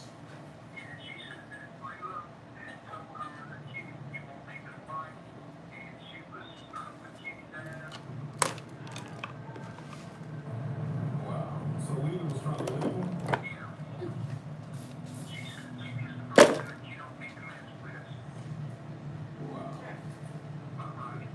I figured that was gonna be the reason. But y'all had him pegged as his answer. Y'all like, oh yeah, how he know? Kenny's home. I would see his phone pinging up anywhere near Shelton Beach Road Extension. Kenny's phone doesn't put him at the crime scene when Lena was murdered. He could have separated himself. If he killed her during an argument, then you ain't thinking ahead to not have your phone. I think he planned it.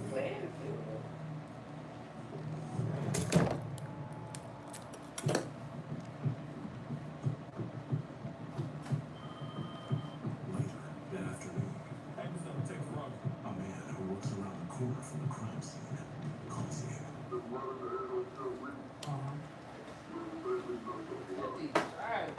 You said he worked around the corner from the crime scene? He says the night of the murder, a Mercedes SUV was parked in his lot, 200 yards from the crime scene. So who ran the van? Yeah. So this party enter a shop? Oh, the Mercedes SUV was? Well, they just told on him.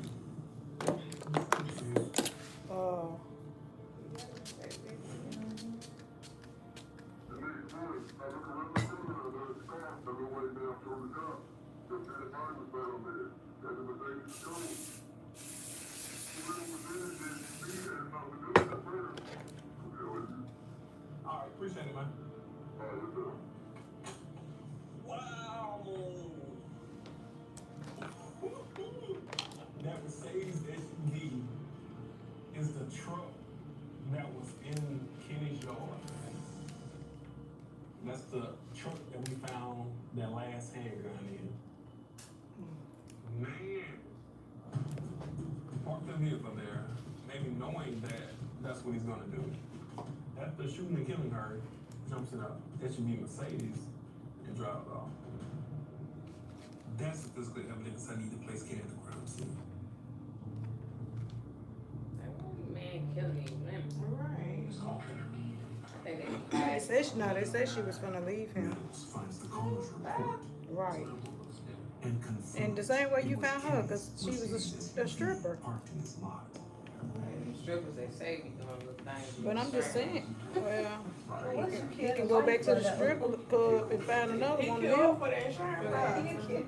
Oh yeah, he killing people for the insurance policy. He killed the wife for the insurance policy. But he probably got one out on the other girl, because otherwise you just been killing her for no reason. He probably had one on her too. Or was trying to get one. careful, y'all. Be talking to you. Alright. Sit down on my little party chair. 2 weeks later, Today we're picking up Kenny on possession of a firearm by a prohibited person. the ATF has indicted Kenny for gun possession. The rifle he had at the strip club. So it's not a murder warrant yet, but it's enough to get Kenny back in, see if he talks. And if you're then, watching this send him for off to jail, Nutrient this situation. I really ain't got nothing to say about you, Kenny. We're gonna go to his job. Hopefully he's at work. As the team closes in, Martin spots Kenny's delivery truck. Hey, what's your location? On a little past Hamilton Market, he's on his way to the shop. So apparently Kenny been spotted, so we try to get out there.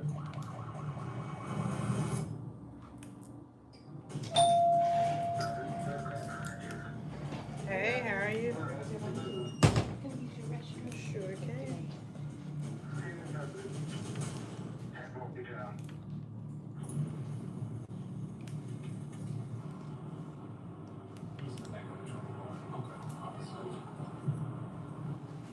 Kenny Campbell was taken into custody for possession of a weapon by a convicted felon. You didn't have the phones on?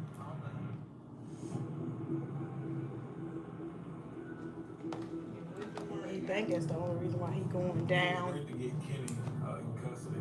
I don't have a murder warrant yet, but he's in jail, so that's a little satisfying. Back at headquarters, We've got the towers activity in that area Friday, March 2nd, because we know that vehicle is up there. detectives get cell tower records for the area near the crime scene from the day before the murder. Kenny's phone is there at 9:25 p.m. This time we got to leave his phone. Just a little bit funny. This is the phone right there.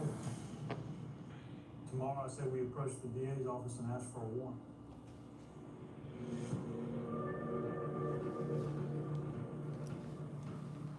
The next day, Kenny was only booked on the gun possession charge, and he's been released on bond already. with Kenny free on bond, detectives decide to present all the evidence to the DA. You got the cell phone tower stuff you're gonna show him. Yeah. The other thing, you need to make sure you let him know too about her. She makes that phone call with Kenny and there's no other communications with anybody according to her phone records. So the only person that she communicated with to do a job would have been Kenny. You got enough? I think I'm gonna get this warrant, but we don't have the gun or someone saying I saw Kenny shoot Luda.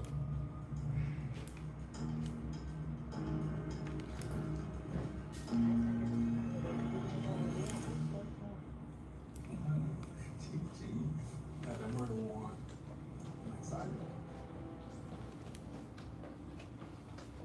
5 hours later, Kenny Campbell is taken back into custody. It's a good work. Good work. Is that the actual person? Yeah, they be the actual people on here. This is the one where he's gonna find out that his life's changed forever. Didn't know he could do it now. Kenny, Look at him. turn around and talk to me. Can't even fake. I'm under best technology. Kenny, you got it for me? I don't have nothing to say. I want to talk about Shannon. What am I talking about? I want you to tell me about her brother. Once again, let me say. That was sweet. Hey. I'm under best If I'm under arrest, come outside, it'll be twice boyfriend. You don't have to talk to me, but this is what I'm gonna tell you, okay? Kenny, once again. That. They don't got nothing to say.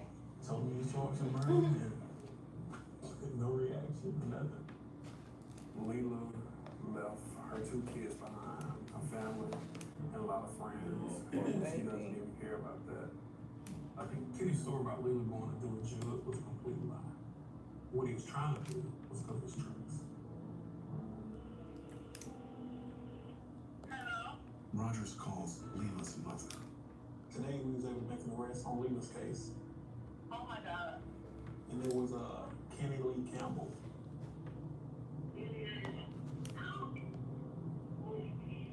Yes, ma'am, you okay? I'm okay. Thank you so much.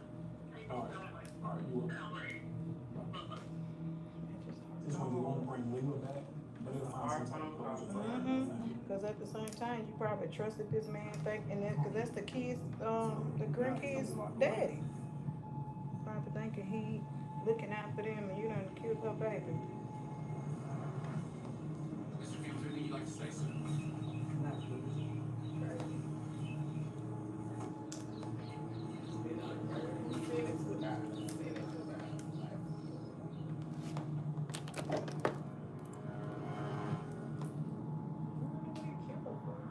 I could fix you one bit. 18 months after Leela's murder. This was Leila when she was a teenager. She was like the little triple threat. She was beautiful, talented, strong. Her mother remembers her. I try to hide my emotions, and I try to stay as strong as I can for her two daughters. It's been really hard on the girls. I look at the videos from time to time.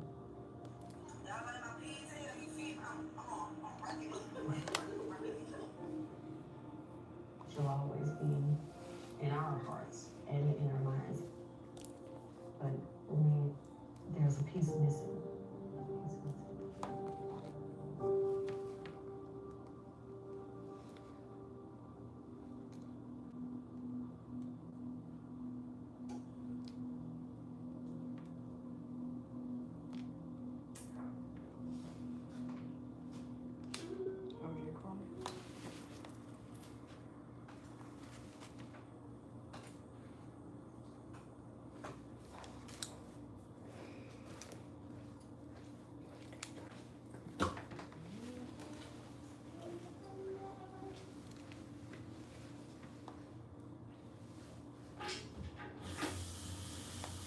Modern look. Thick, absorbent layers. But these napkins aren't just elegant, they're surprisingly affordable. And perfect for a Wing Wednesday. Vanity Fair, elevate every day.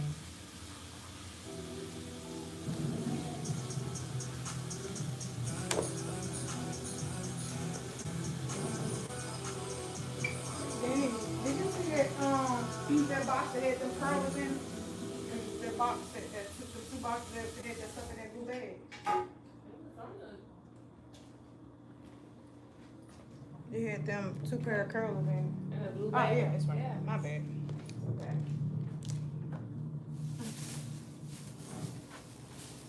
You need it? Yeah, the smallest one.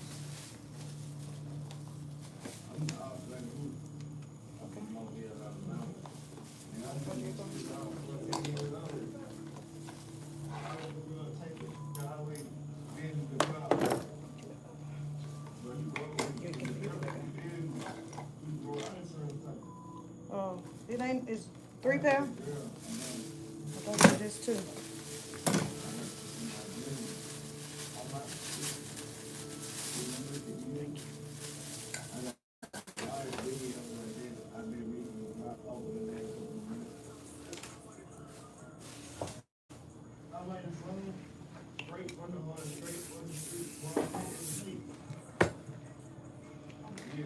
I don't think he can rap though. Not at all. Straight from the, okay.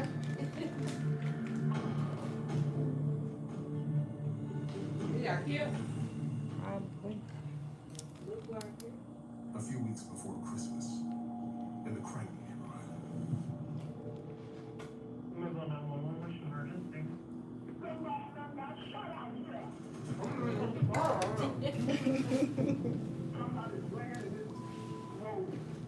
Dang.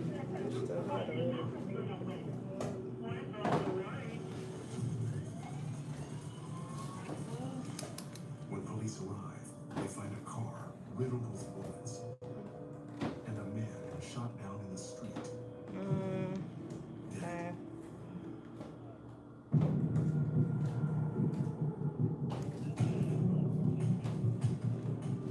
For homicide detectives. Okay, so you don't have to stop by. You can Apple Pay me. You know why you trying to come in here? Can you curl this piece? I hope I'm packed up and gone by the time you can try to come. Make you sleep. Because I don't. I want to take Venmo, Apple Pay, or Chime. I don't take cash. Well, I get the money when you get your food stamps in.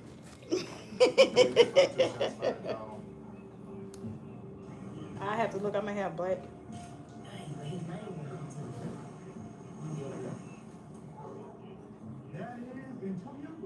Mm-hmm. Yeah, I know.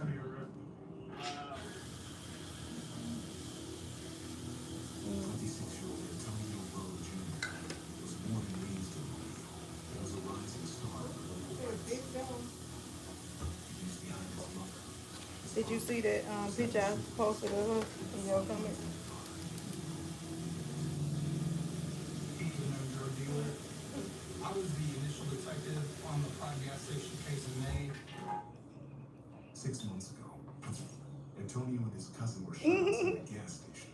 Antonio suffered 3 gunshot wounds, but his cousin was killed. I told him in May at the hospital that this was what happened to him if he didn't stop.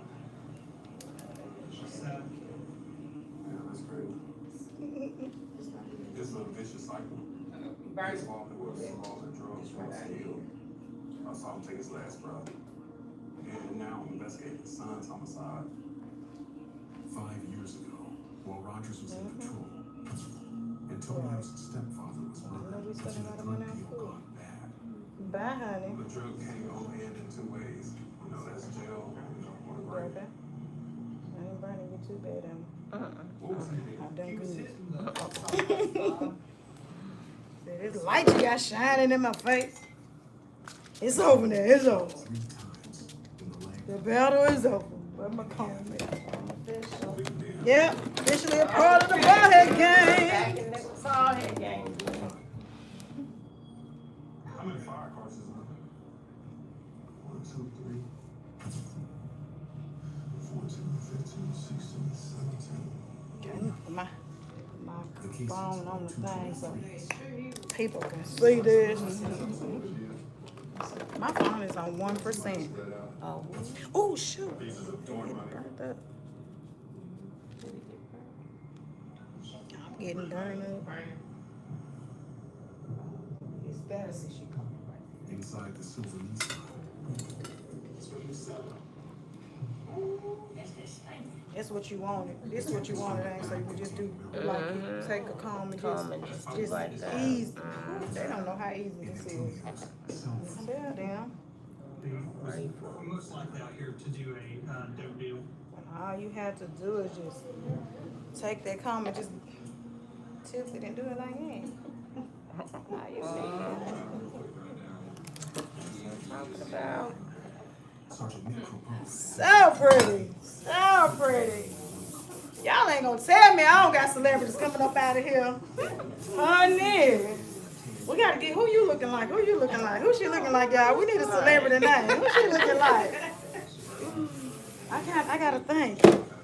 I need somebody, y'all. It ain't coming off the top of my dome right now. Oh, it's so. Oh my goodness gracious! I told y'all I hate to toot my own horn, but I'm about to start a band around here. Oh yeah. I'm about to start a band. So pretty. I'm gonna let you get up and see it in just a bit. Oh, let me take this out. Oh, they get like Tony Braxton here, that girl. Oh, is it Tony? Oh, Is it Tony? Oh, it's Tony. Okay, I'll take Tony. Hold on, sit down for a second. I gotta find a Tony song. Okay. What we singing over here, Tony? What's the Tony song? What is the Tony song? And I can't stop singing. I'm about to hit that.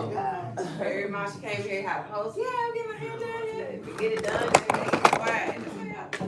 And get like Tony.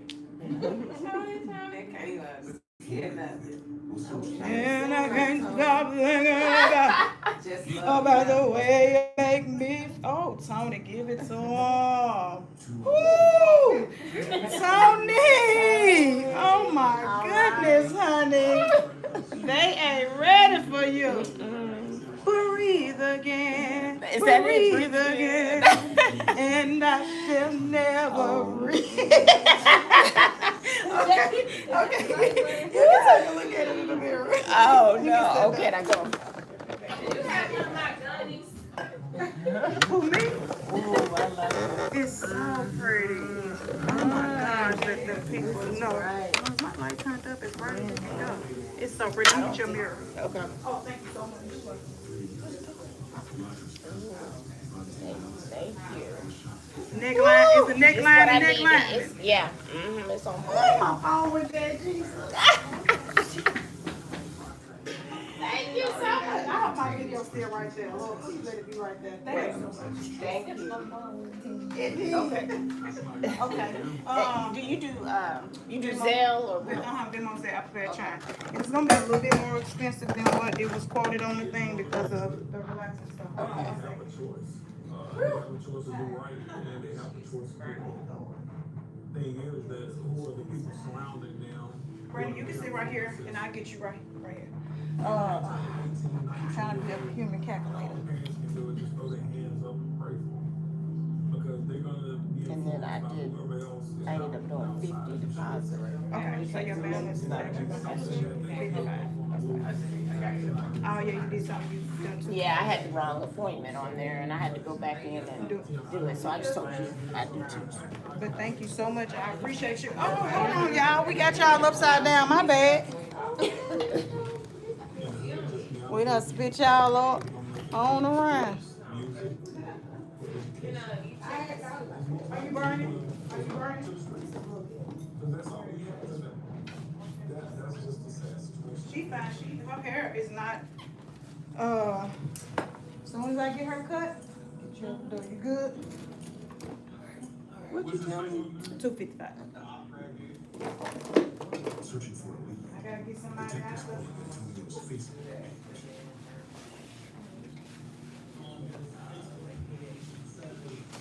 And that's minus the 50. It is. Right, okay. It's just What's your what's the phone number? 615-474-0183. Oh, and they said you look like Nicole Murphy. Oh, is that it? Okay, wait a minute. 615-474-0183. You take PayPal? Yeah. 474-0183. Oh, 0183. You don't have Zelle, Apple Pay, or Chime? None of them? Okay. She might, my sister might have. Wait a minute. I don't have my glasses on. Is that That's right? it. That's Okay. May have Cash App. Yeah, she may have Cash App.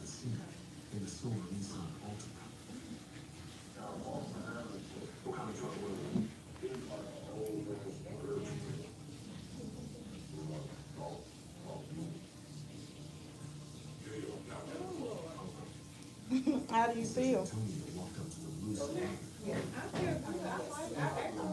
Like just molded.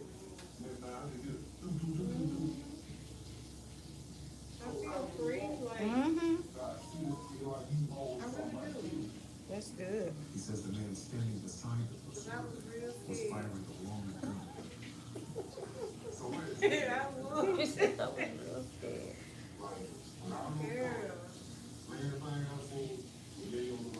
I was like, if she can hit her, baby. That's a miracle, right? I need a miracle. I was gonna say you a miracle worker. Listen, honey. That's what they say, honey. Thank you so much. I really appreciate you. Thank you. So just make appointments on your. On the Okay. And you would just need a shampoo and style the next time. Okay. How long you think I'm gonna make? Where you get that coat from? I need that. You've been having it a while. It's a while. Well, see, I was looking for Probably- one of them inside of. It's probably TJ TJ Maxx. Yeah, no. But I it's was probably at been a Marshall's. Probably been a couple of years ago. Yeah, no, I want that coat. I need a black one. I have a long cream one, khaki color. I need the black. No, what were you gonna say? You think I can make it? So Thanksgiving. You're gonna be fly on Thanksgiving, girl. They ain't gonna be ready for you. Okay. You're on the couch.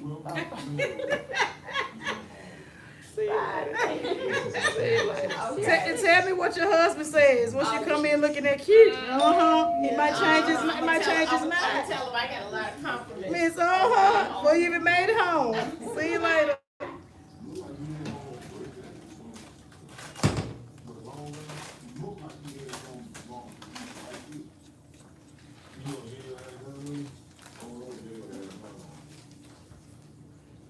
Dealing with Gail for a long time, right? And what I want to ask now, before I find out later, would Gail be trying to hit a lick? Dang, they talking about hitting legs and some more stuff.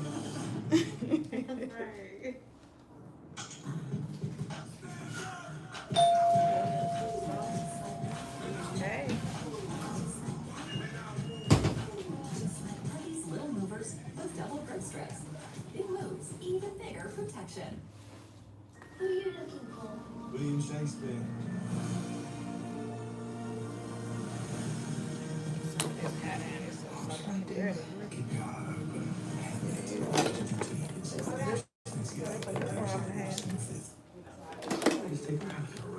Just 10 minutes. 10 minutes? Just 10 minutes. Aisha, what you doing to your hair? Get up to 70% off store-wide and Michael's Black Friday sale at store depth deals on trees, decor, Perfect. plus save big on creative things on lawn, frames, art supplies, jewelry, and more. Shop now in store or at michaels.com. Want to know my holiday shopping secret? Dollar General. Because of the Wellington, I just love to rock these outfits. Excuse me, let's go shopping. Or, my purse. Don't judge. Unexpected finds, unbelievable value. Dollar General. Somebody came upside down. So what is supposed to do? Or what is?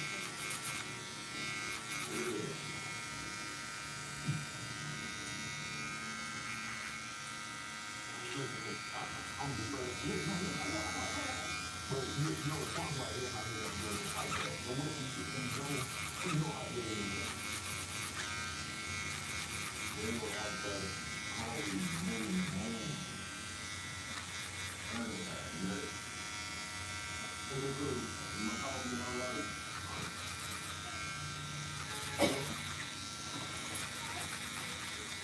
Oh, look at Raya. Hey, Raya, girl. Hey, Pixie girl.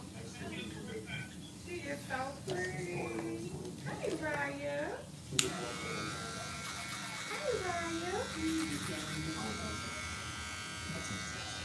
You wide awake, girl. What is you doing up? What are you looking at? Let me get this pretty film on.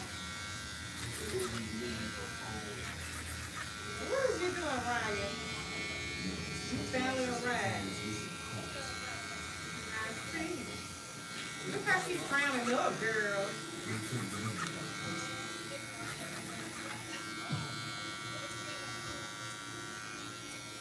What her socks say?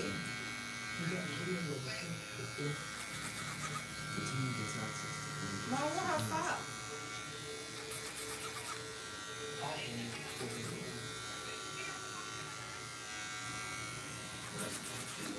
Look at Raya trying to eat that mitten. She hungry. That precious, she hungry. Look at her eating her mitten, Mona.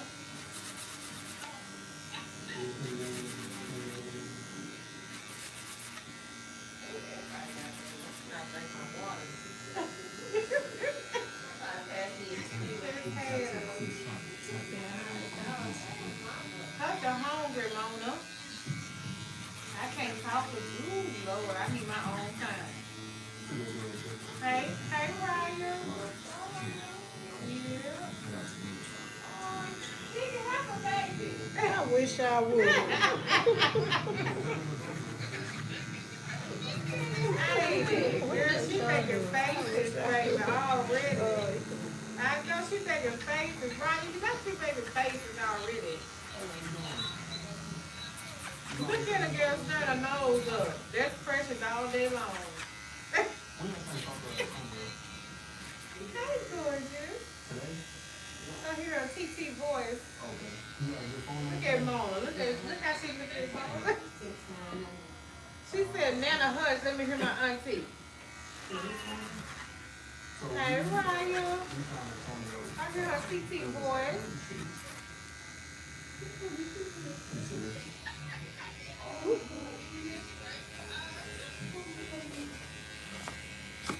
Hey, Raya. That's so cute. Hey, girl. You finally made your arrival, girl.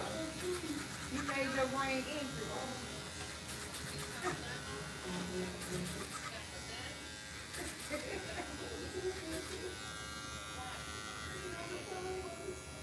Hey, Wendy. I'm doing good, girl. She is hungry.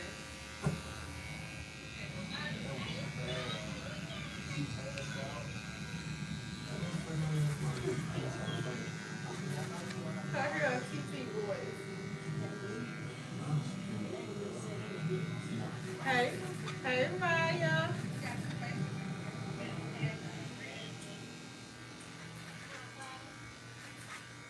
You don't want it. He's associated with the dude who has the camera system. She don't like that. The surveillance camera showed his video to an acquaintance, who then called Nettles with a tip. She do not like that bottle, honey. The tipster recognized the suspect vehicle in the video and knows the man who drives She it. don't want that, Mama, for real. The alleged driver of the Suburban, 24-year-old George Green Jr. What if they doing the Precious? But he didn't know what to say. I just told her to kind of stay by. Leave alone, Mama. Quit trying to get that baby that bottle. She don't want that. Rogers reaches out to the tipster. You think he'll give him coffee over here for him with you? She want that breast milk. The tipster says he'll try to convince George to come in and talk. He definitely has an explaining to do on. Hey, Raya. All the scenes on the murder. She definitely do. Moments later, the tipster texts Rogers an address where George is agreed to meet. Hey, Raya. Hey, TT girl. How's the TT girl? I'll hear her TT voice.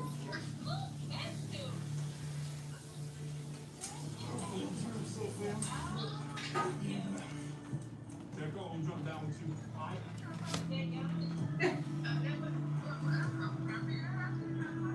On the way to the house, Hey, Rogers Raya. calls the tipster.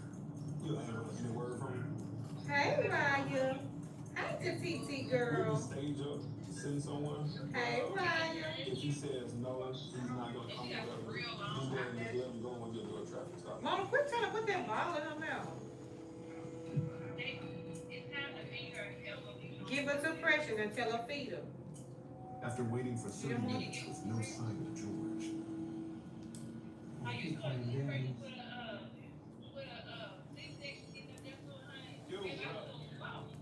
the tipster says George just told him. That's the thing. She gotta keep moving. So that's good that she's moving.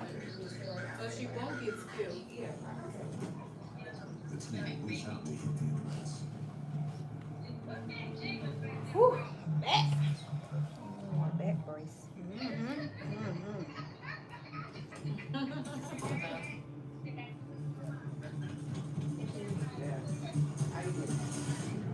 Do her, she getting the spot there.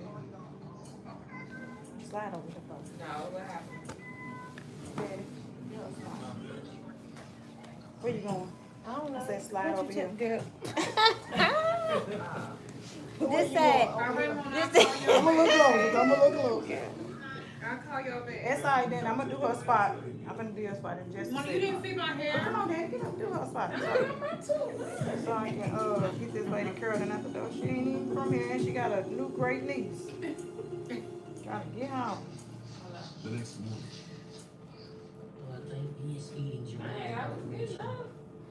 Rogers gets an update from the tipster.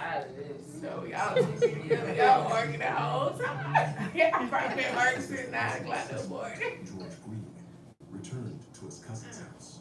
Sorry, y'all. I'm trying to do better. Yeah, I don't have to argue with Shonda. Yeah, Shonda. Then we got to do that with Shonda. You do got to argue with Shonda. You do got to argue with Shonda. I said Chandra. Where is Shonda? I want her back too. You ain't the only one. Like Chandra, when are you coming back? Get on back in here. Please. I'm sick of. I mean, not y'all. I like y'all. Y'all cool, y'all cool. Y'all cool, y'all cool. I'm just talking about her. You just seen it on fire. That's making me a hard time. BJ, what is it? What's up? You hungry? The officer saw George's cousin Nathaniel walk out of the house. I can't use my cash app or what is that? Uber Eats.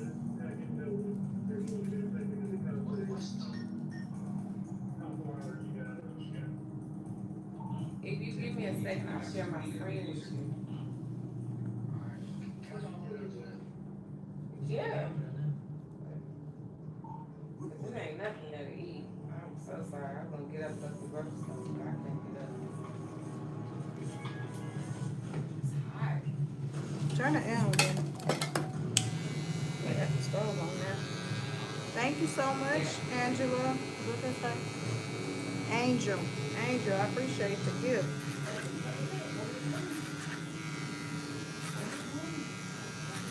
He come in his car and stuff. I'm like, y'all argue all the time. Man.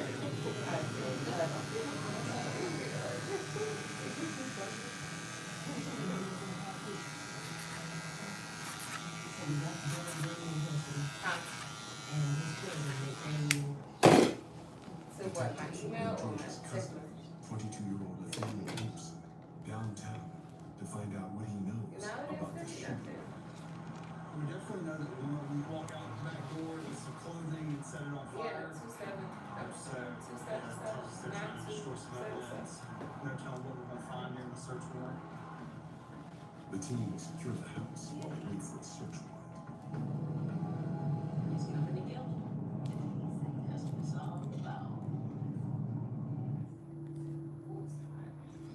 Yeah, nothing came.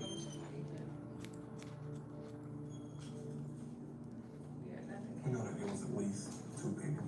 You have a person that was out in the blue vehicle. Yeah. Then you have another person that was running. So it's possible that it can be these 2 cousins. You might just gotta make them whole new account. Then Just make the stuff on your the phone. tipster texts Rogers. Say that the rifle is inside the house in the vent. Nashville He 88. says George told him where he hidden his gun.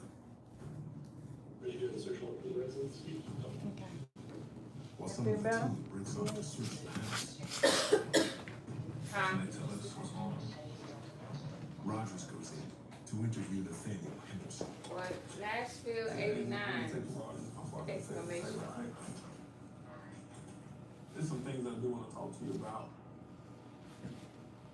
Do you know why you were here? No. I used to talk to them.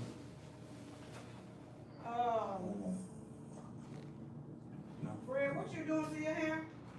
Just recurl. Okay, good. Just to tell you what it was about. It was about this. What did your family say about your new hairstyle? They like, They ain't say, Mama, why you let her do that old school hairstyle on your head? no. We started stuff. Rogers and Taylor turn to George Green. Yo, what's up, man? You've been short before, right? Yeah. I'm going next door to get a tattoo.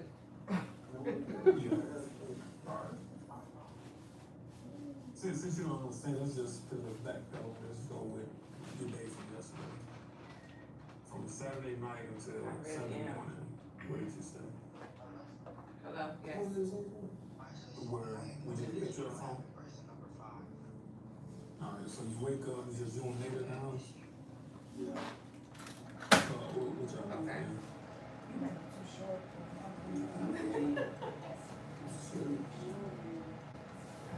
On the whole time. What happened yesterday? I just told you what happened yesterday. George claims that on the day of the murder, he and my family never left the house. Okay, all right. You see the spine laying in rocks. What number? You don't know what's going on. And you not gonna teach you no story. You need to explain yourself. You need to tell your name. What's your name? You trying shampoo you or just curl? Just curl, cause he got the. Yeah, that's how my mom is probably gonna make it pretty good.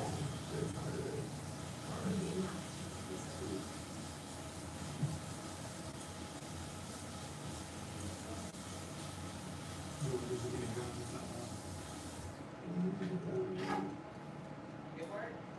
We're taking apart everything. We're in advance.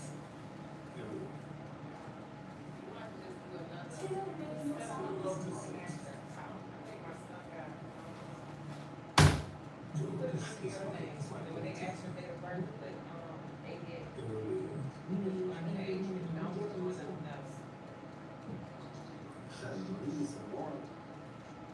For what?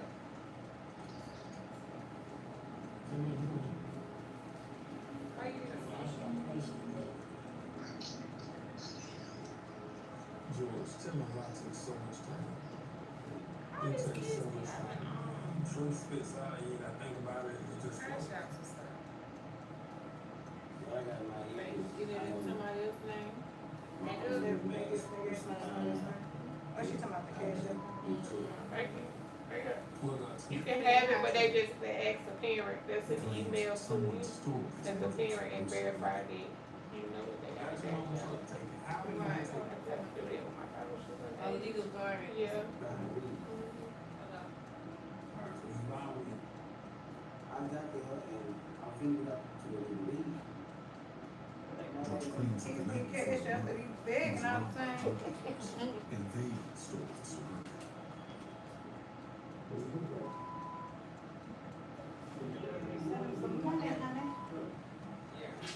Okay.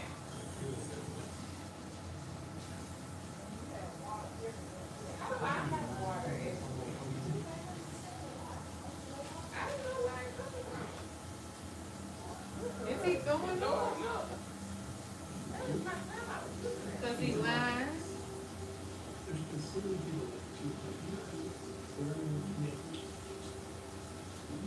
What? I think he obviously knows the seriousness of the situation he's in. He's in this focus. But I think that we're halfway there. Okay, y'all, after my last, is May coming today? I think, no, May coming tomorrow. I can't handle May today, I'm tired. I ain't got time for her foolishness. How much will Matt Van Epps cost you? He supports the plan to cut social So, security benefits. And my last highlight is sitting in the chair, and I'ma go, cause I gotta finish up, cause I'm ready to go home. If Matt Van Epps wins, Louis will go.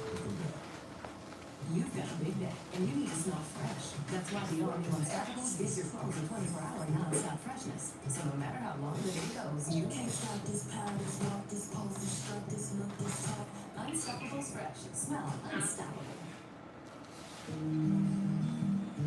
Hold on to every memory this time of year and make it another December to remember.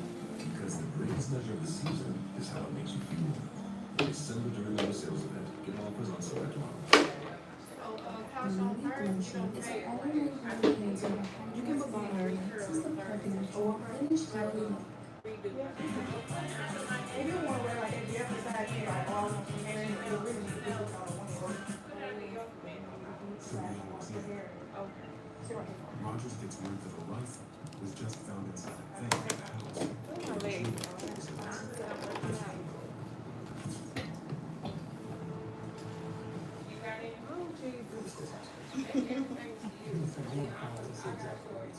credit card.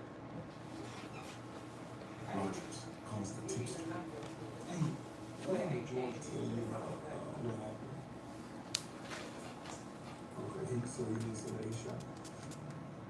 He said why? Alright. So what did neighbors say?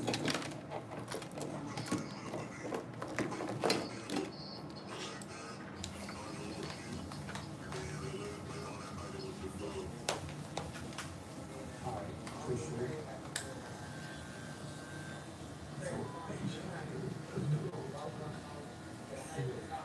So, alright, George. We left off at Sunday.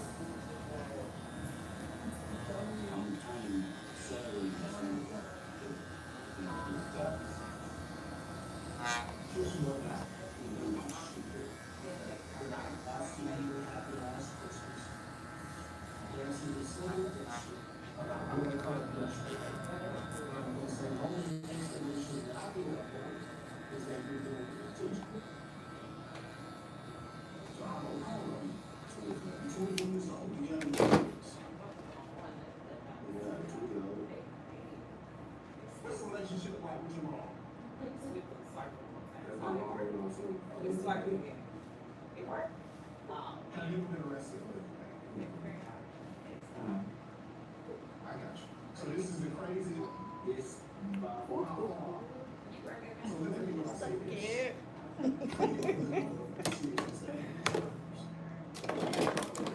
What happened yesterday?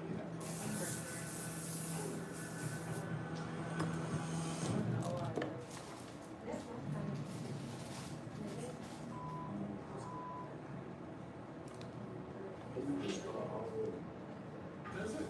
All right, we start fresh. I want to start fresh with you, all right?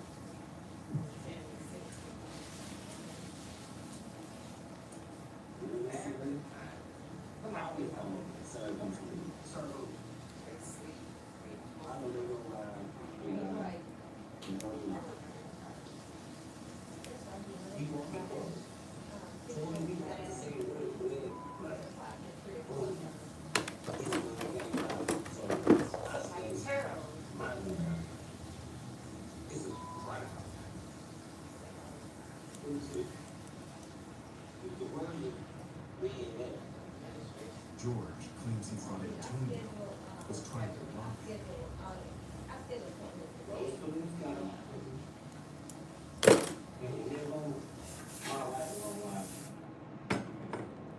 That's when I finally shot. And what happens next? I feel like you already in the door. I'm scared, you know what I'm saying? Right. And eventually you get back in. Right. Who's not in the room? So this is me. He lying. Scared? And you should be. Oh, sorry. So sorry. Y'all can't even really see the true color of her hair, and it's so pretty. It's got like a little purplish tint to it. So we just ain't gray over here.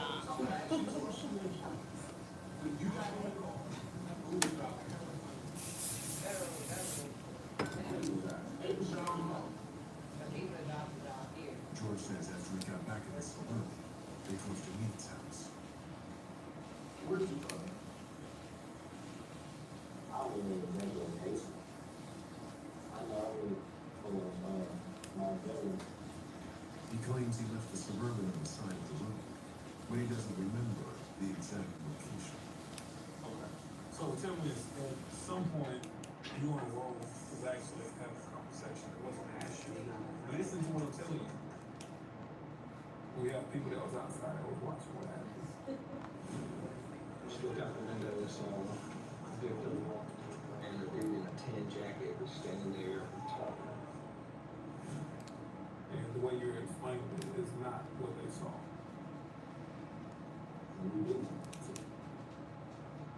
So how much money did Roro lose? He only this is coming to life. was really my graduation. I ain't never been on these things. I ain't never even got that far as you shoot at somebody. You know that?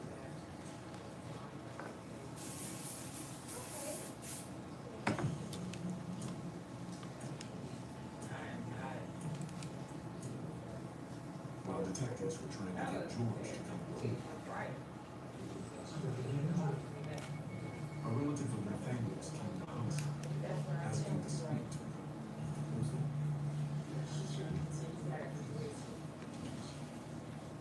She was at the house for 7 years.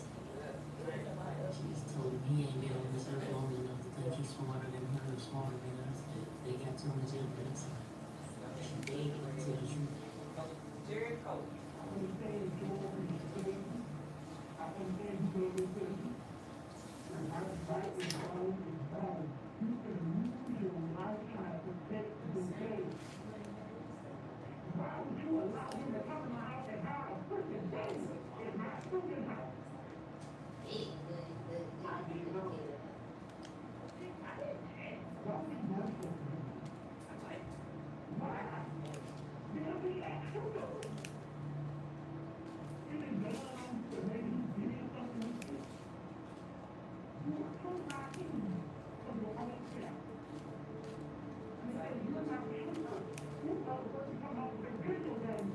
Who is that, the mom?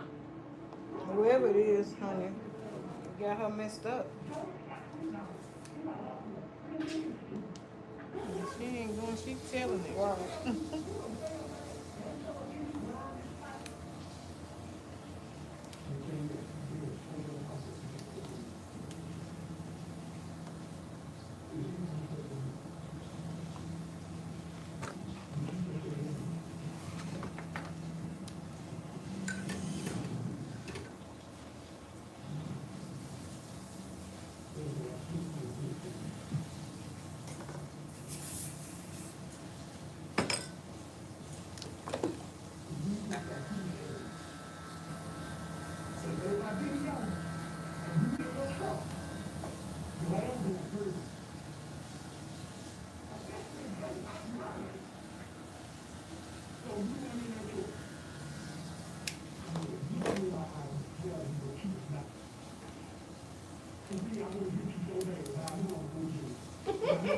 What she said, I want to hear you so bad.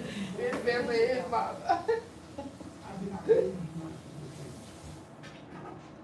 If your own family come to the police station begging you to tell the truth when you wasn't involved, and that don't make you talk to the police. It's a whole other generation right here.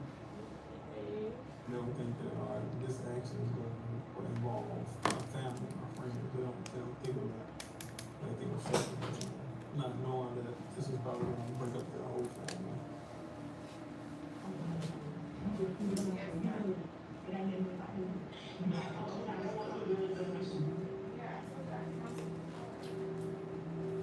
He hugged me like he knows the end. We know that Nate drove into the car.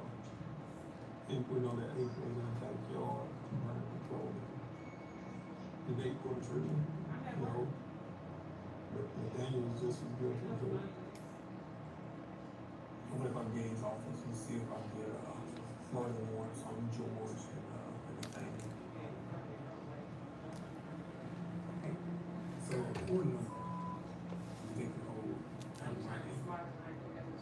believe it or not, I don't think the money was taken. $150, you know, laying on the ground. Nate is the one drove off. Okay, all right. I'm not gonna work. Murder for both. You want him back over there? Not relax. There's 20 hours left in the first 4 years. Rogers closes his case.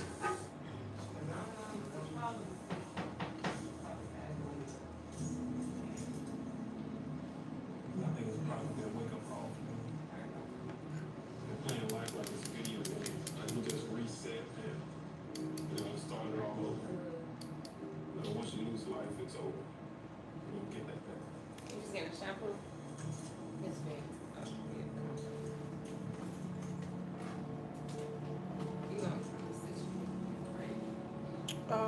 Justin, it sounds like you're unhappy with yourself because who you calling a moron? Are you burning? You okay? You okay? I'm gonna wash your and I'll get you. You just get a shampoo. Say about a moron. No, Somebody, he said something You about just my get your hair shears curled? not even cut right. Somebody moron. Rogers calls me Tony's brother. Hey, Oh, she look cute. we made an arrest on your son's case. Thank you. Yes, ma'am. Yeah.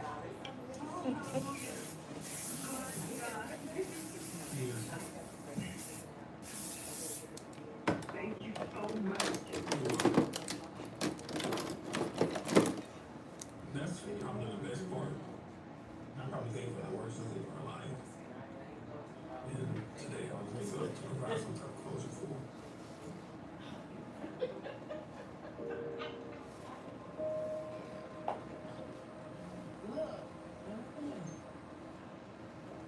That's you and that's Dada.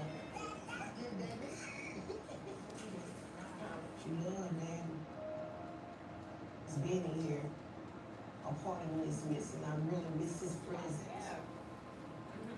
Even though he's not here, flesh, but he's in my spirit. The suspects, I forgive those things. I do. I want you to admit that you do what you did was wrong. Ask God for forgiveness. Never say, hey, Mom. But guess what I say, hey, to my son? Right there. You said he coming. On there walking up. A lot of them grown up. They look up to dope boys as they role models. So a lot of them hurt in the streets. And a lot of them think the easy way out is guns. Bang, bang. They do it, not even thinking about it. It needs to stop.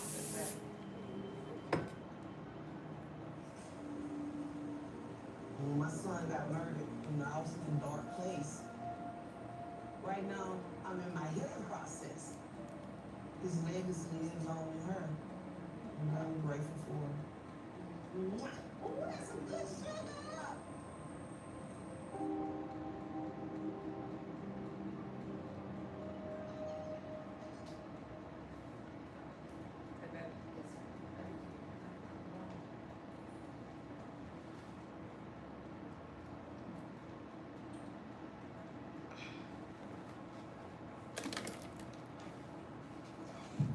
Did you kill him? What do you think? Well, Jarvis, who did tell me straight from me? Maybe my next book should be about that. Be careful. Now, Jarvis, you know like us. I hope you won't be disappointed. The truth is, if Niall did this, I need to know. Okay, honey, hold on, honey. Oh, my phone turned on. Hold on one second. Let me make sure. There's nobody in the room who better give a Oh, no, you cannot say that, phone. I'm telling you right now, for anybody that needs some extra love, Oh, Jesus. check out the Google 100 to unwrap the holidays with this year's top trending gifts.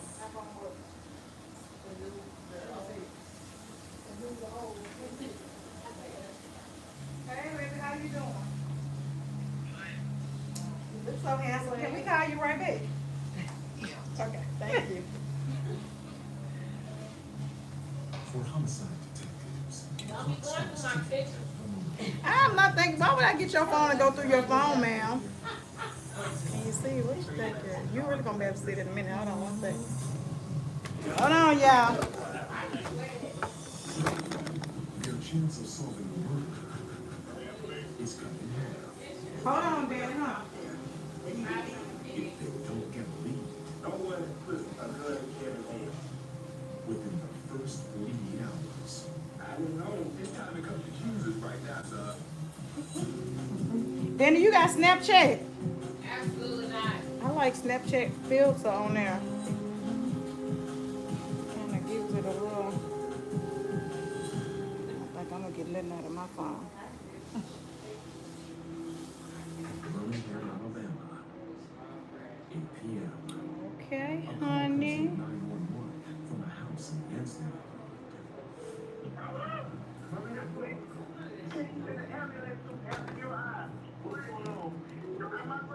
Get up, take a look.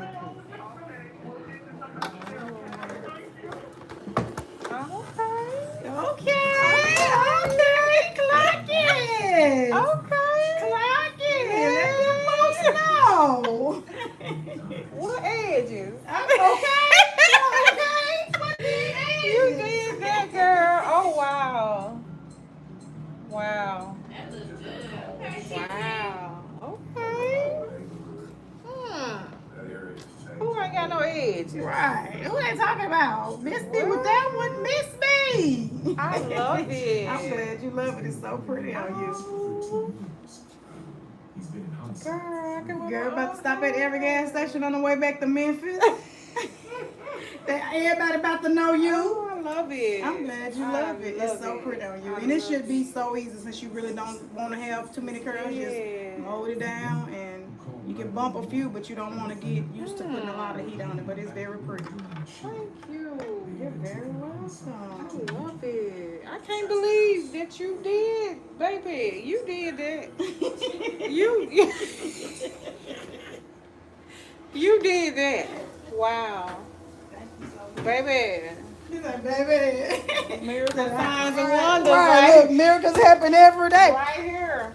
Every day. All right, y'all, I gotta go. That was our last highlight of the day. I gotta get these folks out of here. We trying to go home, honey. See y'all later.